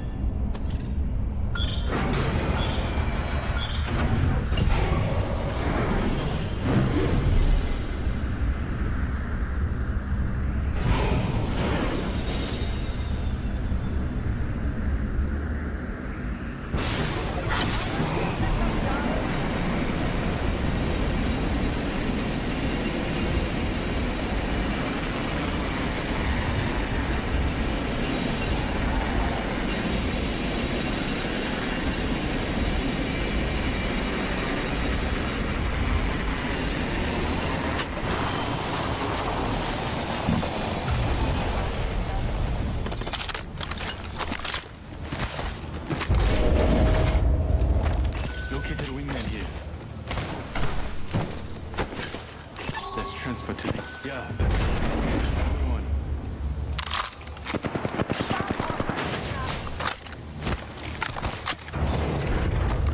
Back off, Ryan.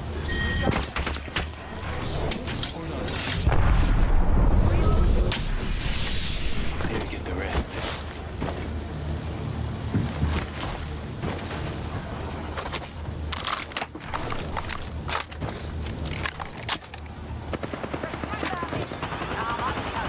Got some goodies for you.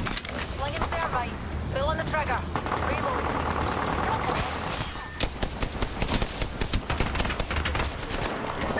Oh, bother. You're down.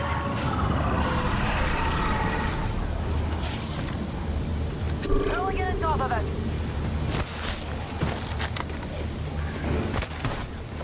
Rings and ammo with one close facility.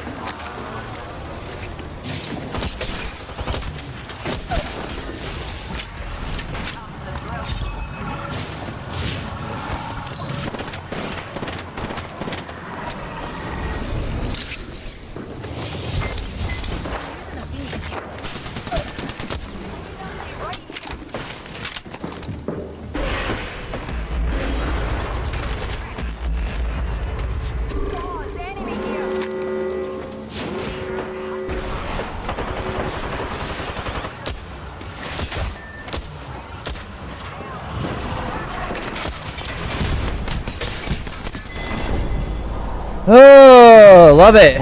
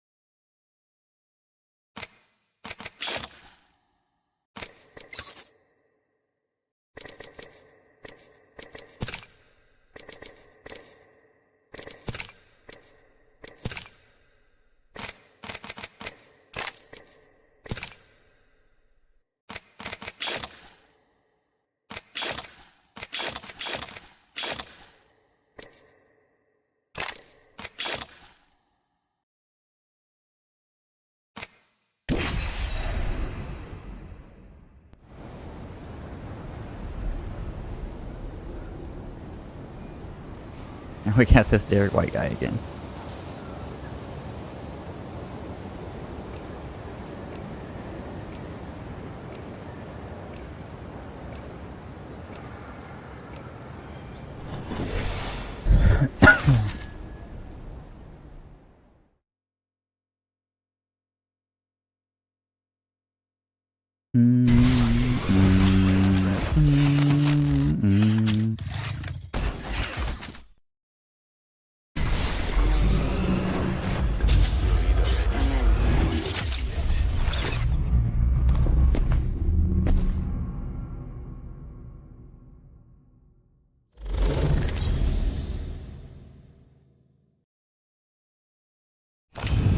Introducing your champion. You know what I look like.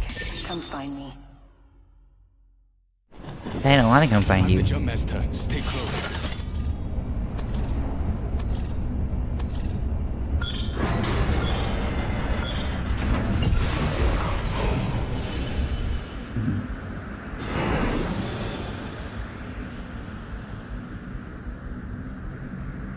Let's make a choice. Land here.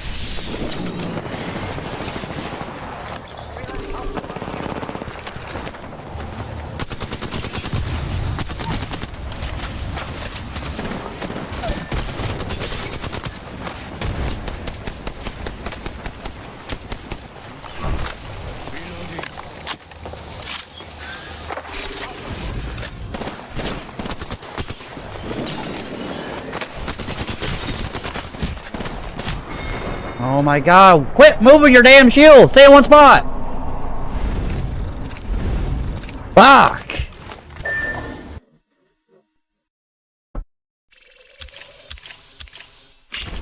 Like, why would you walk the shield towards the enemy? You're like giving him cover more than me if you keep moving.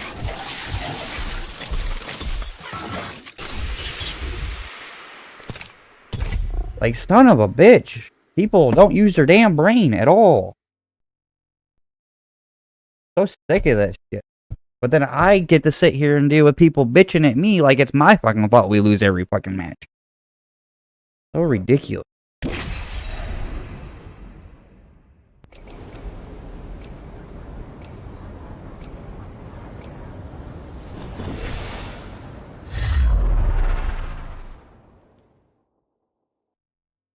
I get to play with him for like the 4th fucking time, dude.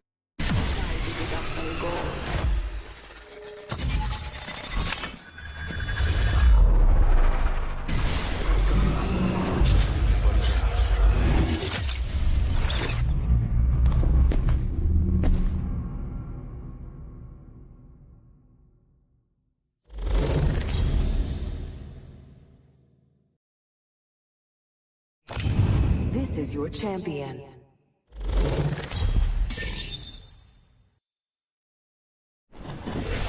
I'll be leading the jump.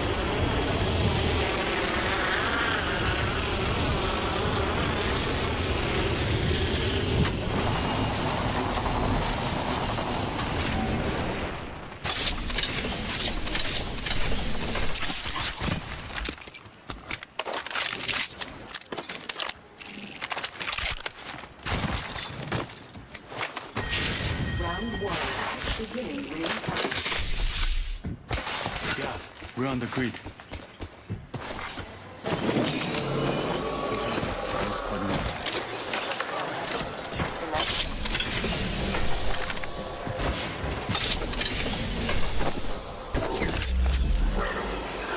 One squad in the area. We have the drop.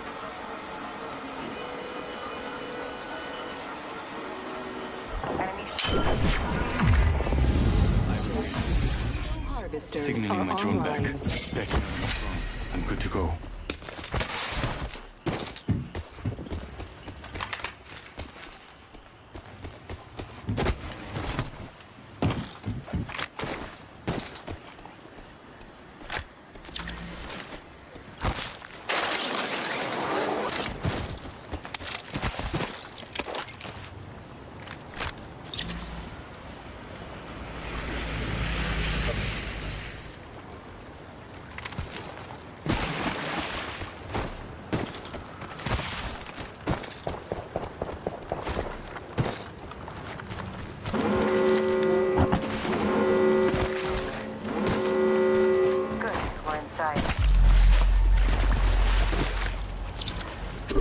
Spotted.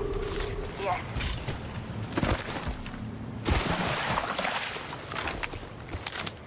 Extra sentry. You're welcome. Champion found. Ooh, we have a new kill leader. I can't wait to meet them.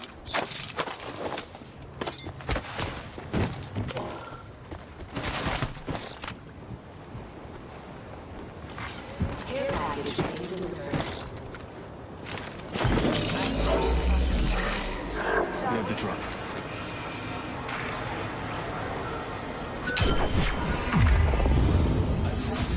Positions. Check your map. I'm recalling my drone. I'm back. Logged off my drone.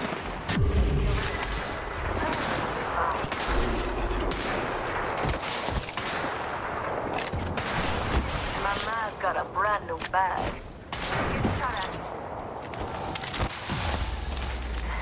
Patching myself up. Enemy there. Why are we putting ourselves in this position?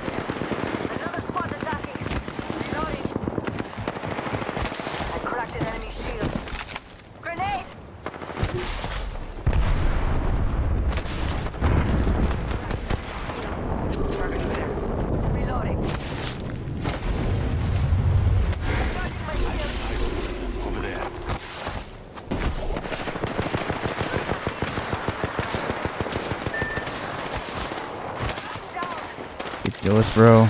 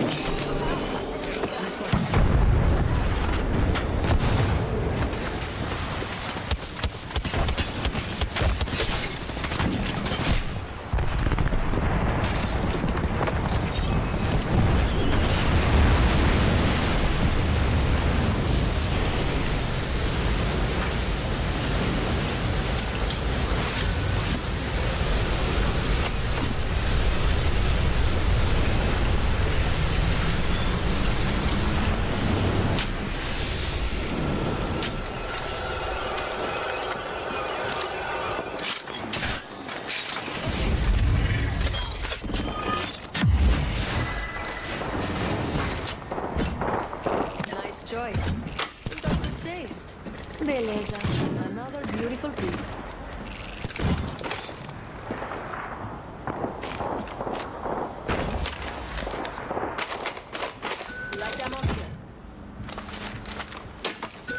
stabilizer here. Level 2. Enemy spotted.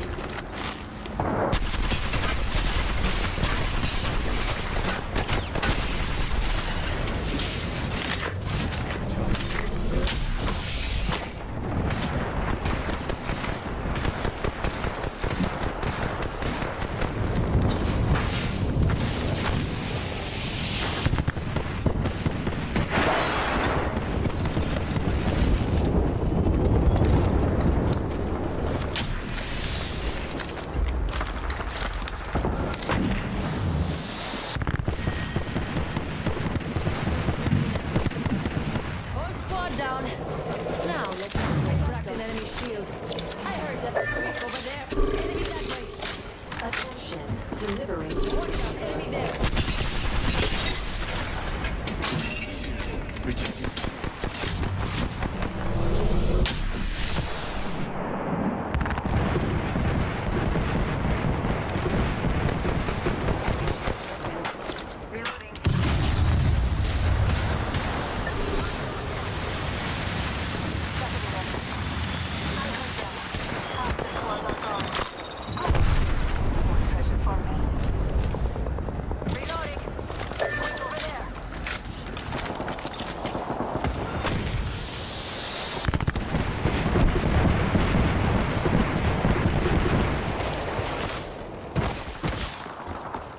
The ring closes in 60 seconds. It's far, but I'm used to running. Enemy spotted far.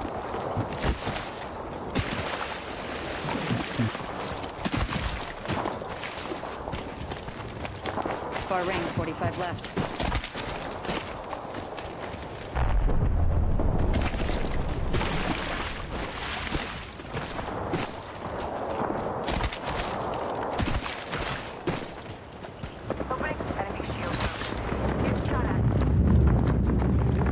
Like, I downed an enemy.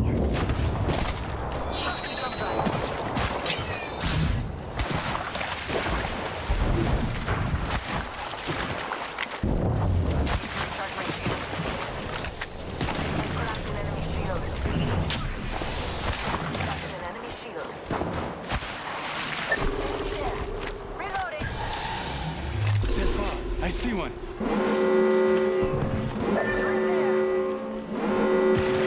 The ring's catching up to us.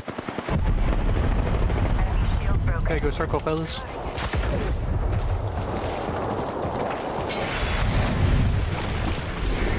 Enemy spotted far.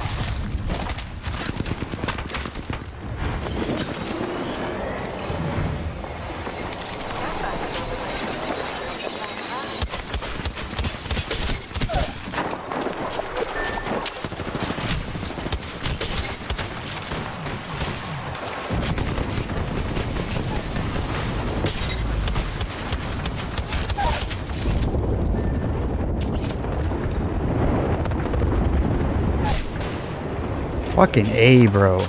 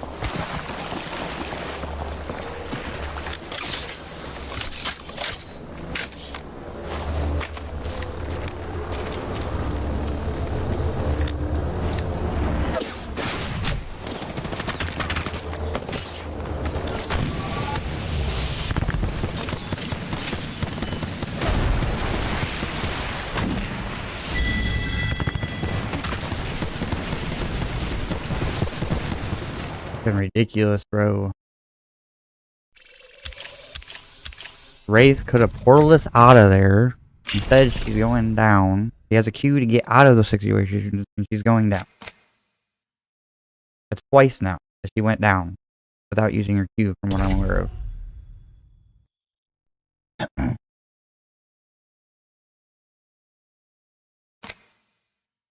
Not put me with that person again, please.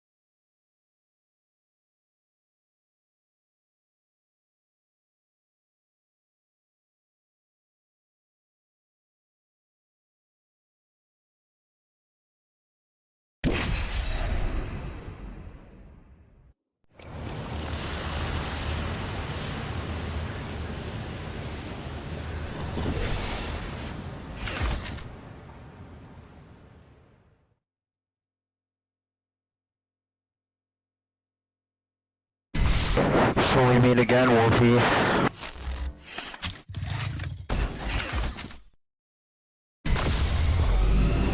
Laws of physics, shall we?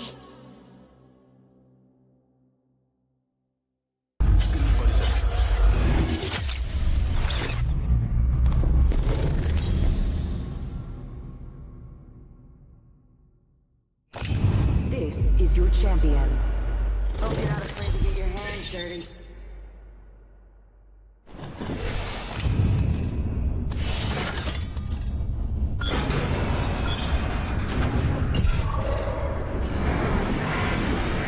Here, pals. On the line.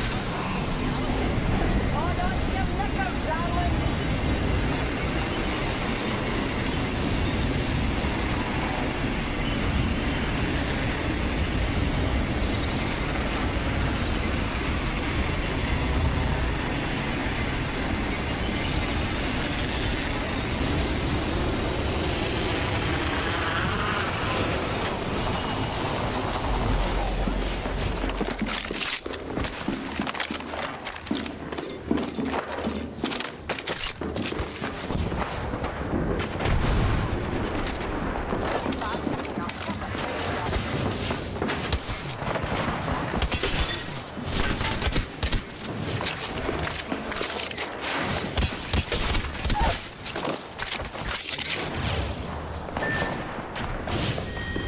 Just you and me, friend.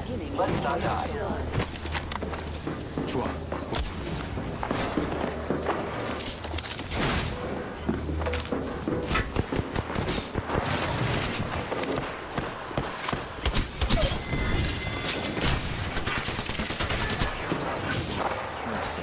Good kill, friend.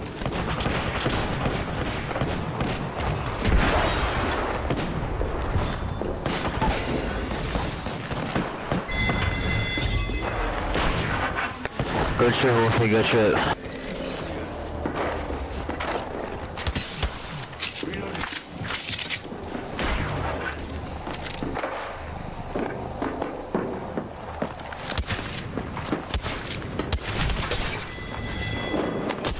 Good job, Scar. You get in there, boy. I know you can do it.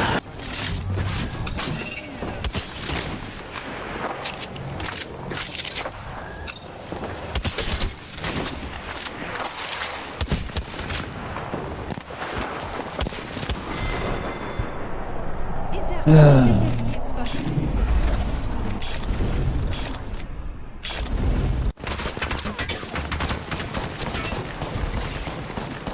one with the loudest mouth is always the one that's freaking slacking. Love it.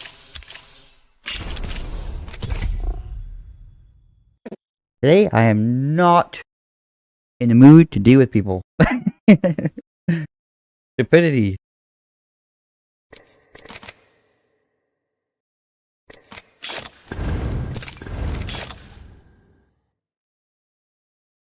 Like, why do you gotta be like, God, so annoying.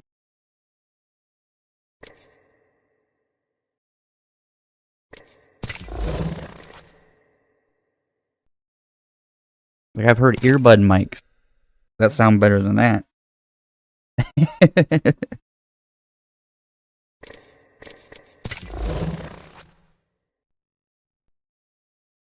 Yeah, we haven't had any response today. The other day we were playing him and we got like 15 in one day. 20 or something? I can't remember exactly what it was. Oh, it's Wolf. I knew this was destined to be, guys. The magical trio.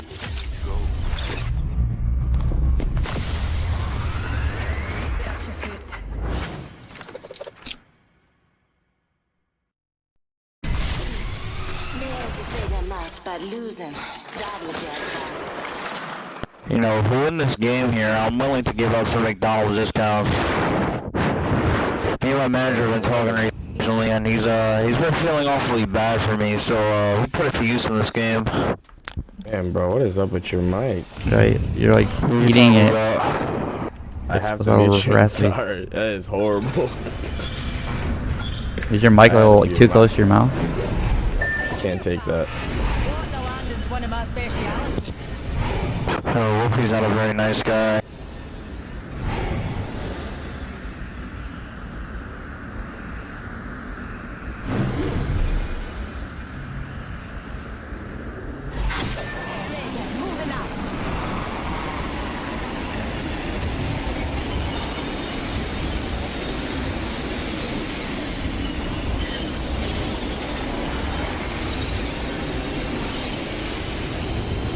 Sinister, haven't I had you like 5 games in a row?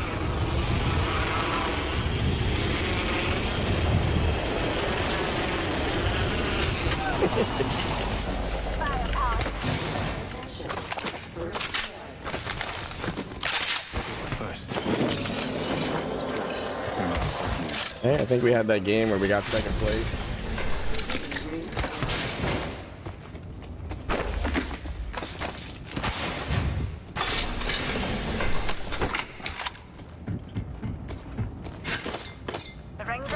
Yeah, with Octane, yeah, you're right.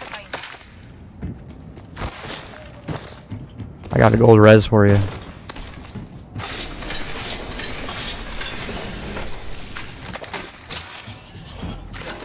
Ring's closing at 45 and we're right next door. Transistors are not available.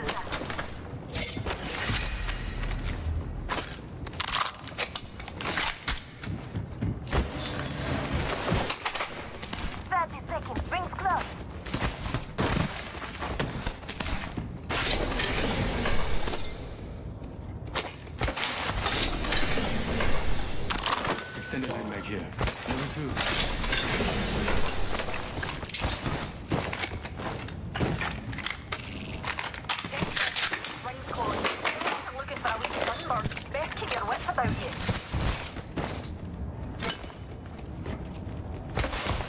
No, I do not have a #1 fan. Inside the ring. We'll be safe. I ain't that big of a boy.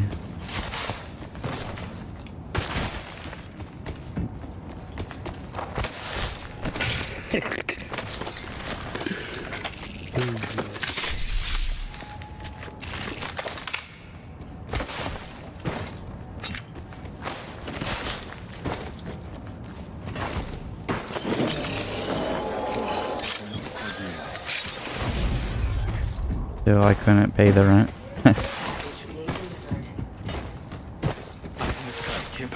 And no joke.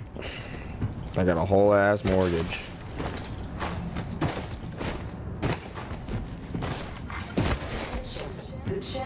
Need another Mozenski. If you guys see me. Champion's gone and forgotten. I'm looking for R1 in general. But I'll let you complete your duo first. Yeah.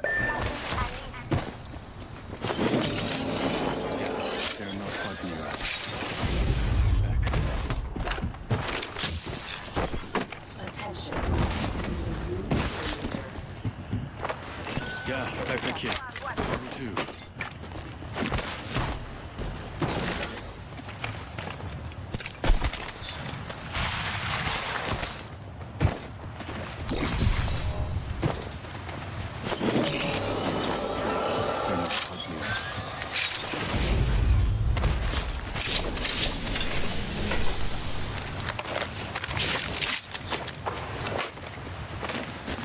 You take that back. I don't need that one.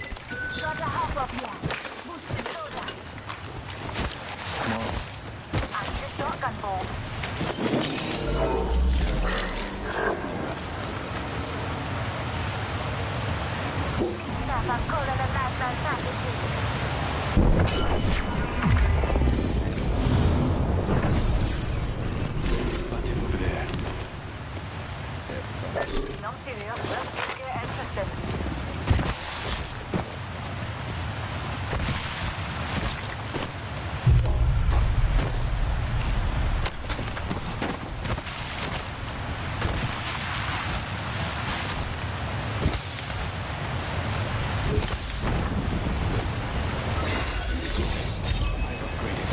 They won't see us coming. An upgrade will keep me a step ahead.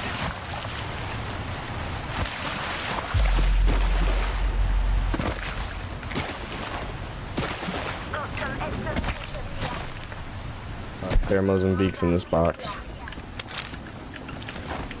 On my way. I also hear a car right over here. Probably just coming straight to us.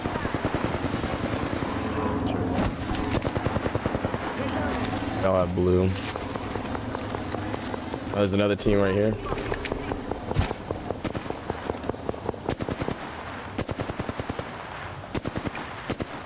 Car got out far building. Post team is right here.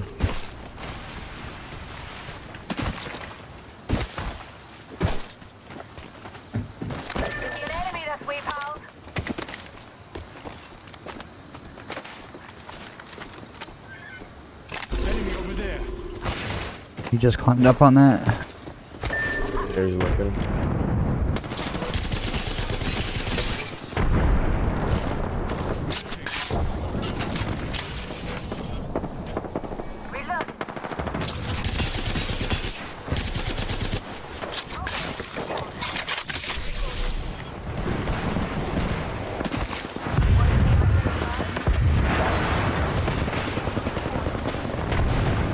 I almost knocked Bangalore on the first team. Good on the other side. They're bailing on the left. Knocked one.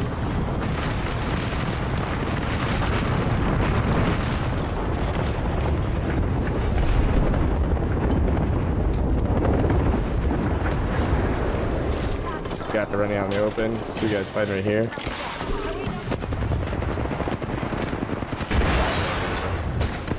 They're in here, all of them. God, they're so low. There's guys up top too. That guy's so low. This guy had one fucking shot in here. Down one underneath. I'll go ahead and EMP.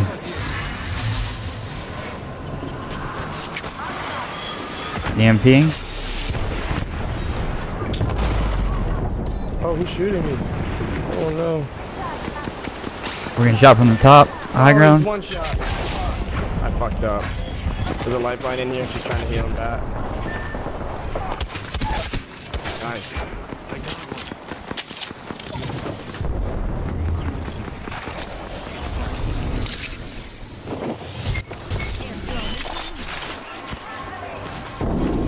I'm gonna get over there to res you, finish him real quick.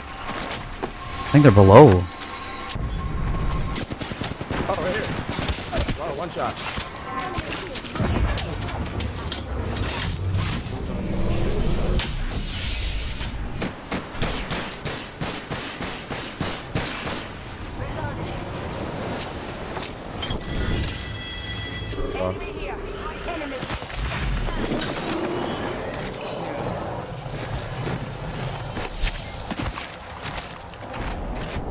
They're resin right up there.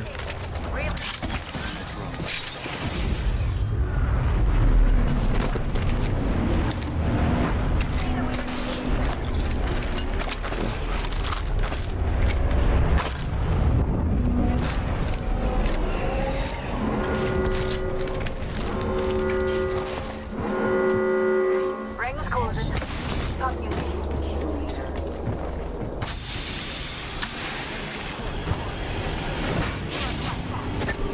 Throwing a shop right there. We might as well just rotate. We got a while to go. Yeah, I can put an evac right here. They're rezzing right in front of us too. I think we evac, try to get past both. Give this just enough time to get ahead of everybody.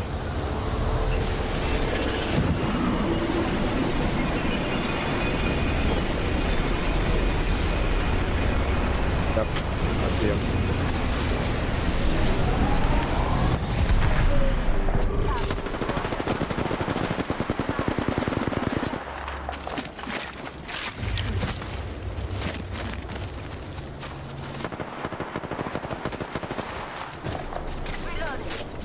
We have to keep moving in. We could stay parallel or go safe left. I say we go left. Yeah, just to play it safe. Because we also got that other team that was behind us.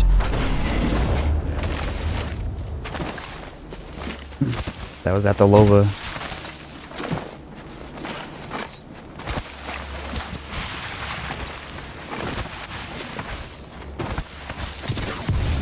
Yep, there they are.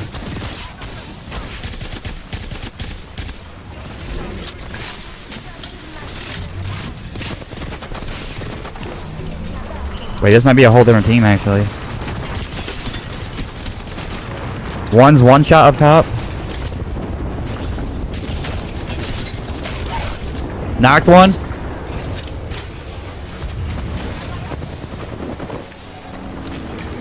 Nice. There's a zone on him. It's on the roof. Next ring's quite far.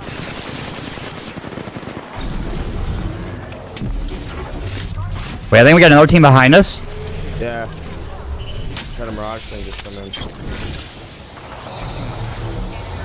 I'm watching over. Sounds like they took the other guy that was still alive in there. Oh, I see a guy out here. Yeah, he's like 30 HP, ain't gonna live. Ain't no way. Moving up this way. Yeah, they're not. They moved up. I think the building's empty. How's this guy still alive over here? He just went through here.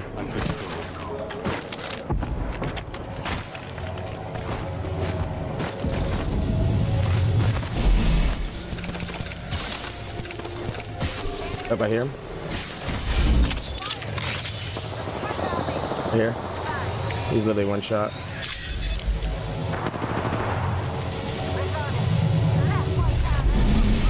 God, brother. Good try. Alright, we better move now. Ooh, shit. Oh, no, there's a team right here. Fuck. Oh, shit. This isn't good for us. I don't have evac. Do you have your tactical to go back up this way? I think I'm dead. I don't have any. I only have a syringe. Oh, bro. Oh, I couldn't make it over the top. Love it.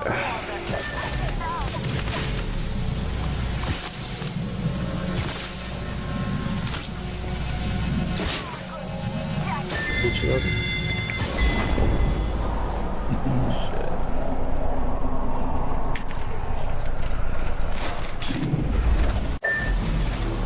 Yeah, I can survive this.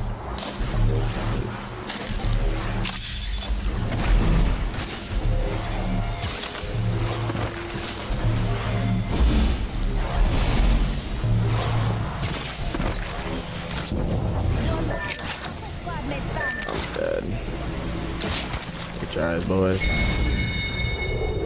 GG.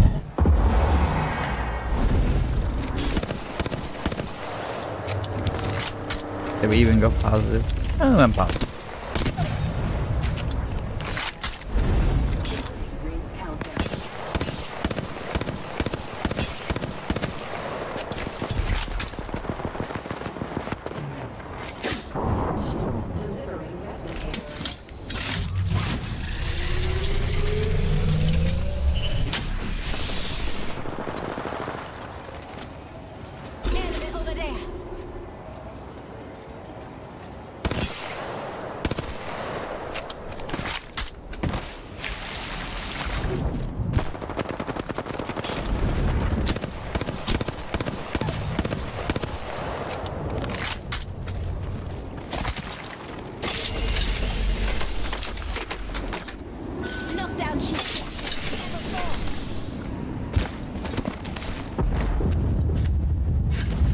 Three squads left.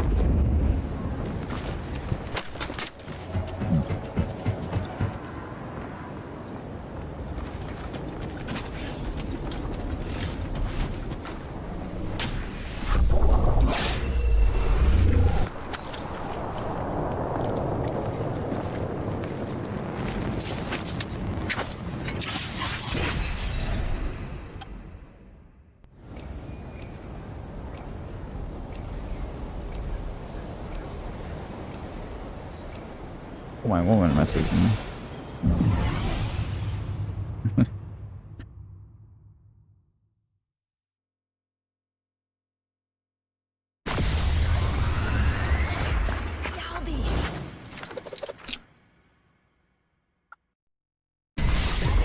Come from small places.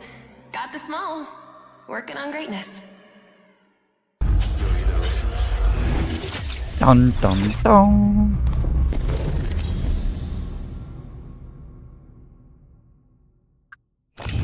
Introducing your champion.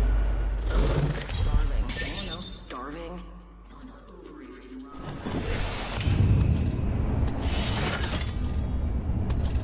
Yo, Valeroy, how we doing today, buddy?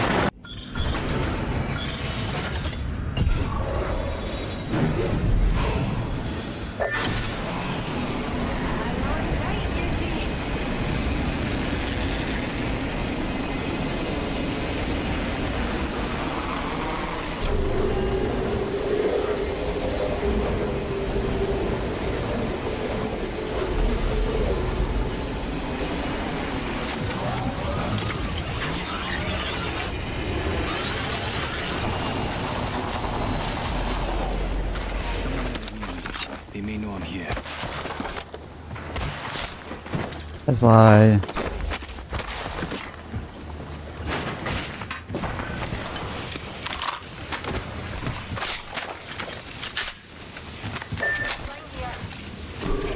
I'm not right here.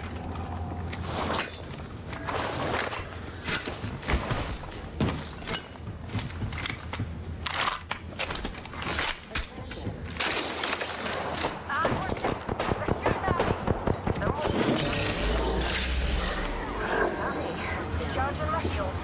Keep calm, dears. Level 3.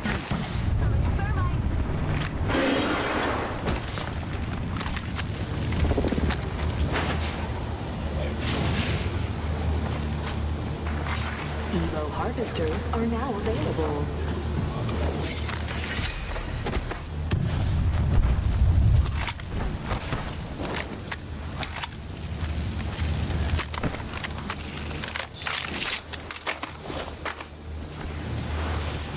Extended heavy mag here. Level 2. Take me up, deployed.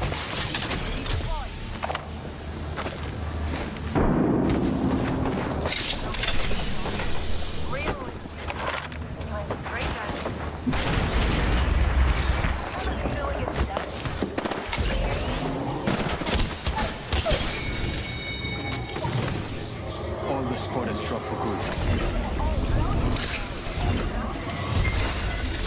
My shield, one back. An upgrade awaits.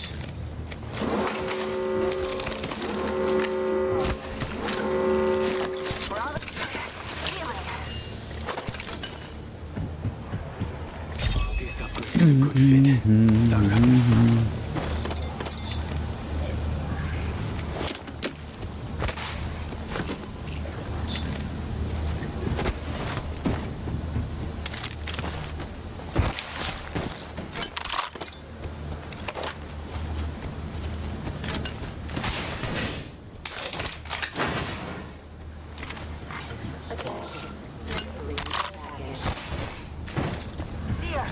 Eyes to the skies.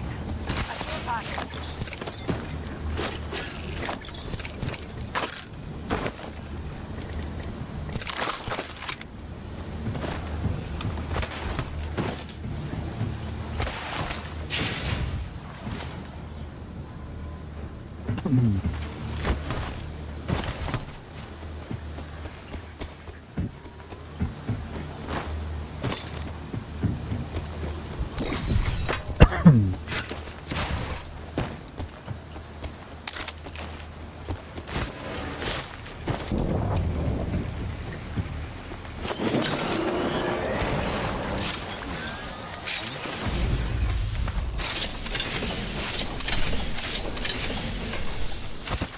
I see a heavy weapon here.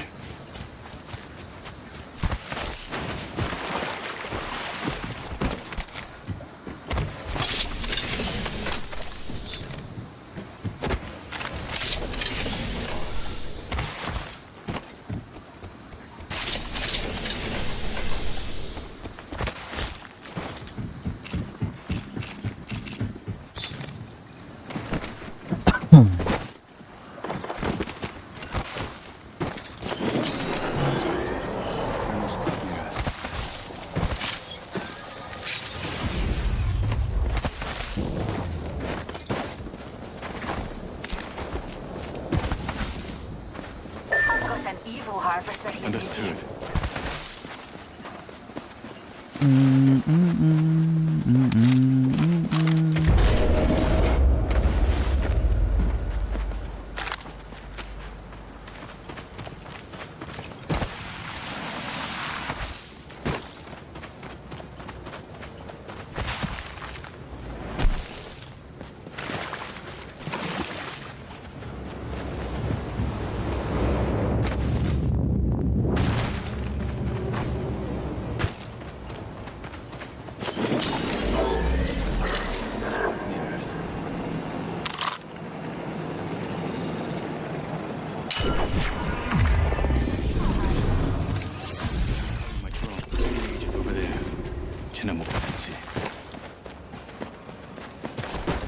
Extra supplies here. I'll share.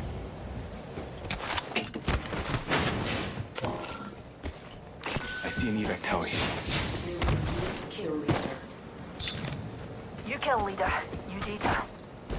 I've got an evil harvester in your team.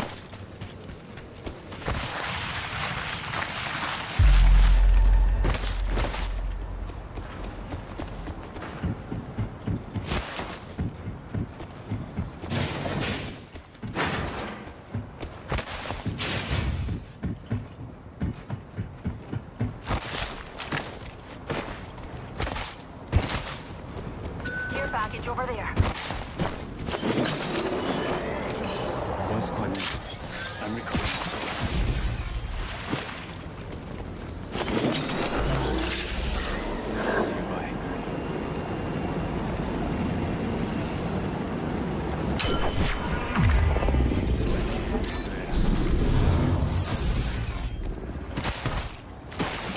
If you see sniper ammo in the traffic, let a lassie know, alright?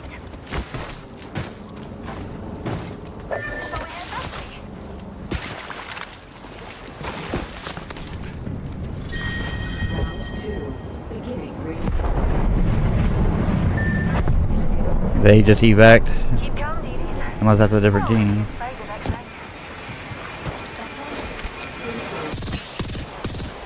Who got blue? They're sending down a replicator.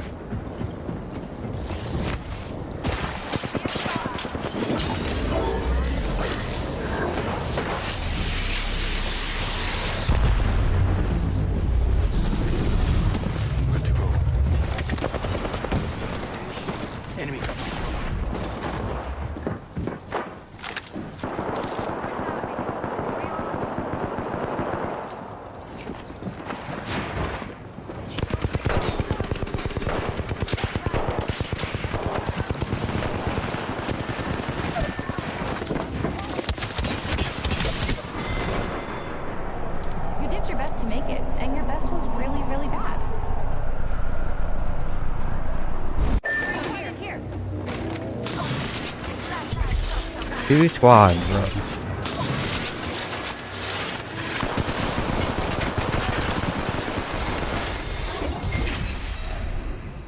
Okay, that's a heck of a rat spot. Like, I didn't even know that was there.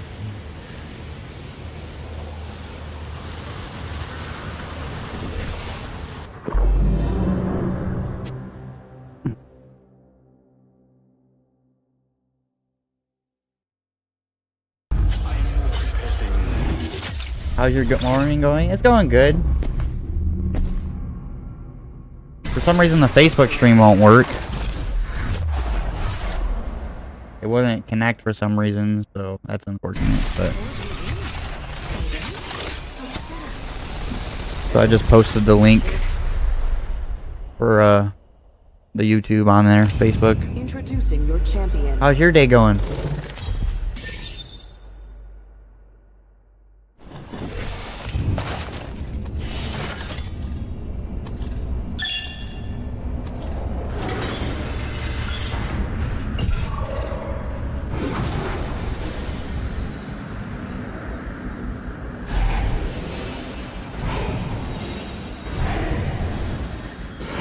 Was thick high.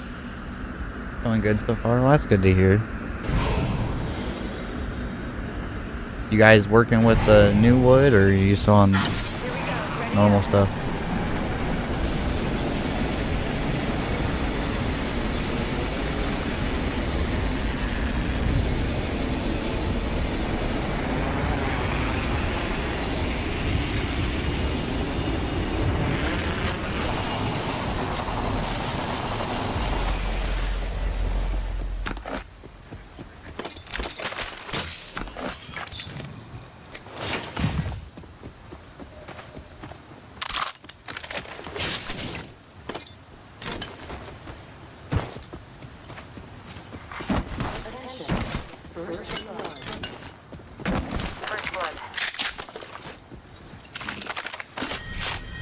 Extended heavy mag here.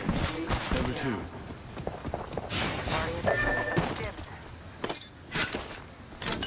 Optics here. Mid-range. I need it.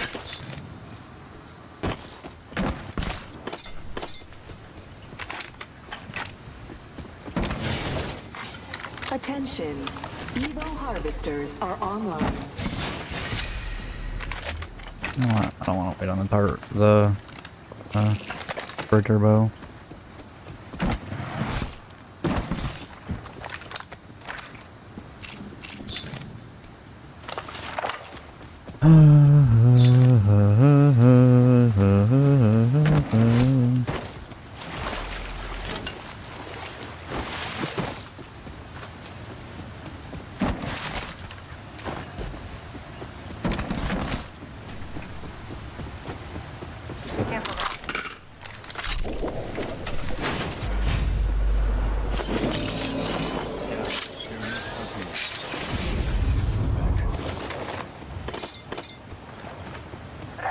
Now this is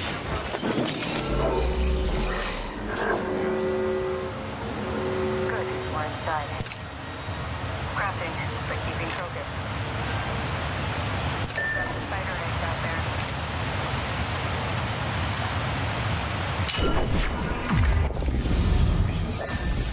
Out there. I'm back. Logged off my drone.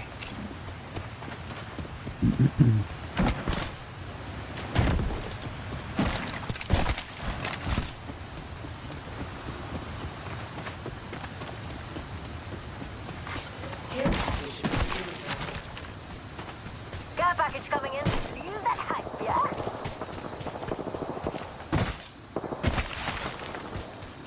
Chillin', mates. Just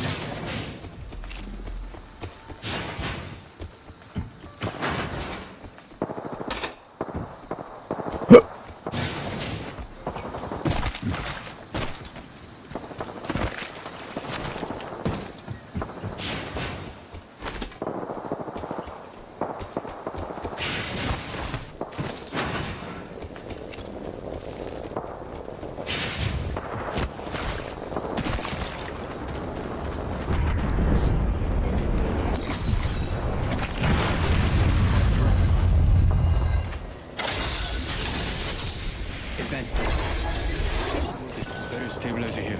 Level 3. Upgraded. They spotted me.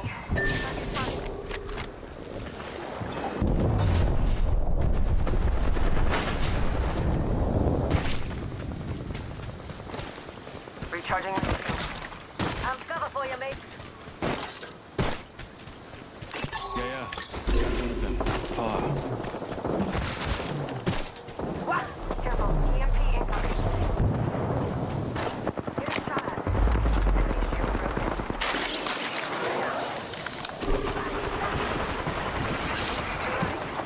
Reloading. Strike out.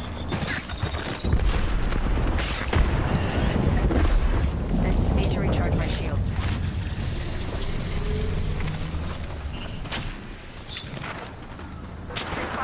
Take some shots. Reloading. Turn my grenade out. Patching myself up.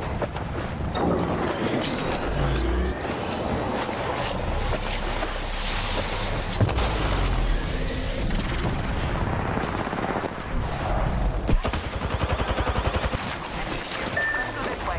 That was the last one. Nice work. Looks like I'm the kill leader.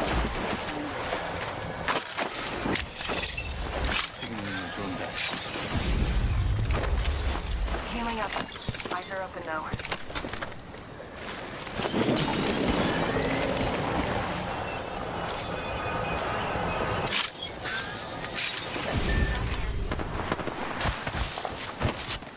I think the team is above us.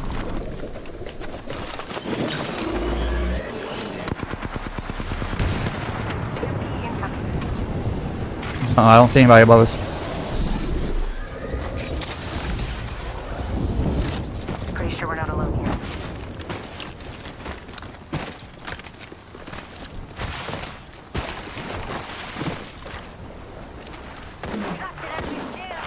There's a baddie.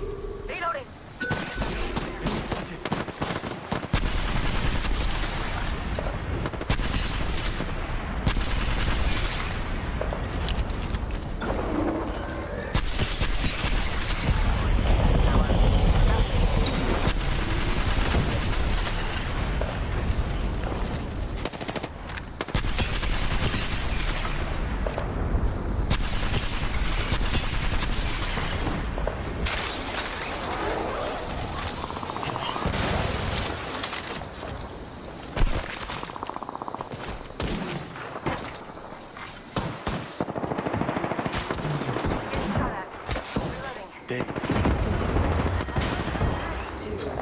Backing up my cover. Recharge my shields. Next ring's far. No lagging. Reloading. I got ult again if we wanna.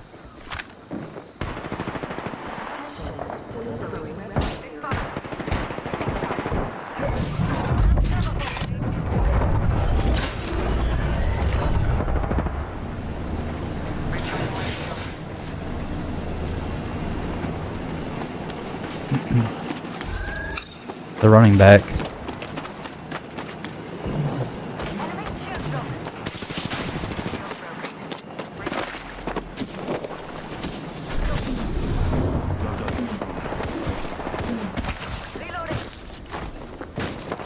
I think there's another team.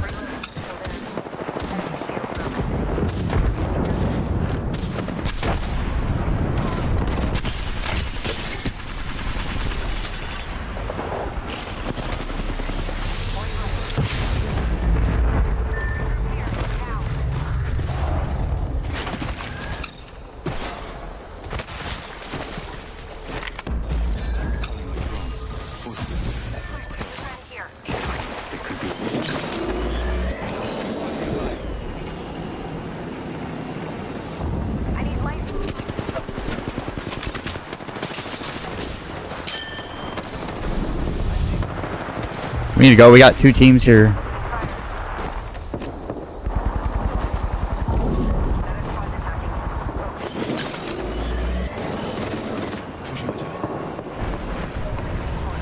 And the another team's rezzing up there.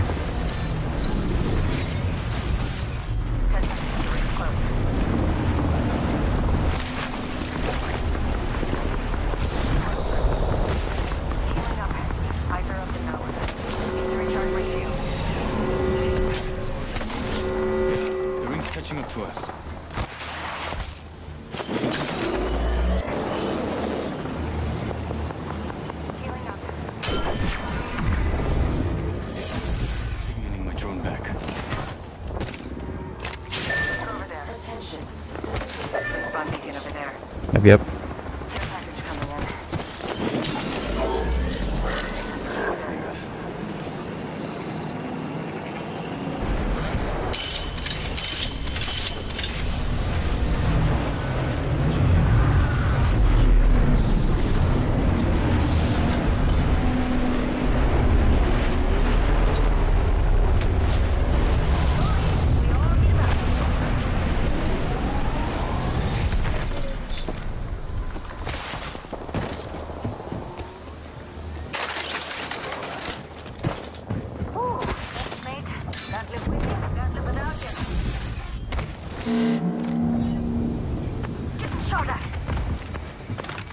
We got a team flying in.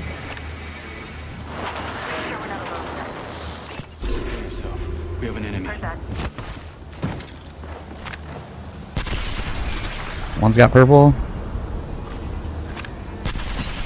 Two's got purple.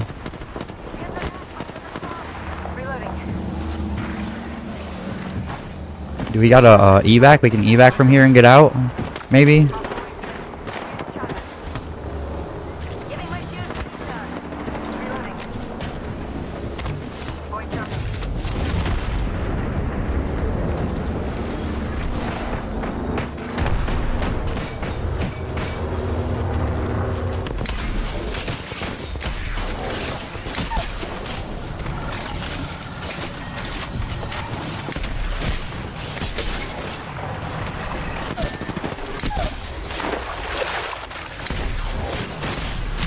He's one under here.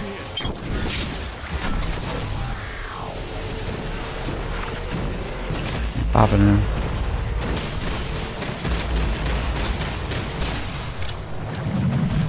One more down the road.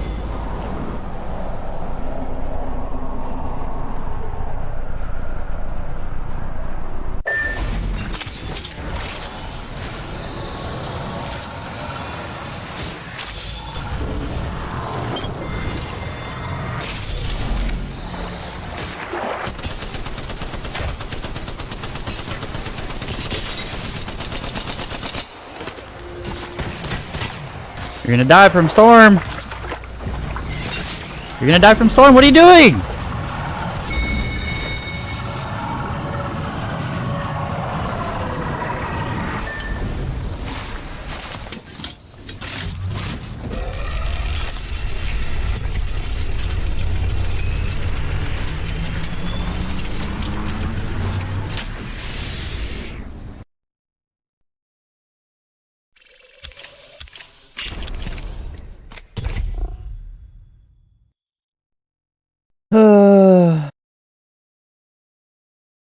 On the new stuff. I'll talk to you later. Love you. Alright, I'm sure you're gone already, but I love you too. Sorry.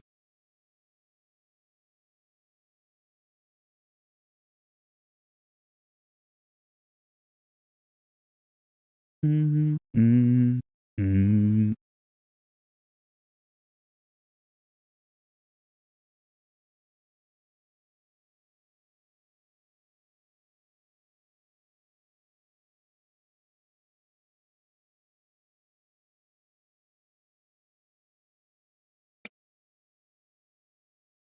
50 players in queue.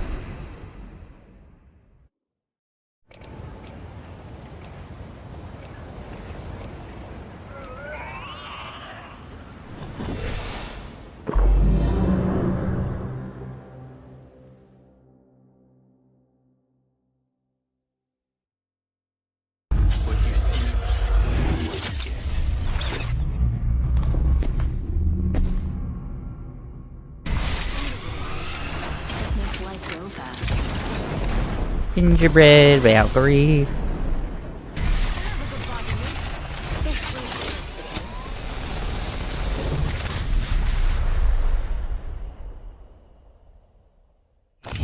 Introducing your champion.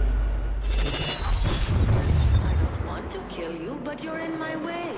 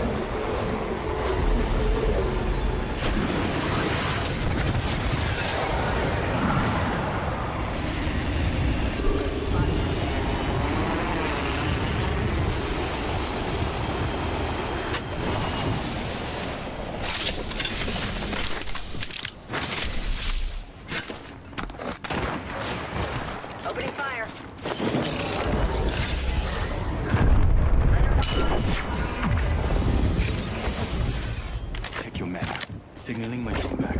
Backing out of my drone. I'm good to go.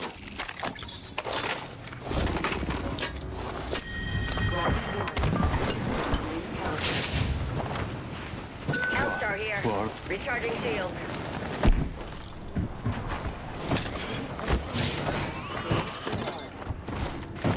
The first has fallen.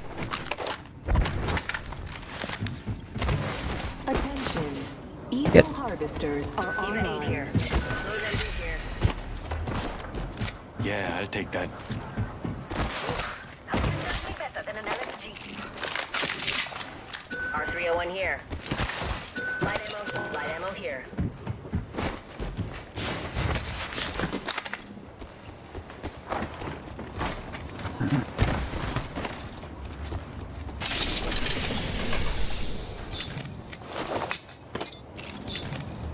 Extended light mag here. Level 1. Extended light mag here. Level 2. I need a shotgun bolt. Love me an LMG. Extended energy mag here. Level 2. Shotgun bolt here. Yeah, Level 1. come on. Nothing.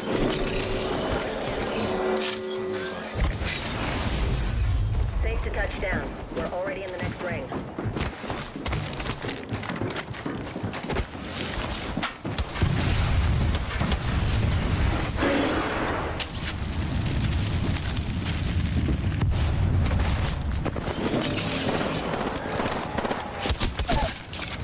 One's knocked.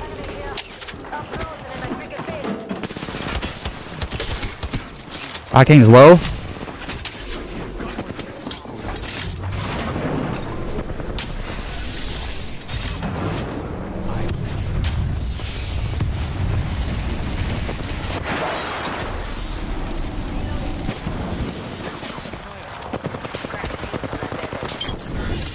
Reloading. Last one in the squad. Signaling my drone back.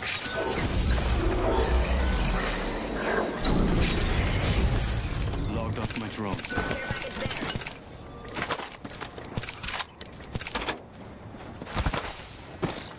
Optics here. Mid-range. Just a sec. Healing up. Could use that.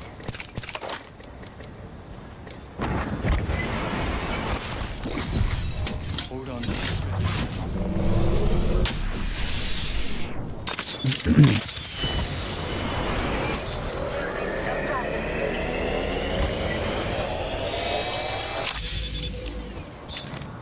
Hold up. Almost done crafting.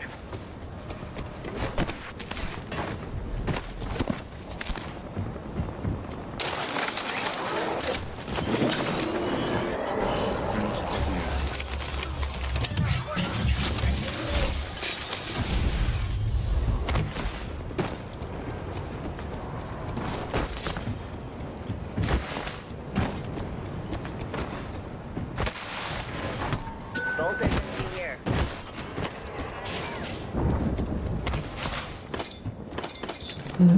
Optics here. Close range. Peacekeeper here. Medkit here.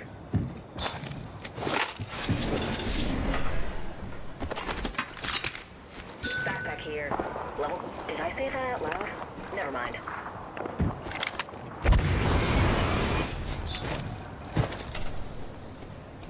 Mastiff shotgun here. Optics here. Range.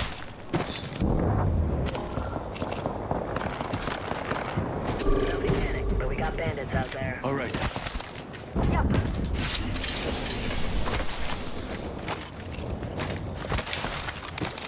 Car SMG here. Extended heavy mag here. We're spread out. Gotta get back in formation, people.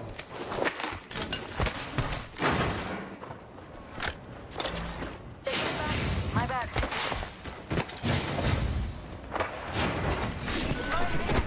Close range. I'll take it, mate.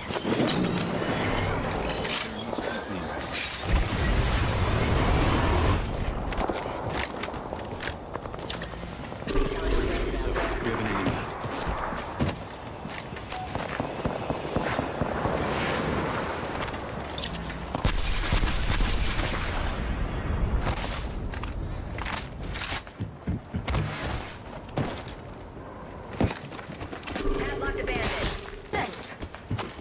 Don't mention me.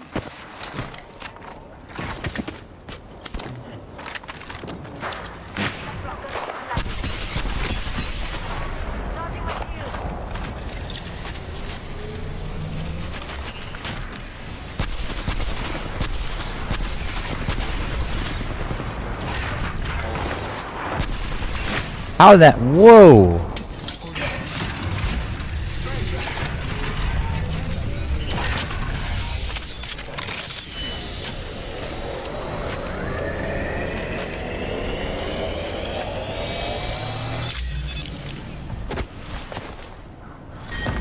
Round 2. Beginning. Heal up. Hold on. Bandit's hurting.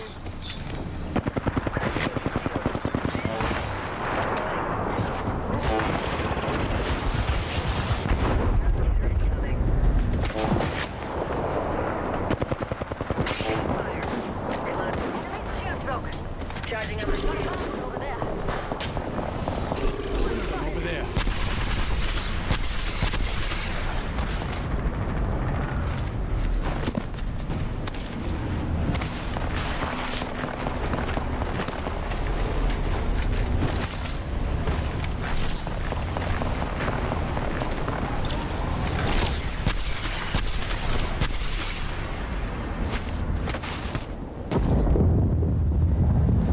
Let's transfer to that spot. 1 minute. Things close. Plenty of time to jam.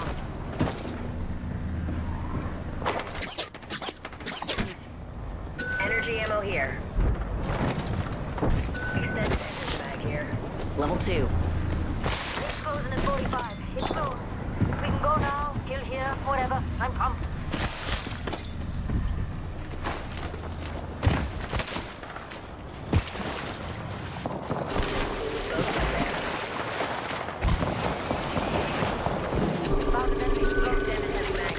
Behind them.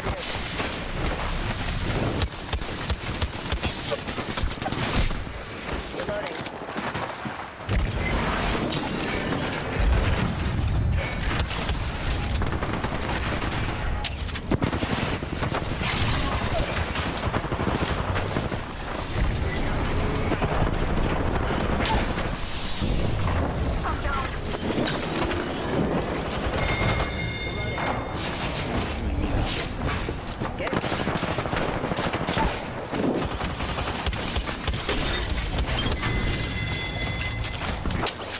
That was the last one.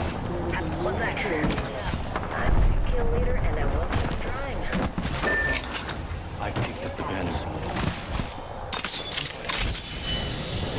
The care package.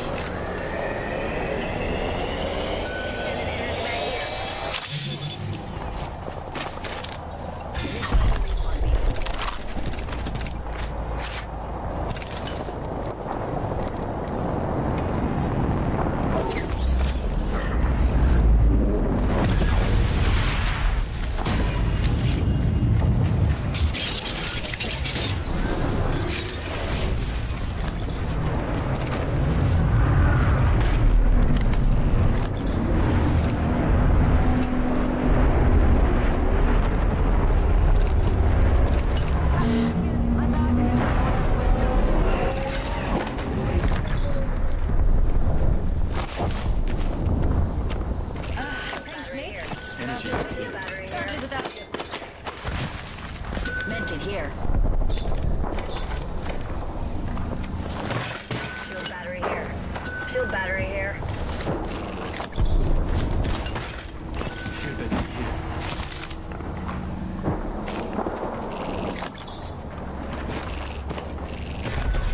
Like I need shotgun ammo, bro. Shield battery here. Thank you. About 1,000 of these and we'll pay off half your repairs out. What I'm hearing is not your best customer. Thanks, yeah. Taking my cover out of here.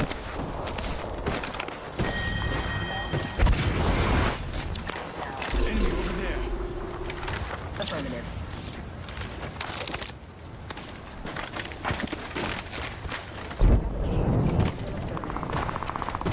Replicator on its way down.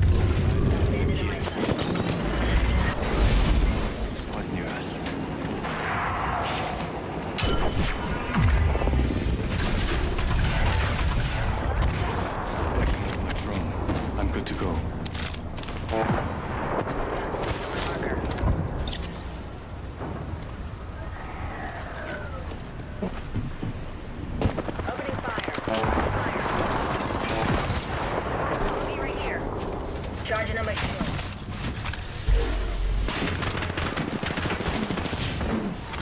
One sec. Putting up the last cover. Yeah.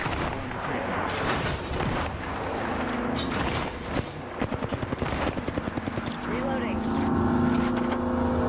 Arms cover's getting pushed up. Tossing up some arms cover from the inside.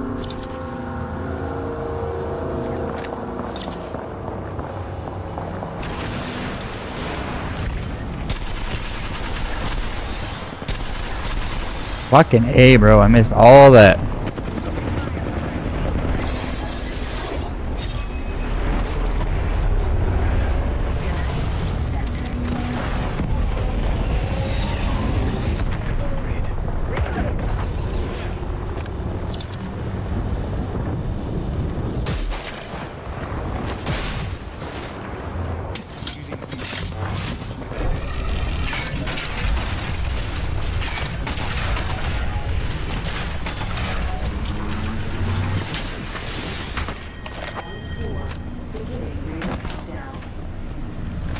Whole squad's not in the ring. Tower here. If you like flying as much as I do. Reloading. Replicator incoming. Keep this area.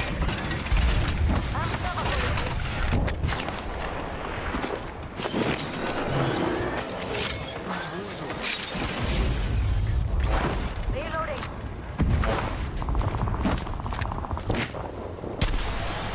Firing. Bogey here.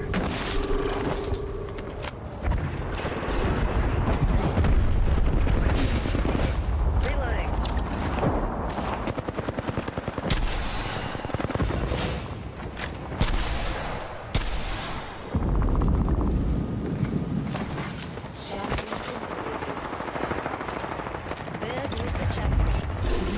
Enemy spotted far.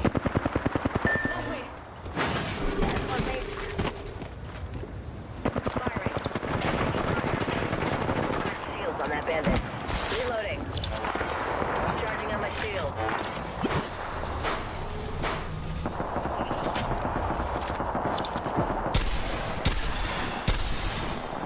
Tucked in enemy's shield.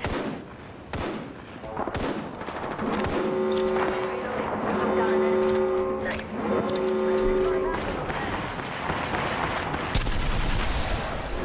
I see one. Fire.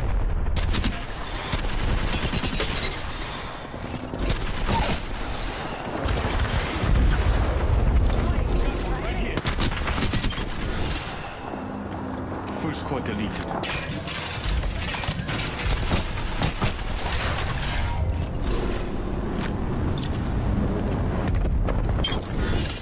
Reloading. Bogey's dead. Firing. He's hurt.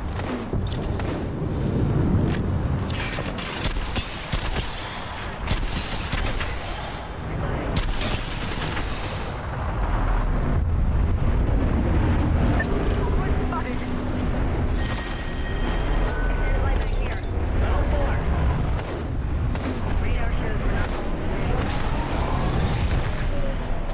Reloading. Let's go that way. Charging my shield.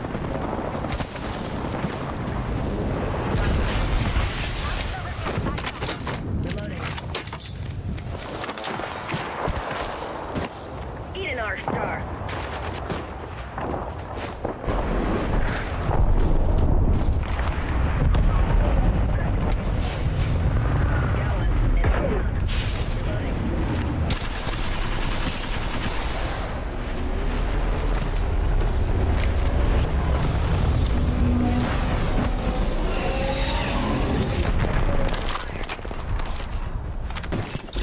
Enemy spotted. Firing.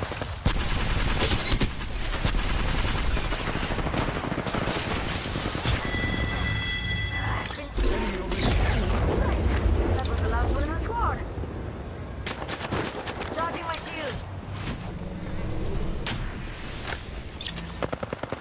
Reloading. Whole squad crashed and burned. Got one right here. Forget that.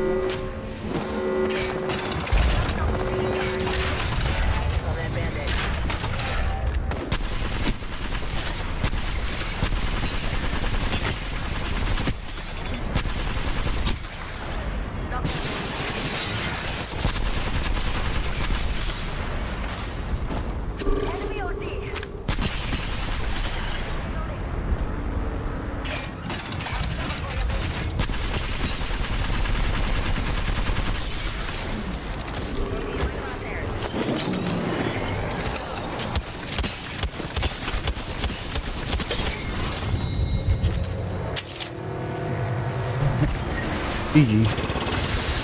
Thanks for the carry.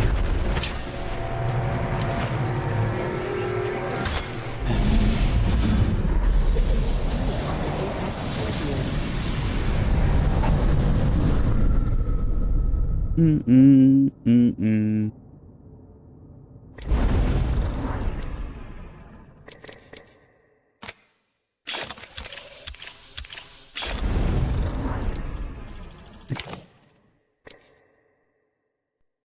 Dun dun dun dun dun dun dun dun dun. I gotta work on my L-star, bro. Gotten lazy.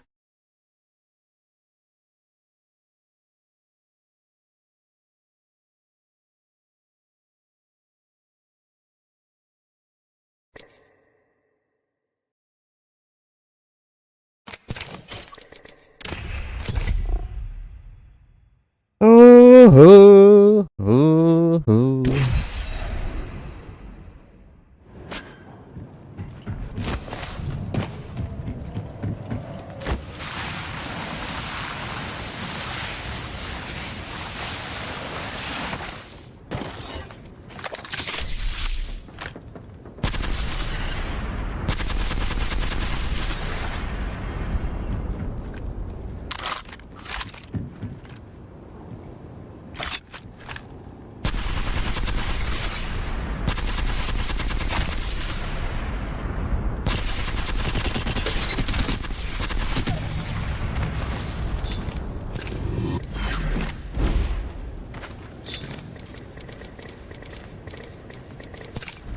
No, not that. Where's the distance thing? There it is.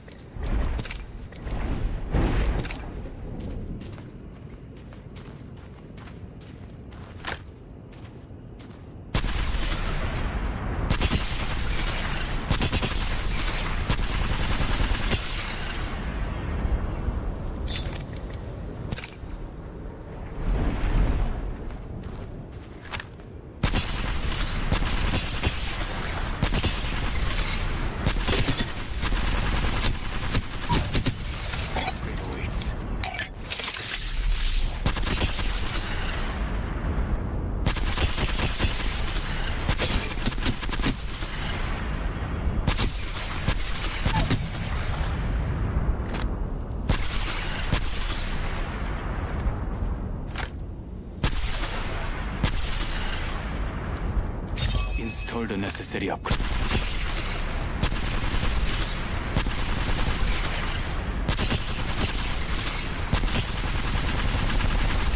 God, bro.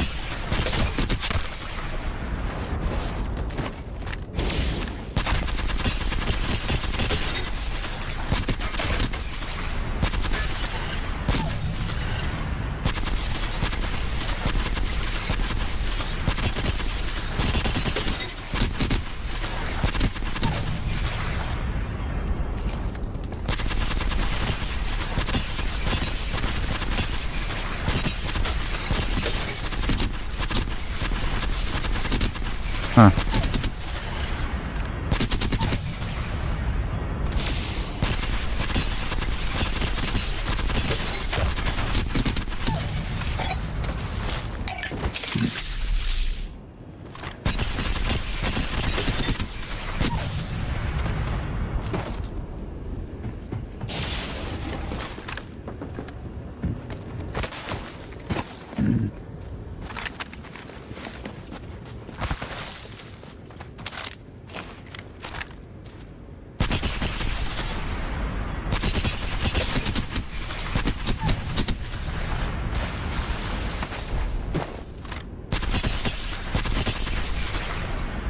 Not what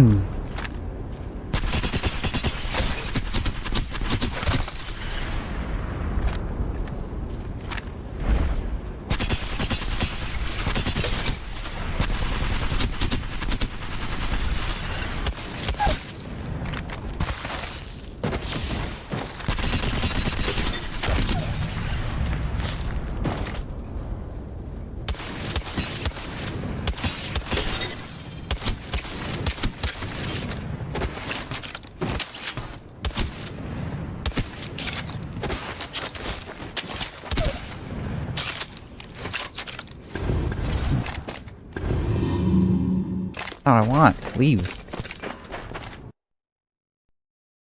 Da da da dum dum dum dum dum.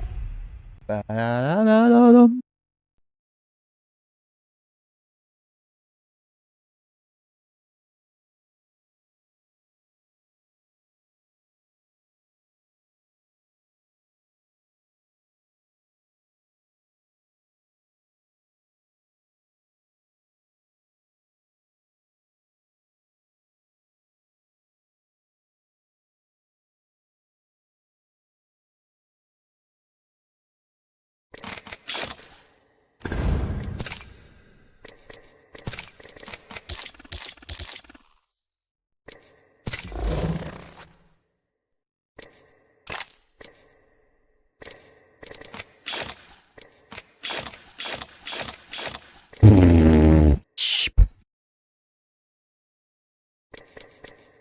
Yeah, I don't remember what the battle pass cost.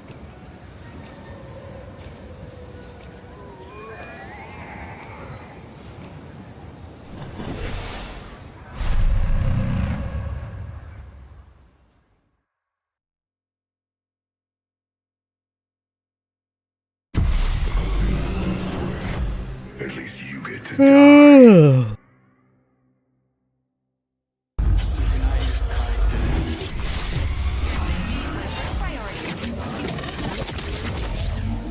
What? It's televised.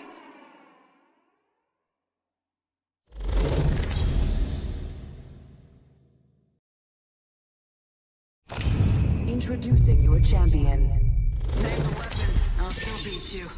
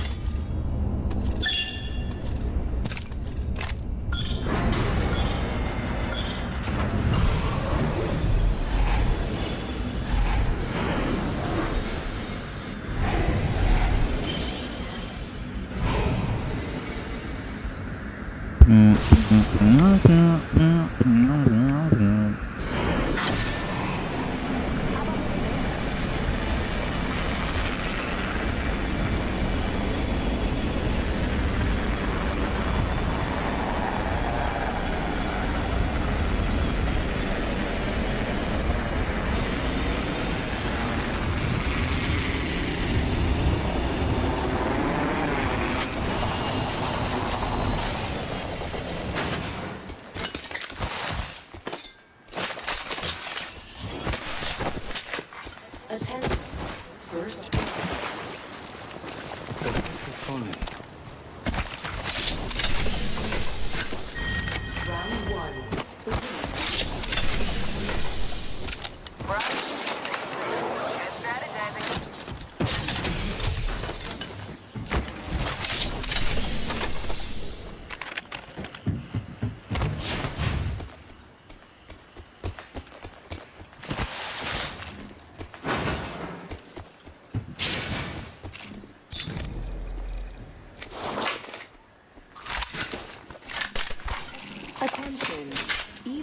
harvesters are online. There's the new kill leader. That's the target on their back.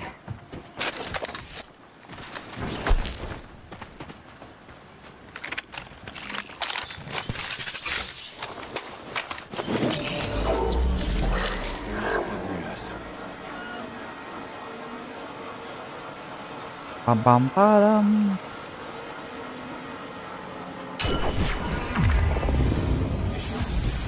My drone back.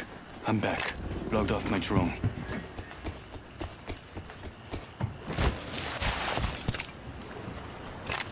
Launchpad is clear. Don't worry about ring fry. We're in the next ring. Kill leader.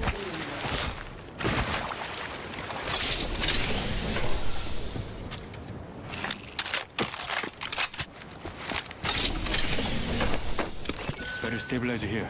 Level 3.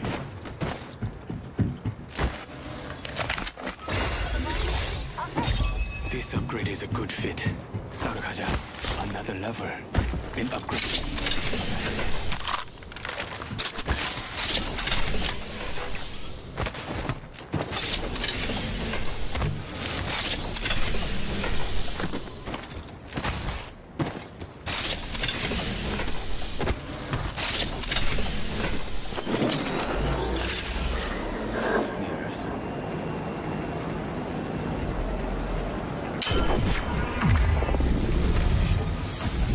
Drone. Backing out of my... Eyes on one of them over there.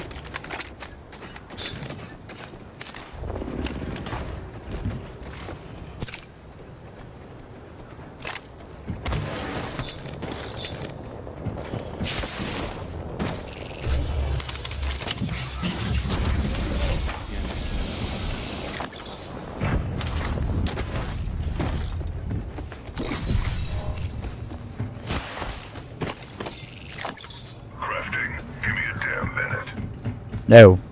No time allowed.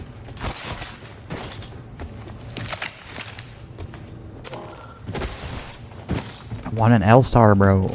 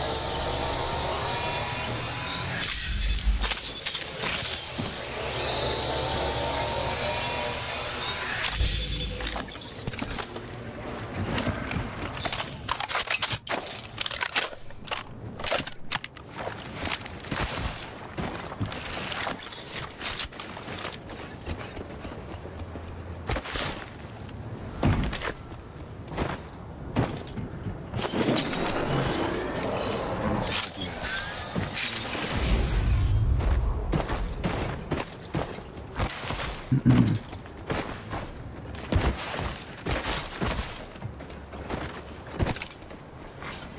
kill leader appointed. New kill leader. Don't get to the server beacon over there. Don't worry about refi. We're in the next ring. Attention. Wait, I think somebody just scanned it. Yeah, replicate incoming.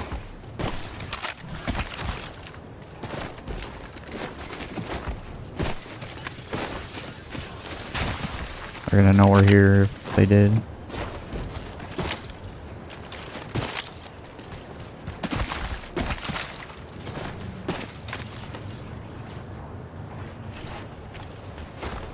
Rival over there. Enemy shield broken. Reloading. Reloading.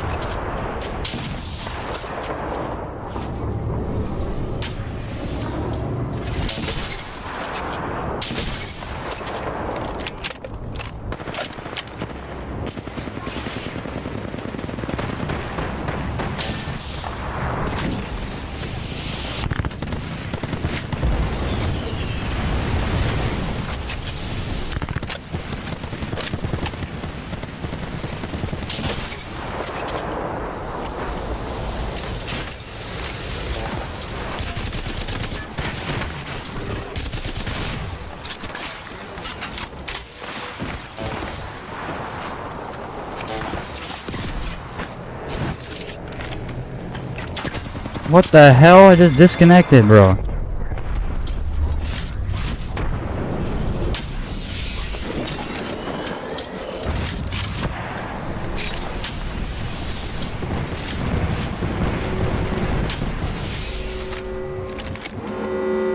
We're on the creek.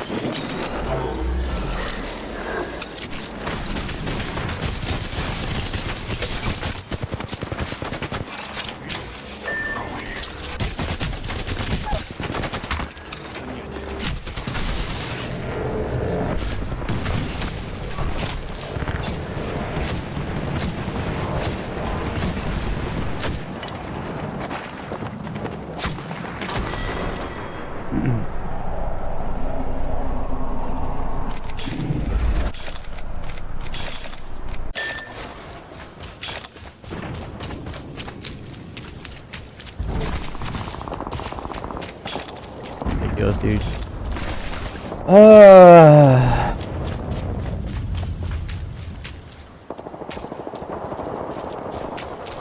I cracked that fucking team 4 times.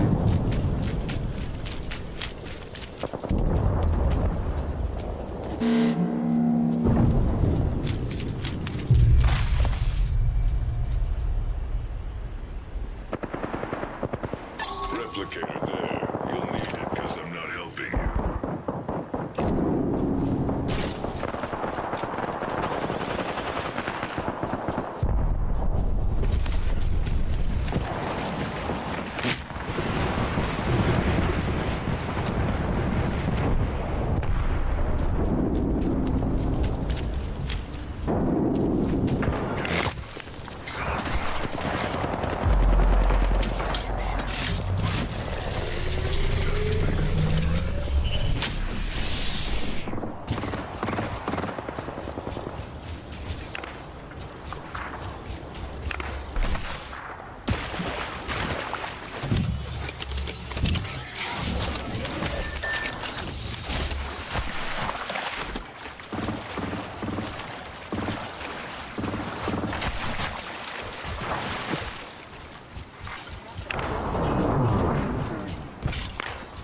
They're dropping a replicator on us.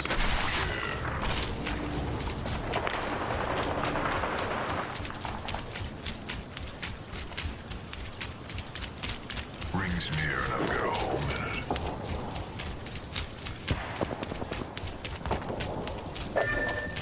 Care package over there. Roger, got over there.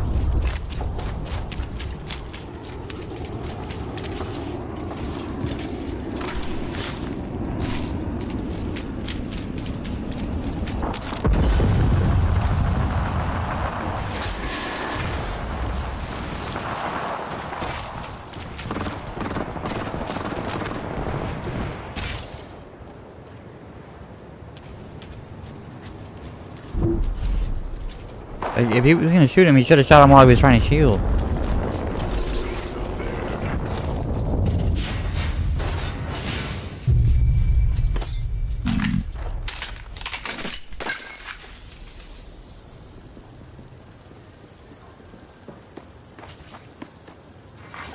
Warning.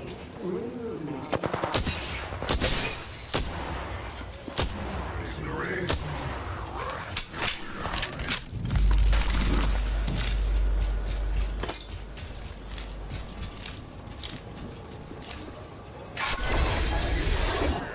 Upgraded. Hungry to test it out.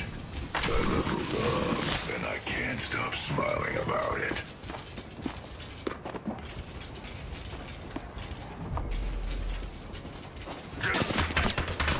Death wish. Recharging shield.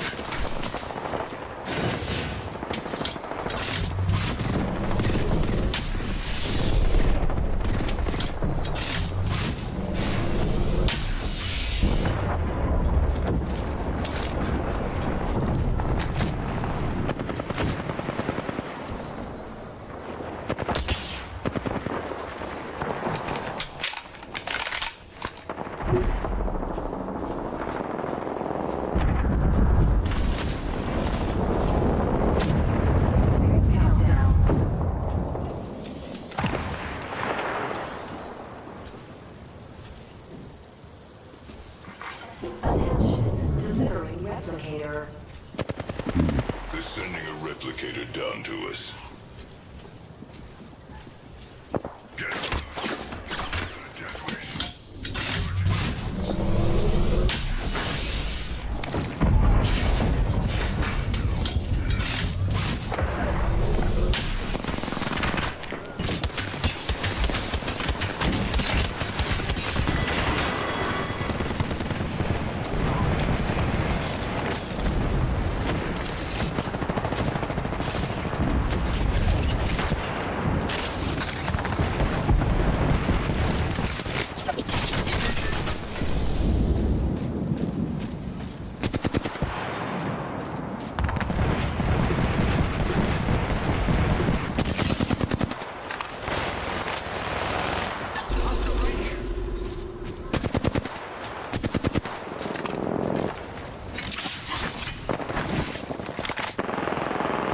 Get it. Death wish.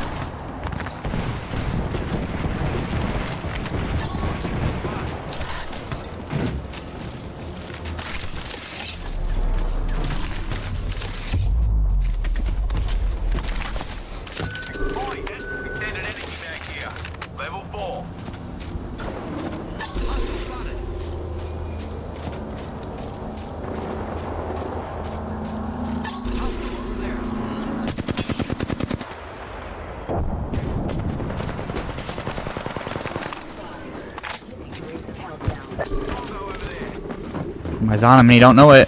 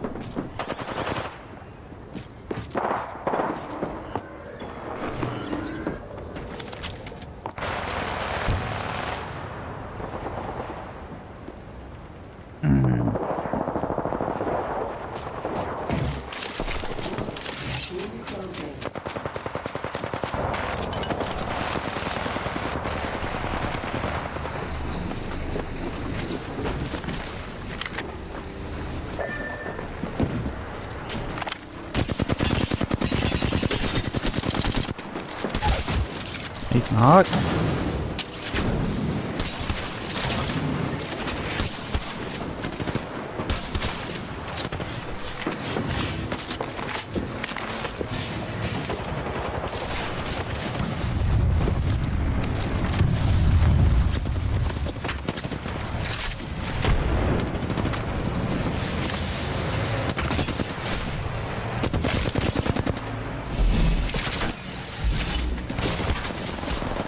Oh, get off, get off!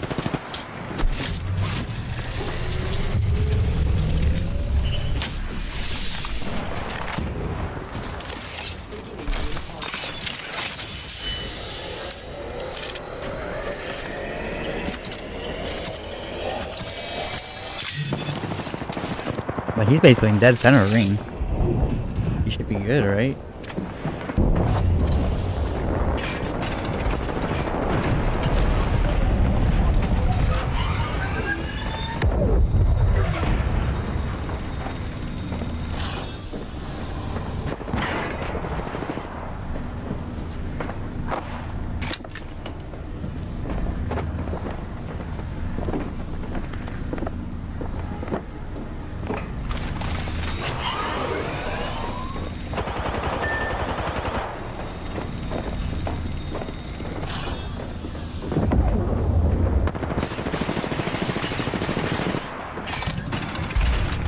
I think there's another rat. 3v3 and 2 rats.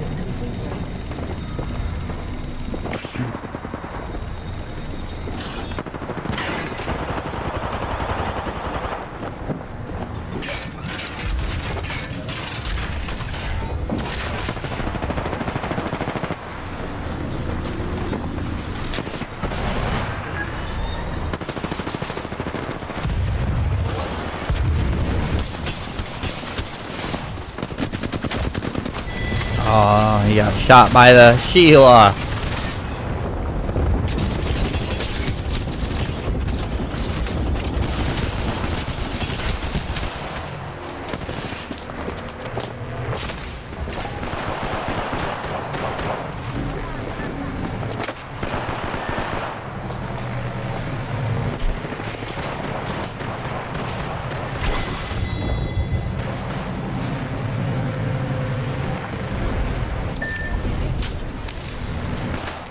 Alright.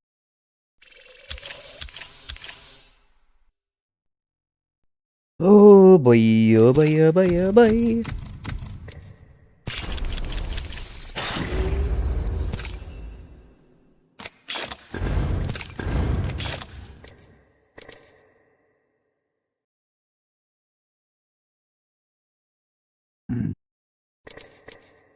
Getting a little, not much though. 58, we only getting like 200. Yeah. Alright, chat. We're gonna call her there. I make a thumbnail. Maybe we can get a video up. I'm trying also to start up maybe a reaction channel.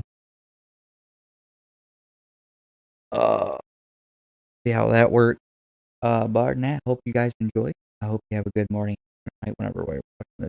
If you do enjoy the content, make sure you consider liking, subscribing, and or following whatever's free on the platform you're watching on. We do stream on Twitch, Facebook, YouTube, TikTok, and also X now. So if you want to support the other channels, just type in at DEKline HQ, wherever you're trying to search from, and be able to find me. But other than that, if you don't want to, your watch time is way more than enough. I appreciate that. Other than that, hope you have a good one. Catch you in the next one.